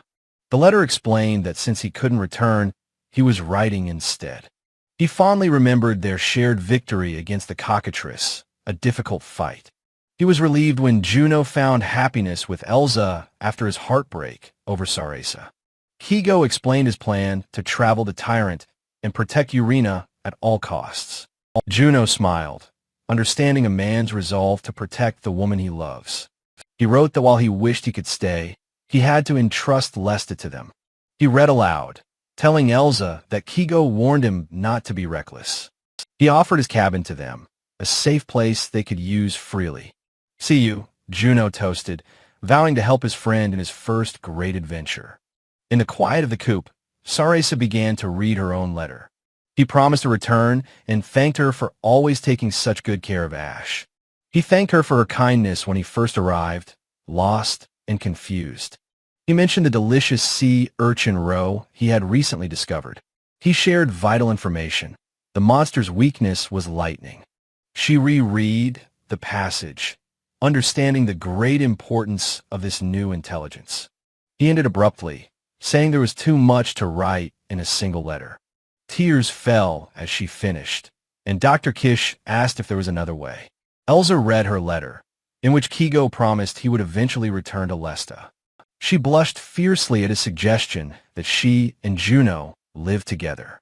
He asked her to please watch over Juno, who could be a bit reckless.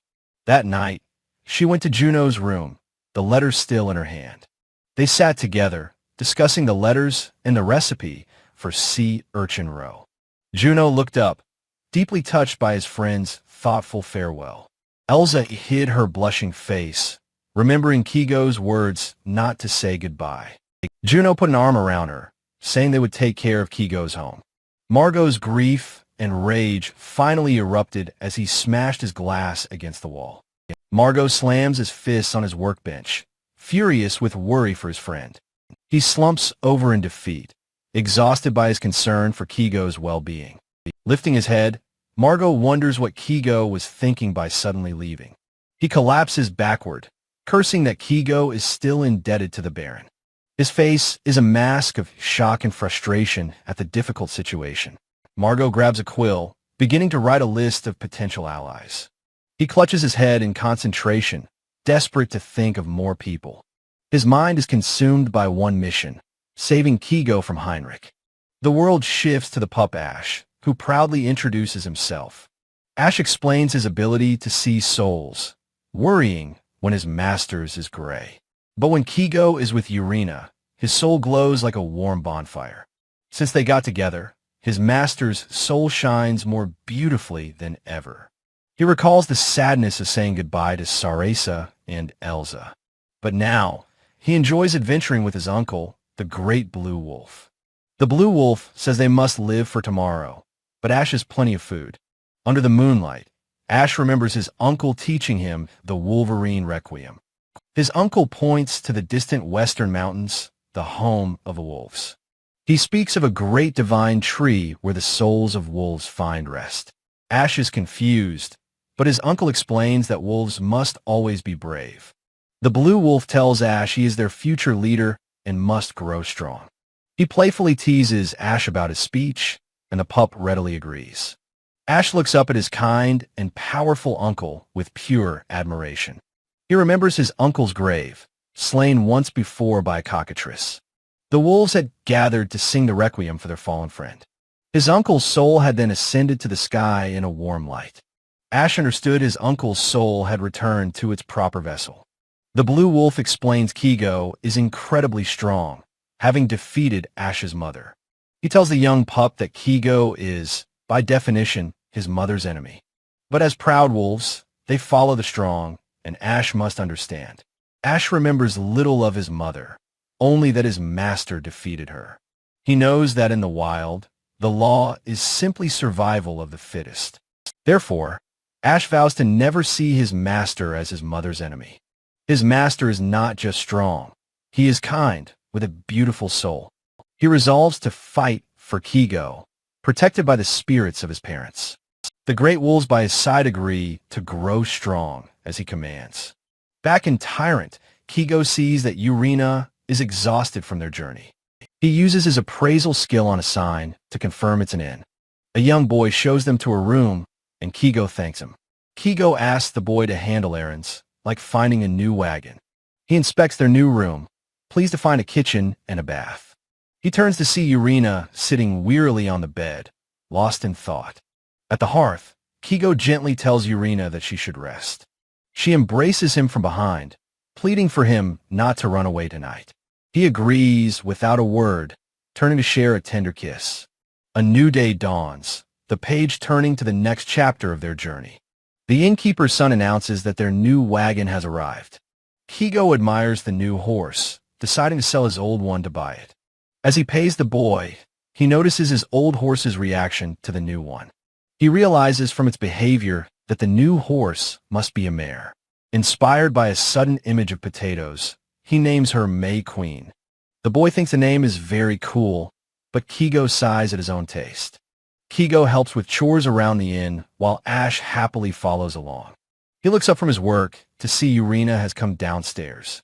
Flustered, he asks her if she managed to get a good night's sleep.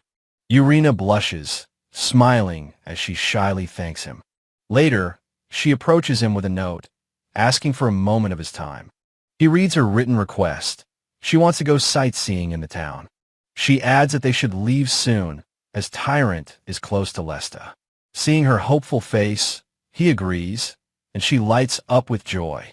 Kigo leaves the work to others, deciding to take the day off. They walk out into the bustling streets, holding hands. They find themselves in the middle of a lively town festival. A knife juggler's act makes Urina flinch nervously beside him. The joyful atmosphere of the crowd sweeps them up in the celebration.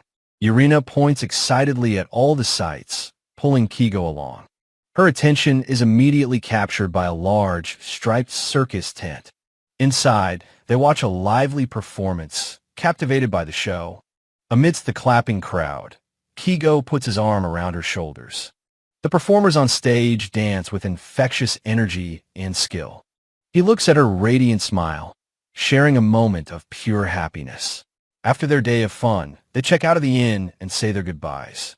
Sitting on their wagon, Kigo knows they can't stay long as fugitives. He had a premonition that their peaceful time was about to end. They depart from Tyrant, unaware of the new threat closing in. In Lesta, Heinrich considers putting a bounty on Kigo's head. He decides against it, preferring to arrange a more discreet accident. He covets Kigo's potion, determined to keep its power for himself. A woman in his bed speaks, but he declares that it is time to move. He spanks her, thinking only of the need for information and mobility. He orders his lieutenant, Gil, to mount all his soldiers for the pursuit. He cruelly imagines torturing Urina in front of Kigo to make him talk. Laughing at his own brilliance, he rings a bell for his guards. Heinrich sneers, vowing to make Kigo pay for his past humiliation. Elsewhere, the thug Johnny licks his blade, introducing himself. He recalls his childhood in the slums, fighting with Urina's brother, Set. He remembers the other children admiring a single flower Set had grown. But Johnny's own pride has always been his magnificent mohawk. He recalls the day he and his gang received a lucrative request. Their client was Gil, an imposing man who offered them a chest of gold. Johnny and the 7 Devils accepted, despite only having 5 members. Their first attempt to capture their targets ended in comical failure. Their second attempt to lure Urina was an even greater disaster. They were left defeated, their weapons gone, and Johnny's mohawk lost. Gil confronts them after their failures, and they beg for their lives. Gil states he dislikes useless killing and offers them one final chance. Their third chance came with horses, transforming them into a pursuit team. The gang is thrilled, their spirits restored by their powerful new mounts. Johnny knows his men are just having fun, but his own motives are different. He cackles madly, anticipating the revival of his mohawk with the potion. But Kigo stands ready, holding that very potion, awaiting the inevitable fight. In the halls of power, the ambitious Heinrich smirks, declaring his new monopoly. On the road, his thug leader Johnny halts his mounted gang to issue orders. The boisterous thugs rally around their leader, ready for their new mission. Johnny leads the charge towards Tyrant, his excitement for the hunt uncontrollable. The scene shifts to a bar where a beautiful woman introduces herself as Urena. She explains her small pub is a warm place, where everyone is like family. But her smile fades. She reflects that she, too, carries a painful past. A memory begins, showing her kind and smiling older brother, Set. Her childhood was a nightmare of her father's constant, brutal verbal and physical abuse. One horrific day, her brother shielded her eyes from their mother's hanging body. Her father, in a drunken rage, screamed that it was their fault she died. One day, Set grabbed her hand, and they fled their violent home together. They ran through the streets, finally escaping their father's cruelty for good. The two children became orphans, forced to survive on the streets of the slum. Set, though sickly, always insisted on giving his little sister the bigger portion. He proudly told her he would never steal, for he was her amazing brother. He would tell her fairy tales of a big white bird that brought them gifts. But life on the streets was unforgiving, and they soon reached their limit. A dark screen states the inevitable. Her brother collapsed from his illness. He died quickly, leaving a devastated Urena alone beside his body on the street. With no way to survive, she simply sat in an alley, waiting to die. As she faded, a figure approached, offering a hand of salvation from the darkness. A large, well-manicured hand, adorned with rings, was extended towards her.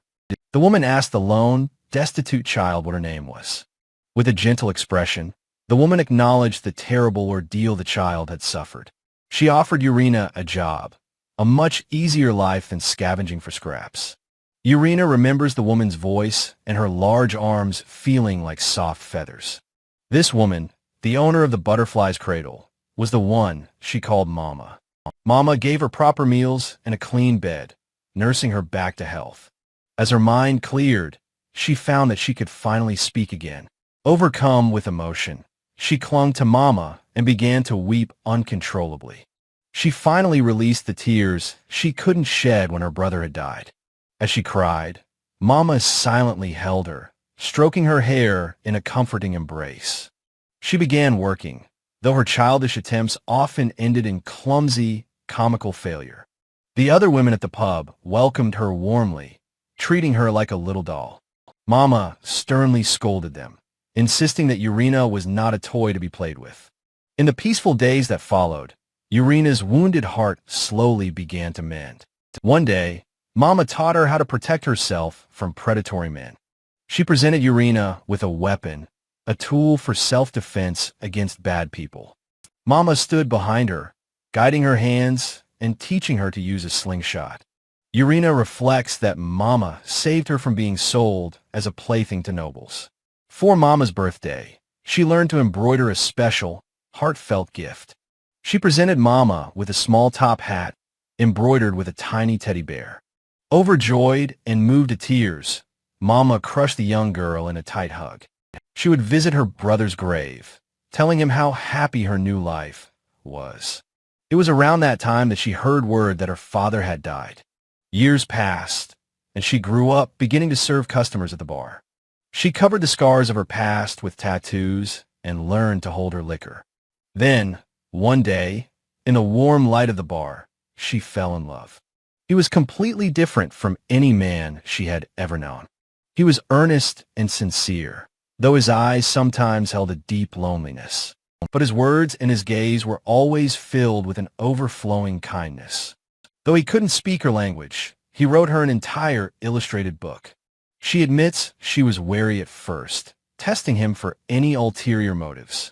But he saw her as an equal, a person, not just a barmaid. More than anything else, she was struck by how incredibly pure he was. He reminded her of the big white bird from her brother's childhood stories. One day, at his home, they watched the first snow of winter fall together. Seeing him weep with emotion, she found her love for him was overwhelming. With a soft, blushing smile, she admits to herself that she loves him. In that moment, her long-held fear of men vanished with the falling snow. And from that day forward, her new life with him began. The time they spent was gentle, and the drinks they shared were delicious. But every time a tattoo on her arm caught her eye, she felt uneasy. She was certain that even kind Kigo would be disgusted by her marked body.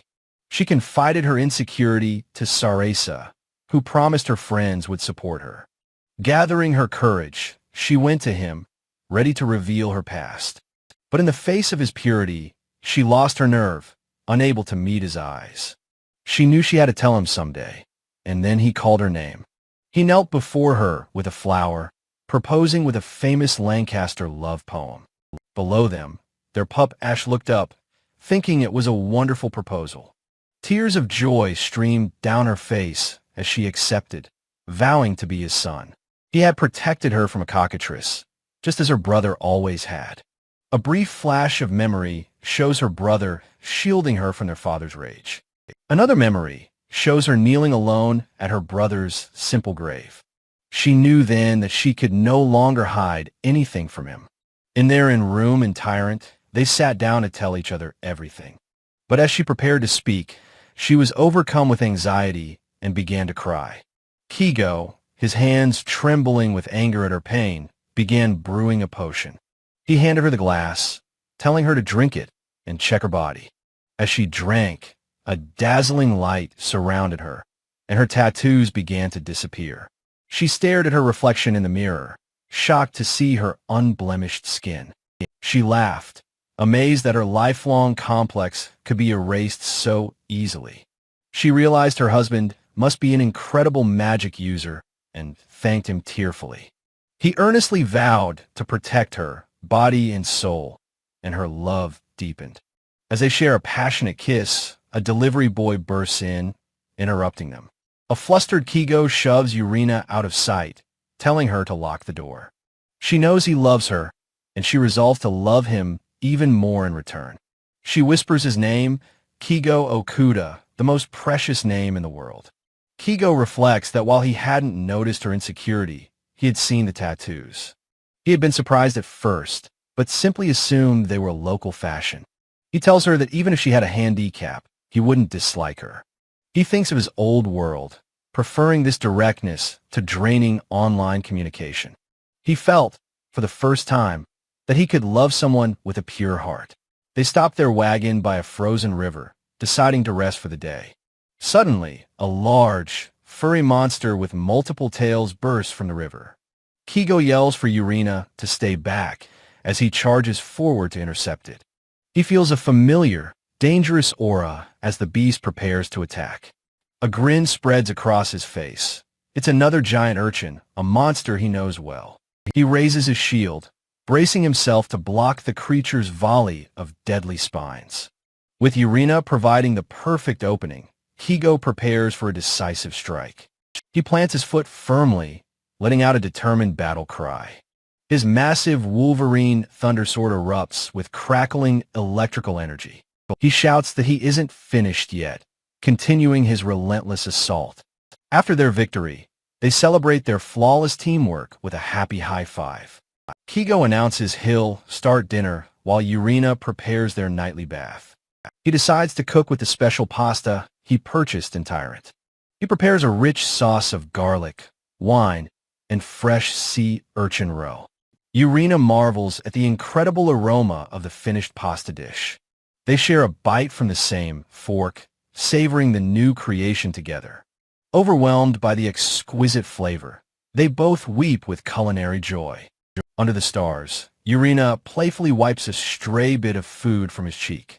After their meal, Kigo relaxes in the wagon, sighing about the great bath. He calls to Urina, telling her to come to bed before the water gets cold. He finds her already fast asleep, realizing how exhausted she must be. He gently picks her up, deciding to carry her to her bed. He tells her she's not alone, as she murmurs that she no longer feels lonely. Tucking her in, he wishes her good night, a new understanding dawning on him. He recalls his discomfort at the hostess club, his distance from the others. He now understands that her tattoos, like Margot's, would hide old scars. He realizes with a sigh that there is still so much he doesn't know. He feels a pang of guilt, knowing he was rude to her about the bath. He looks at her simple, treasured drawing of a garbel flower. He thinks of her harsh past, abused by her father in the slums. Yet, he muses, her captivating smile is because of the wonderful people around her. He pictures the women of the bar, a family saved and raised by Mama. Urina had told them how happy she was now, adventuring with Kigo. He vows that one day, he will make sure she can return her home. Watching her sleep, he admits he has never liked someone so much before. She is like a beautiful flower that has bloomed in the harshest environment. He decides to write his apology and his true feelings down in a letter. He resolves to show her the letter when she wakes up in the morning. The passage of time is marked by birds flying across a cloudy sky. The next morning, Urina is awake but sits with her cheeks puffed out angrily. Kigo is utterly bewildered, wondering what he could have possibly done wrong. He decides to break the tension, cheerfully wishing her good morning. She nearly chokes on her drink, but then smiles and greets him back. He realizes he forgot to say, "I love you," the day before, a careless mistake. He hands her the sealed envelope, asking her to please read it. She reads his letter over and over, just as he does with her drawing. Overcome with emotion, Urina suddenly throws her arms around him from behind. She tells him she loves him, and he happily returns the heartfelt confession. They share a tender kiss, Kigo thinking he falls for her anew each day. His appraisal skill identifies a new monster, a dangerous purple tarantula. He notes that in these woods, he must always be wary of threats from above. Disgusted, he harvests the creature's magic core and valuable poison glands. He smiles, happy to add another new page to their shared encyclopedia.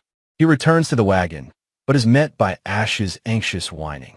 His blood runs cold as he sees Urina slumped over, racked with coughs. He rushes to her side in a panic, desperately asking if she is all right. He recoils from her forehead, exclaiming at the intense heat of her fever. He sees the steam rising from her breath and knows the situation is serious.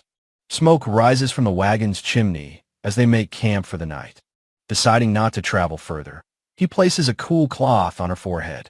He tells her it is probably a cold, but admits he doesn't know any cures. He recalls how his own stamina potions were useless against his previous illness. He curses his lack of supplies, deciding he has to trust what he has. He sits by the fire, a pot bubbling as he thinks about what to do. He begins preparing a medicinal meal, finally mincing herbs and ingredients. He remembers how worried he was when he was sick and all alone. He reassures Ash that Urina has him now, offering the concerned pup some meat. He tells his loyal companion that Urina will be fine, so he must eat. The pup only whimpers, his worry for Urina overriding his own hunger.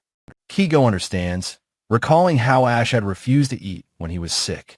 He gently wakes Urina, apologizing for disturbing her much-needed rest. He offers her a spoonful of the warm broth, softly urging her to eat. She manages to take a small bite, and he whispers good, with relief. He reassures Ash that everything will be all right now that she's eating. Urina weakly apologizes for her body being so frail and getting sick. He tells her not to apologize, just to focus on resting and eating. Night falls again, the sky a brilliant canvas of countless stars. He leaves Ash to stand guard, entrusting Urina's safety to his loyal wolf. Using his light spell, he forages in the dark woods for medicinal herbs. As he sets a trap for small animals, he warns them not to get caught. He brews a new potion, his mind filled with doubt about its effectiveness. He worries about what he will do if her illness is not a simple cold. He clutches his head, trying to stop the endless spiral of negative thoughts. He steels his resolve, deciding to do everything he possibly can for her. A painful memory of Margot discussing his late wife flashes in his mind. "Stop thinking," he yells, accidentally burning his hand on the hot pot. He grimaces in pain, quickly sucking on his burnt finger. Looking at the stars, he reassures himself that they will be okay. In a terrible dream, he is writing when a healthy Urena wakes up. He asks if she's okay, but suggests that she should rest a little longer. She gets up to leave, and he asks what's wrong, warning her it's cold. She walks out into the snow, and he calls after her, asking where she is going. He chases after her as she disappears into the oppressive darkness of the forest. He frantically calls for her to wait, stumbling through the snowy undergrowth. He falls to his knees in the snow, crying out in pain and frustration. His eyes widen in absolute, soul-crushing terror at the sight before him. He sees a crude wooden cross with a note. "Urena sleeps here." A silent, horrified scream tears through him as the nightmare takes hold. He wakes with a violent gasp, lurching up in the real world. He sees Urena, still sleeping peacefully beside him, alive and safe. His face is a mask of pure relief, his eyes wide with lingering fear. He calls himself an idiot as tears of relief stream down his face. His nerves shattered, he quickly drinks an antidote to calm himself. He leans over her, his heart filled with anxiety, as another night passes. He knows the only reason he hasn't broken is because she is with him. He sits watch all night, realizing how immense and important she is to him. The horses rear up, bringing the covered wagon to a sudden stop. Kigo awakens with a start, realizing he had dozed off at Urena's bedside. Urena weakly opens her eyes, asking if he is all right, but he apologizes for waking her. Leaning in close, he softly wishes her a good morning with a tender kiss. He notices she is covered in sweat, worrying her fever will worsen without care. Deciding he must act, he tells her to bear with him as he prepares to help. A flustered Urena protests, thinking he has strange intentions with a sick person. He clarifies that he only wants to wipe her down to lower her fever. He gently cares for her, his touch making her heart pound despite her illness. He agrees with her that changing into fresh clothes is the best idea.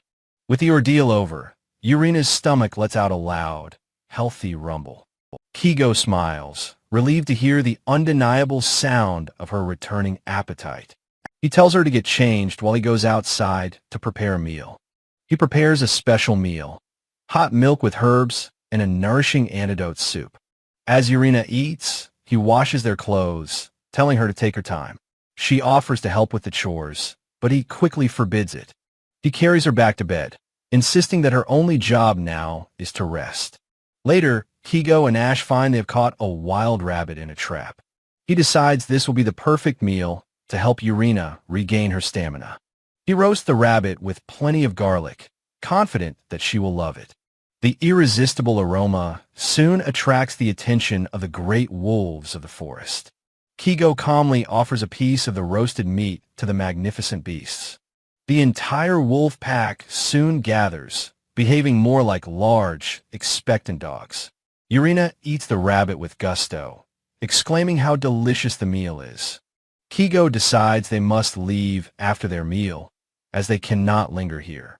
Their journey resumes, the wagon carving a lonely path through the snowscape. He drives slowly and carefully, not wanting to jostle the recovering Urena. Consulting his map, he decides to head towards the town of Barrels downstream. A flock of tiny snow birds lands on the horse, a moment of quiet peace. Kigo lets out a massive yawn, feeling the exhaustion of the long journey. Ash's frantic barking alerts him to a strange bubbling in the nearby river. He leaps from the wagon, shield at the ready, sensing a new kind of monster. A colossal serpent erupts from the water, but he remains calm, having faced one before. The wolf pack, with Ash at the lead, surges forward to join the battle. Kigo holds up a hand, telling his allies to stay back and let him handle it. He gives Ash a firm command to sit, and the pup comically obeys. The great wolves look on in confusion as Kigo confidently prepares to fight alone. The serpent rears back to strike, and Kigo knows his moment has come. He unleashes his wind spell, a swirling vortex of air meeting the monster's attack. With the beast's assault deflected, he immediately prepares his own counter. He charges forward, slamming his shield into the creature with a powerful bash. The massive serpent collapses into the churning water, defeated in an instant. He scratches his head, slightly disappointed that the quick fight didn't grant a level up. Urena rushes to his side, asking if he's all right as he eyes the monster's corpse. Later, over a crackling fire, he muses on the strange nature of this world. He grills a huge fillet from the serpent, its aroma like the finest roasted eel. The savory scent fills the air, delighting Kigo, Urena, and the entire wolf pack. They all prepare to eat, the wolves raising their paws in eager anticipation. Kigo and Urena take their first bites of the surprisingly delicious monster meat. The incredible flavor sends them and their wolf companions into a state of pure bliss. Kigo is lost in a fantasy of eating this dish in a fancy restaurant. He notes that even after skinning the beast, there are still plenty of leftovers. He declares that they must keep eating to help Urena regain her strength. They all feast until they can eat no more, collapsing in a happy food coma.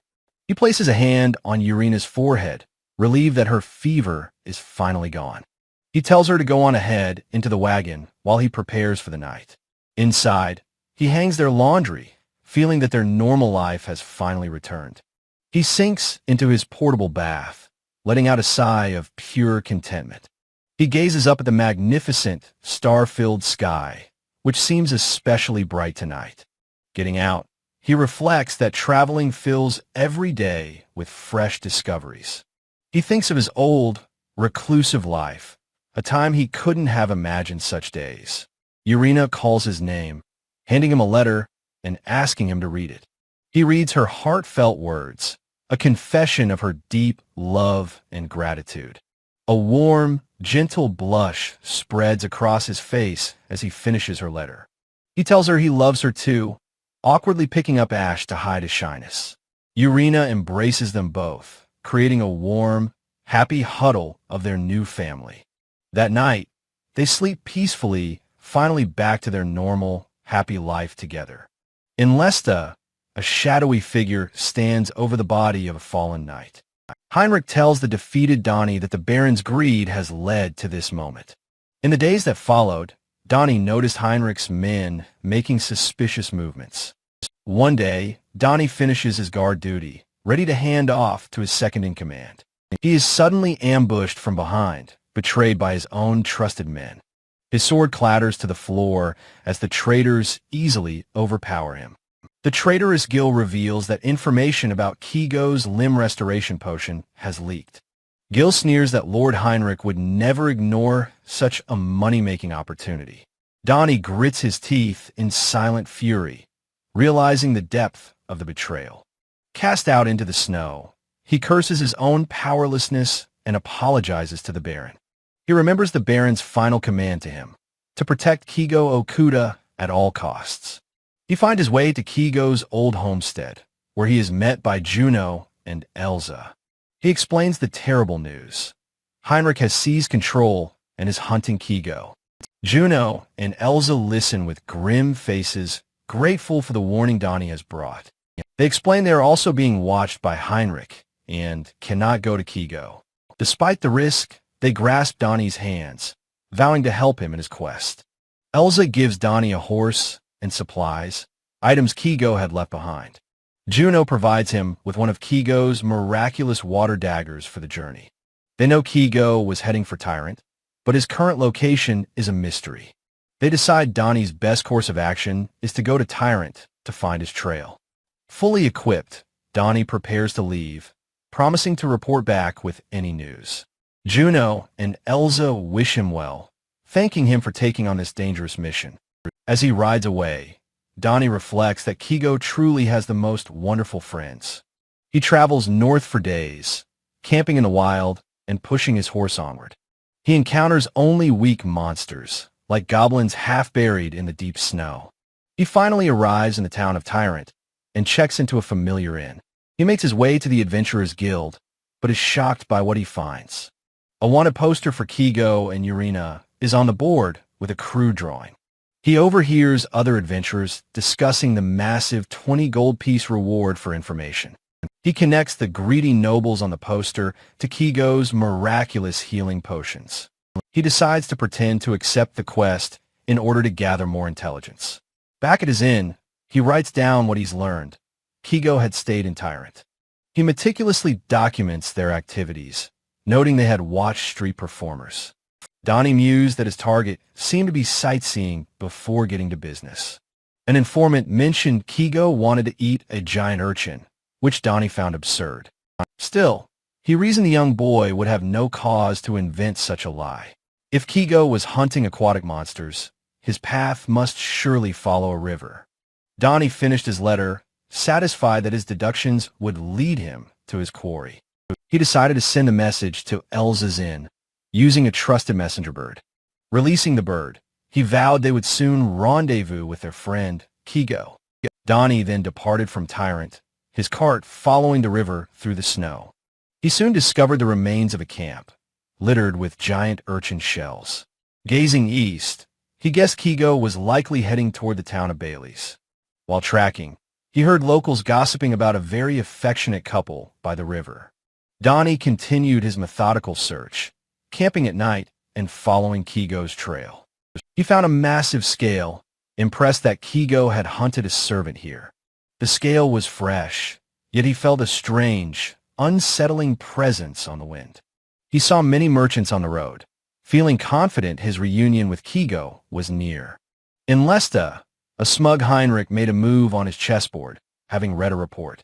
He had been receiving constant updates on Kigo's whereabouts from his network of spies. Heinrich praised himself for letting Donnie run free, using him as an unwitting tracker. The merchants were Heinrich's agents, unknowingly guiding Donnie directly to his target. Once Donnie found Kigo, Gil's cavalry, waiting in Tyrant, would be dispatched. Heinrich ordered his men to prepare the funds, using the people's tax money. He gloated that money is power, and his personal money-making tree was nearly his. He had grander ambitions than Lesta, planning to build an army with his new wealth. He moved his chess piece, declaring a checkmate for the unsuspecting Kigo Okuda. Kigo should feel honored, he mused, to serve his grand financial ambitions. He addressed a strange idol, thanking the absolute god Zerarian for his imminent victory. Raising the holy symbol high, he asked the god for its divine protection. The story shifts to the deposed Baron Bylern, the former ruler of Lesta. He is now effectively a prisoner, under constant watch by his son's guards. His own loyal attendants have been replaced, leaving him completely isolated in his mansion. He worried for his banished captain, Donnie, whom he'd ordered to protect Kigo. Confined and powerless, the Baron could only fret over Kigo's safety. He wondered how his son became so twisted, questioning if his parenting had failed. He remembered his son as a child, promising to become a fine man like him. Tears welled in his eyes as he admitted to himself that he had failed as a father. His one desire was to see his beloved petrified horse, Melty, but it was denied. He knew if he had Melty, he would surely use her to escape his confinement. In a fit of desperate rage, he lunged at a guard, demanding to see his horse. The guard shoved him back, telling him not to waste their precious time. He was quickly overpowered by the guards, left utterly helpless and defeated. All he could do was weep, clutching a drawing of Melty in his hands. His days passed in a slow suffocation, his cries for Melty echoing unanswered. The narrative turns to Gil, Heinrich's butler, who has served him since childhood. He had been promoted to chief attendant after Heinrich came of age. Gil had always viewed the old Baron as an arrogant and foolish ruler. He once believed that Lesta would prosper under young Master Heinrich's leadership. Now, he sat at his desk, filled with regret, wondering where it all went wrong. He recalled scolding a young Heinrich for presumptuously sitting on his father's throne. But now, Heinrich was a man who no longer listened to his counsel. Gil's loyalty was bolstered by a fervent religious belief, which Heinrich also shared. The teachings of their god, Zerarian, declared that tithing was a sacred duty. Kigo, with his untaxed profits, was therefore a heretic who defied their god. A messenger bird tapped at his window, startling him from his thoughts. The bird landed on his arm, carrying the message he had been waiting for. He read the note, questioning for a moment if his god's teachings were truly just.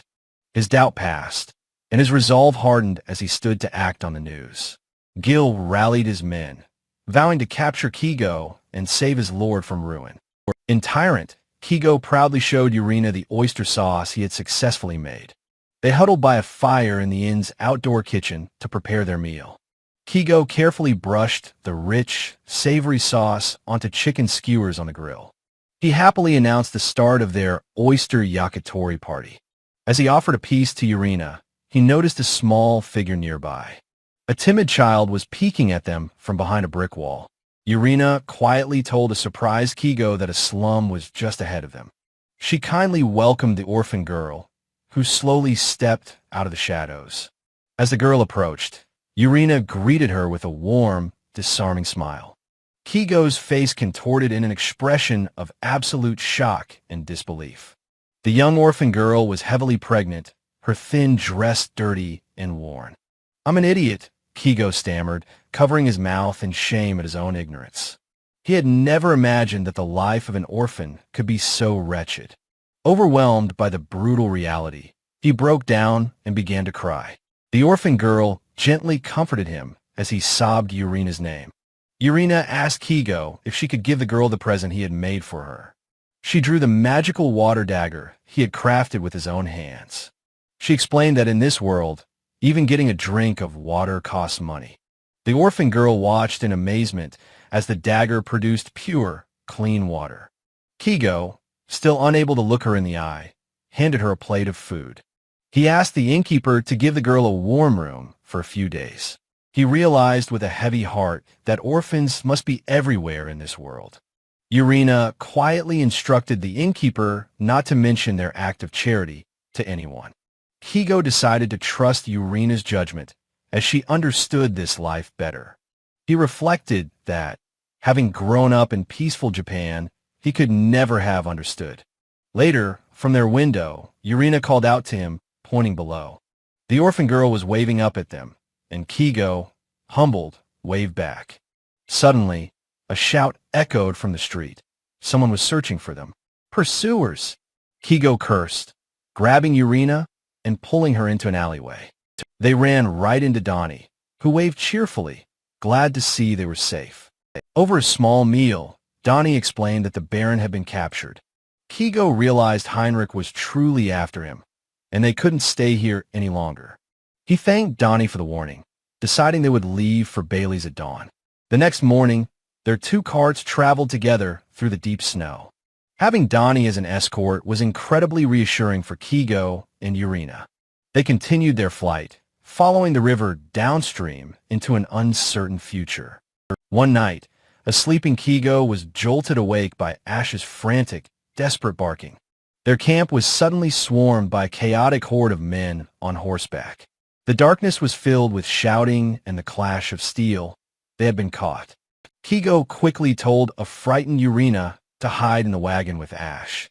He peeked out, confused to see Heinrich's men fighting against Donnie's soldiers. Amidst the chaos, he saw a rider charging directly at Donnie's unprotected back. Urena screamed a warning, shoving Donnie out of harm's way just in time. The ambush begins with a violent explosion, their horse rearing in sheer terror. Thrown to the snowy ground, Kigo sees one attacker is just a boy. He is horrified that his enemies are using child soldiers in their ranks. With dawning dread, he realizes they're also facing a powerful magic user. Baron Bylern, the commander, calls for his mage to wait, halting the attack. Kigo stares, his face a mask of shock and dawning, horrified realization. He confirms the man leading the enemy forces is indeed the former Baron. The sudden silence is broken by a cry as the enemy surrounds them. Yurina is captured, crying out in pain as Kigo screams her name. The Baron calmly watches, ordering them to surrender their weapons and submit. Kigo, held from behind by a thug, grits his teeth, refusing to submit. He knows the difference in their fighting strength is overwhelmingly clear. He understands that one wrong move will mean the annihilation of his party. Kigo desperately yells for Ash to stop as the brave pup tries to attack. With grim determination, he decides on the only course of action he can take. He lets out a raw, soul-shattering scream of utter anguish and defeat.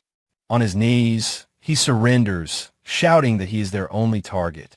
Tears of helplessness stream down his face as he gives himself up. Yurina watches, her own expression one of profound sorrow and defeat. Ash, Johnny, and Gil look on as their complete victory is secured. Surrounded and captured, Kigo knows that for them, it is game over. And so, the captured party begins their long journey back to Lesta. The honeymoon and escape of Kigo, Yurina, and Ash had come to an end. A massive caravan of soldiers trundles across the frozen, unforgiving plains. Margot's mission is twofold: rescue the Baron and overthrow the usurper Heinrich. He runs to the butterfly's cradle, knowing failure means death at Heinrich's hand. He explains to Sarasa that his actions might put her life in danger. He pleads for her understanding, stating he cannot abandon his best friend. Juno appears, telling Margot not to worry about such formalities between friends. Sarasa smiles, saying she and Elsa knew Kigo couldn't return to Lesta alone. She declares that if they are resistance, they will need proof of membership. Margot lists their needs while Sarasa pledges her full financial and logistical support. Margot immediately sought the cooperation of Juno and Elsa, asking for their help. Elsa's father readily offers their inn to be used as a secret base. Elsa promises to help her dear friend, and her father will handle the politics. Juno, full of confidence, says he's been waiting for this moment to fight. Margot then went to the entertainment district to speak with the formidable Mama. Mama agrees, seeing this as a chance to punish the troublesome young noble.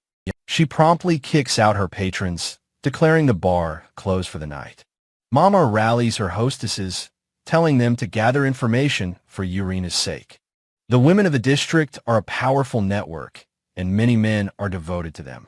Margot then went to rally the adventurers he knew he could trust. He is greeted warmly by an adventurer named Zack, who is back in Lesta. The adventurers share news of the reformed Baron apologizing to the townspeople. They pledge their support to Margot and Kigo, starting with the Adventurers Guild. Many adventurers, saved by Kigo, were furious that Heinrich was targeting him.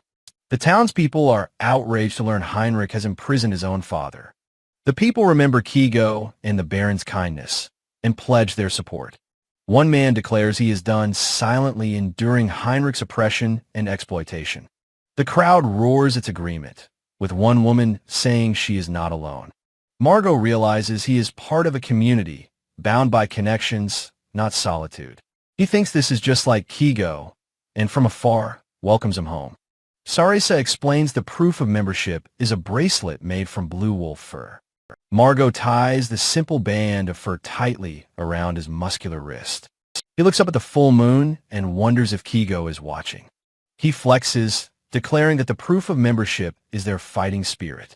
And so, the day came to gather at the Blue Fong Resistance hideout. Margot introduces himself as the leader of the newly formed resistance. He thanks everyone for gathering and declares the Blue Fong's formation. Their goal is to stop Heinrich, who is arresting their innocent comrades. He names the hunted comrades, Kigo, Okuda, and Yurina, names many know. Margot raises his fist, his voice filled with passion, vowing to save them. He roars for all who agree to raise the symbol of the Blue Fong. The entire room raises their fists in a powerful display of unity. From the crowd, a voice says this is only natural what they should be doing. Margot is moved to tears by the overwhelming show of support. He quickly composes himself, his face hardening with determination. The Baron lays out the plan. The operation begins tonight, starting with his rescue. Margot announces that his second-in-command, Juno, will explain the details. The plan begins at the Byler mansion, under the light of the full moon. The guards on patrol hear a wagon approaching and turn to investigate. They're met by a group of beautiful women, who greet them cheerfully. Mama appears, carrying a large barrel, saying the men are working late. She offers them a present from her establishment, a chance to take a break. The guard protests that they are on duty, but Mama finds his seriousness charming. With a snap of her fingers, she gives the signal. A magical dust is scattered into the air, shimmering in the moonlight. 3 of her most beautiful hostesses appear, inviting the guards for a drink. The 2 guards are instantly flustered and completely captivated. Juno peeks around the corner, observing the successful distraction. Mama, carrying the barrel on her back, confirms the operation is proceeding smoothly. The guards, having drunk the sleeping potion-laced ale, are all unconscious. Juno leads the party of adventurers and guides, shouting for them to advance. The resistance storms the mansion, easily overpowering the remaining guards. Heinrich bursts into the town council chamber, where the members are seated. He angrily demands to know why his commanders, Shurak and Barak, aren't there yet. A voice from the door announces their arrival. Baron Bylern enters, flanked by Margot and the others, declaring his intent to join. Heinrich stares in utter disbelief, sputtering his father's name in shock. The Baron addresses his son, saying he thought he would be fine. He tells Heinrich that morality is what's truly demanded of their noble family. The Baron scolds him for using his benefactor, Kigo, for personal gain. Heinrich laughs it off, claiming there is no proof of such things. He snarls that his father retired and has no place here anymore. The Baron calmly tells his son not to be so hasty. He proposes that the town council decide who is more fit to rule Lesta. Heinrich laughs condescendingly, asking if his father wants to repeat his past failures. One by one, the council members stand and walk away from Heinrich. Heinrich slams his hands on the table, roaring that they are fools. The Baron claps his hands together, stating that a conclusion has been reached. Baron Bylern addresses the court, banishing his son Heinrich to his home. The Baron appears deeply satisfied with his own pronouncement. He then turns to Margot and Juno, offering them his deepest thanks. Juno bows deeply, but his companions tell him to raise his head. Margot insists they were only trying to help Kigo, and that they are grateful. The Baron introduces them to the court as the leaders of the resistance. He is deeply impressed by their sincere loyalty to their friend. He declares he will personally fund their new militia, the Blue Wolf Brigade. Furthermore, he grants them the status and speaking rights of town council members. Triumphant, the Baron gives his magnificent mustache a satisfied twirl. That day, amidst thunderous applause, a new town militia was officially born. Meanwhile, Kigo and other resistance members were prisoners in a cold wagon. Kigo trembles with a helpless rage, fearing they face certain death. In a desperate, quiet act of defiance, he whispers an incantation for wind. He resolves to protect Urena, even if it costs him his life. The wagon suddenly lurches to a violent stop, throwing them about. Confused by the halt, Kigo looks up to see a mysterious figure outside. The door opens, revealing a tall, imposing man in a fur-lined coat. The man, Brutus, unsheathes his sword, ordering them all to come outside. Kigo has a flicker of recognition as Brutus begins to cut a prisoner's bonds. He instinctively shouts, telling the man not to lay a hand on Urena. Brutus ignores him, swiftly slicing through another captive's ropes. He calmly hands Urena a letter, explaining he has come to help them. Urena takes the letter, her expression a mix of shock and cautious hope. The other prisoners watch, wondering if he has truly come to their rescue. A quiet moment of realization dawns upon the captives. They read the letter, learning that Heinrich has fallen and their friend succeeded. Kigo then recalls that Brutus is Baron Bylern's loyal vice-captain. Brutus explains he was a spy, feeding false information to Heinrich's forces. He sighs, remarking to his compatriot that he is far too serious. The two men share a firm, victorious fist bump, their mission complete. Kigo and Yurina share a look of profound and quiet relief. A narrator's voice explains they were finally free from Heinrich's grasp. The mohawked thug, Johnny, stares in utter disbelief at his sudden freedom. Kigo offers Johnny the last of his hair growth potion as a truce. The other prisoners cheer, relieved that they were saved this time. The entire group of freed prisoners sparkles with joy and renewed hope. Kigo smiles at Yurina, suggesting they finally return home to Lesta. Their wagon travels under a full moon, with Kigo wondering about his friends. The vast, star-filled night sky stretches out above the snowy landscape. Inside their home, Margot, Juno, Saresa, and Elsa are waiting for them. They approach the familiar, warm interior of their beloved homestead. From the doorway, Kigo joyfully announces that he has returned home. Their friends erupt in cheers, shouting their names in a happy welcome. Ash bounds forward, yipping with joy to greet his master and Yurina. Juno gives Kigo a triumphant fist bump, celebrating their victory. Overwhelmed with emotion, Saresa and Elsa burst into tears of relief. Margot loudly declares that tonight will be a celebratory feast. Playfully ruffling Kigo's hair, Margot leads the group out into the town. They arrive at Elsa's inn, Margot noting it's a fine place to celebrate. The wooden door to the bustling and swings open before them. As they enter, they are showered with confetti in a burst of surprise. The entire inn is packed with people cheering for them, led by Mama. The women from the Butterflies cradle wave, shouting a warm, welcome back. Kigo and Yurina are completely stunned, speechless at the surprise party. Yurina, Mama cries out, rushing forward to embrace her with open arms. Mama and Yurina share a tearful, powerful reunion, surrounded by their friends. Kigo watches, realizing their bond is the true love of a family. Margot bellows from a table, waving Kigo over to join the drinking. Holding a mug, Kigo exclaims in awe at how amazing his friends are. He learns the inn was the resistance hideout, and everyone here is a member. He examines a white armband, the official proof of militia membership. Margot proudly ties on his armband, now the official militia commander. Juno does the same, having been appointed the vice commander of the group.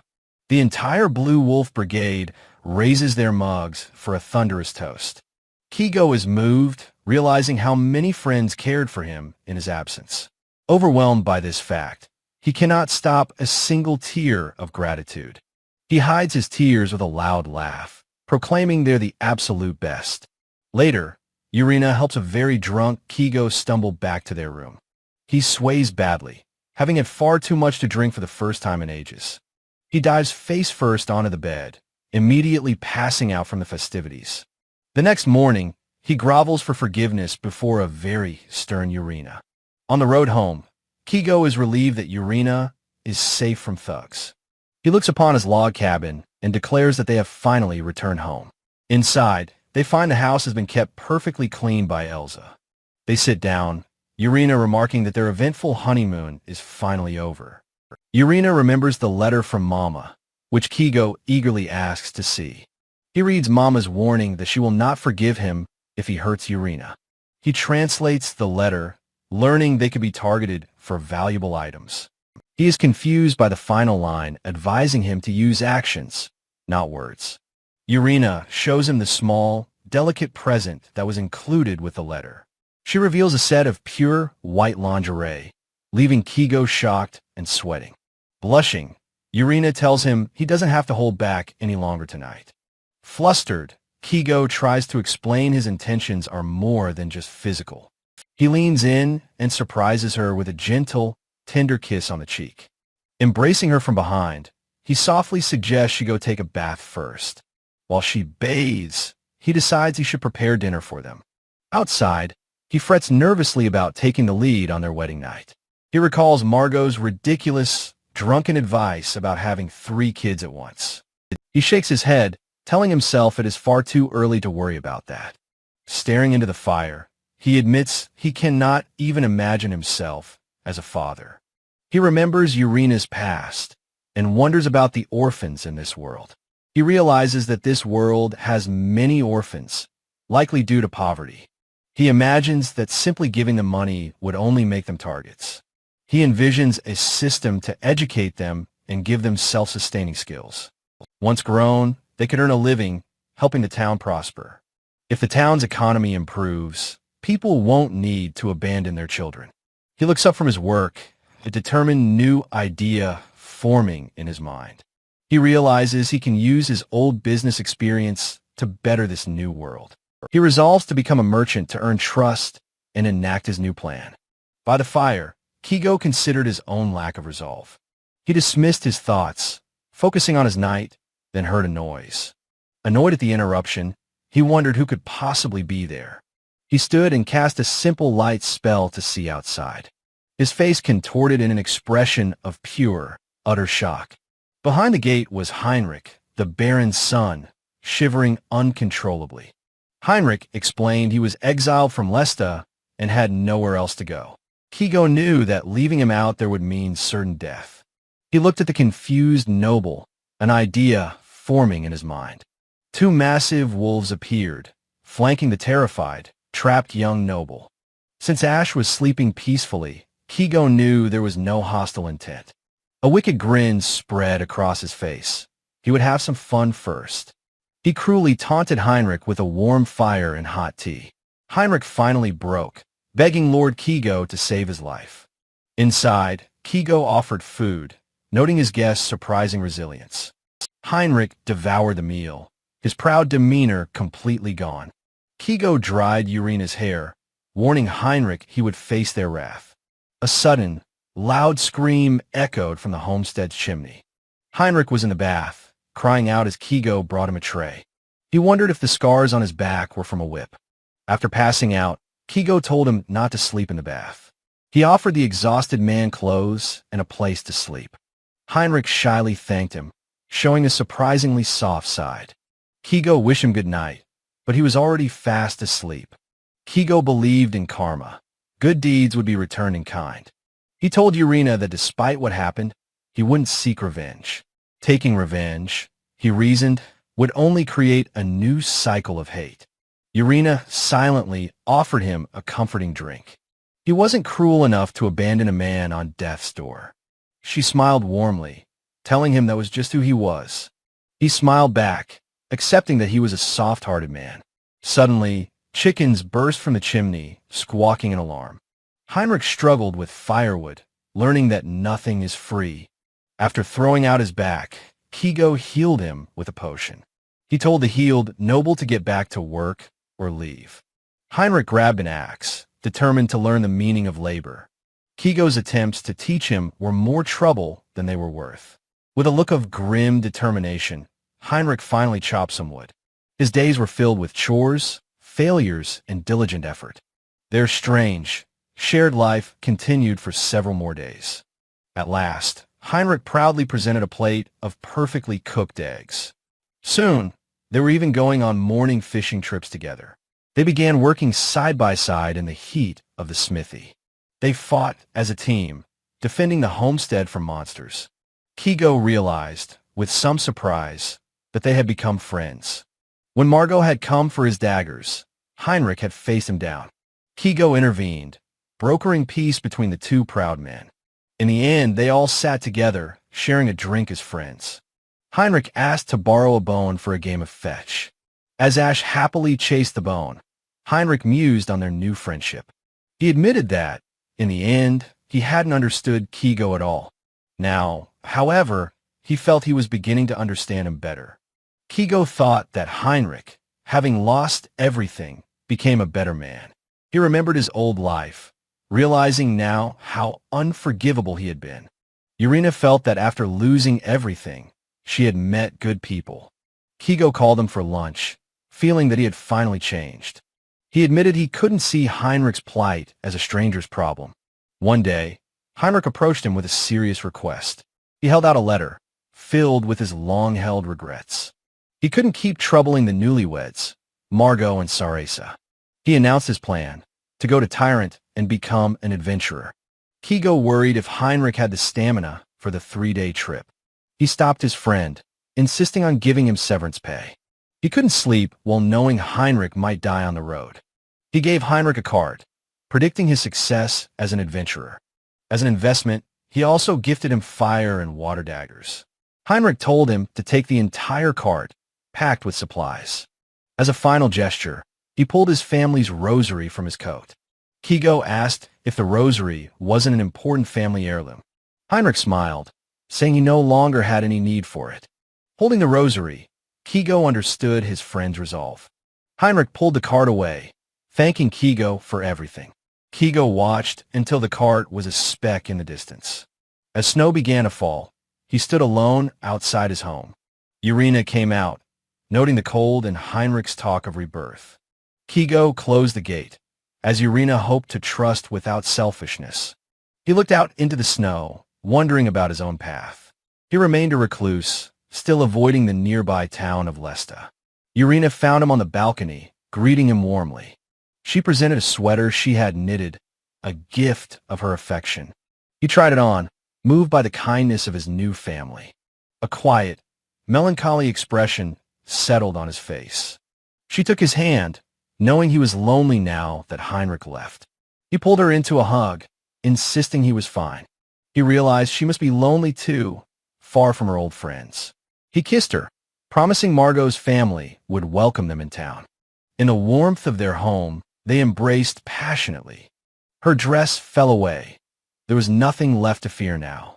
In bed, he worried he'd hurt her, his past trauma resurfacing. She teased him, asking if Lesta's people helped him just for a fight. Their hands intertwined. The time was finally right. The next morning, Kigo told Irina he had a present for her. With a confident smile, he proposed they open a shop in Lesta. Irina, stunned, wondered aloud what they should name it. Tears of joy welled in her eyes as she whispered his name. Kigo smiled warmly and said, "Let's live in Lesta." She threw her arms around him, overcome with happiness. He had learned to trust again and to love in this new world.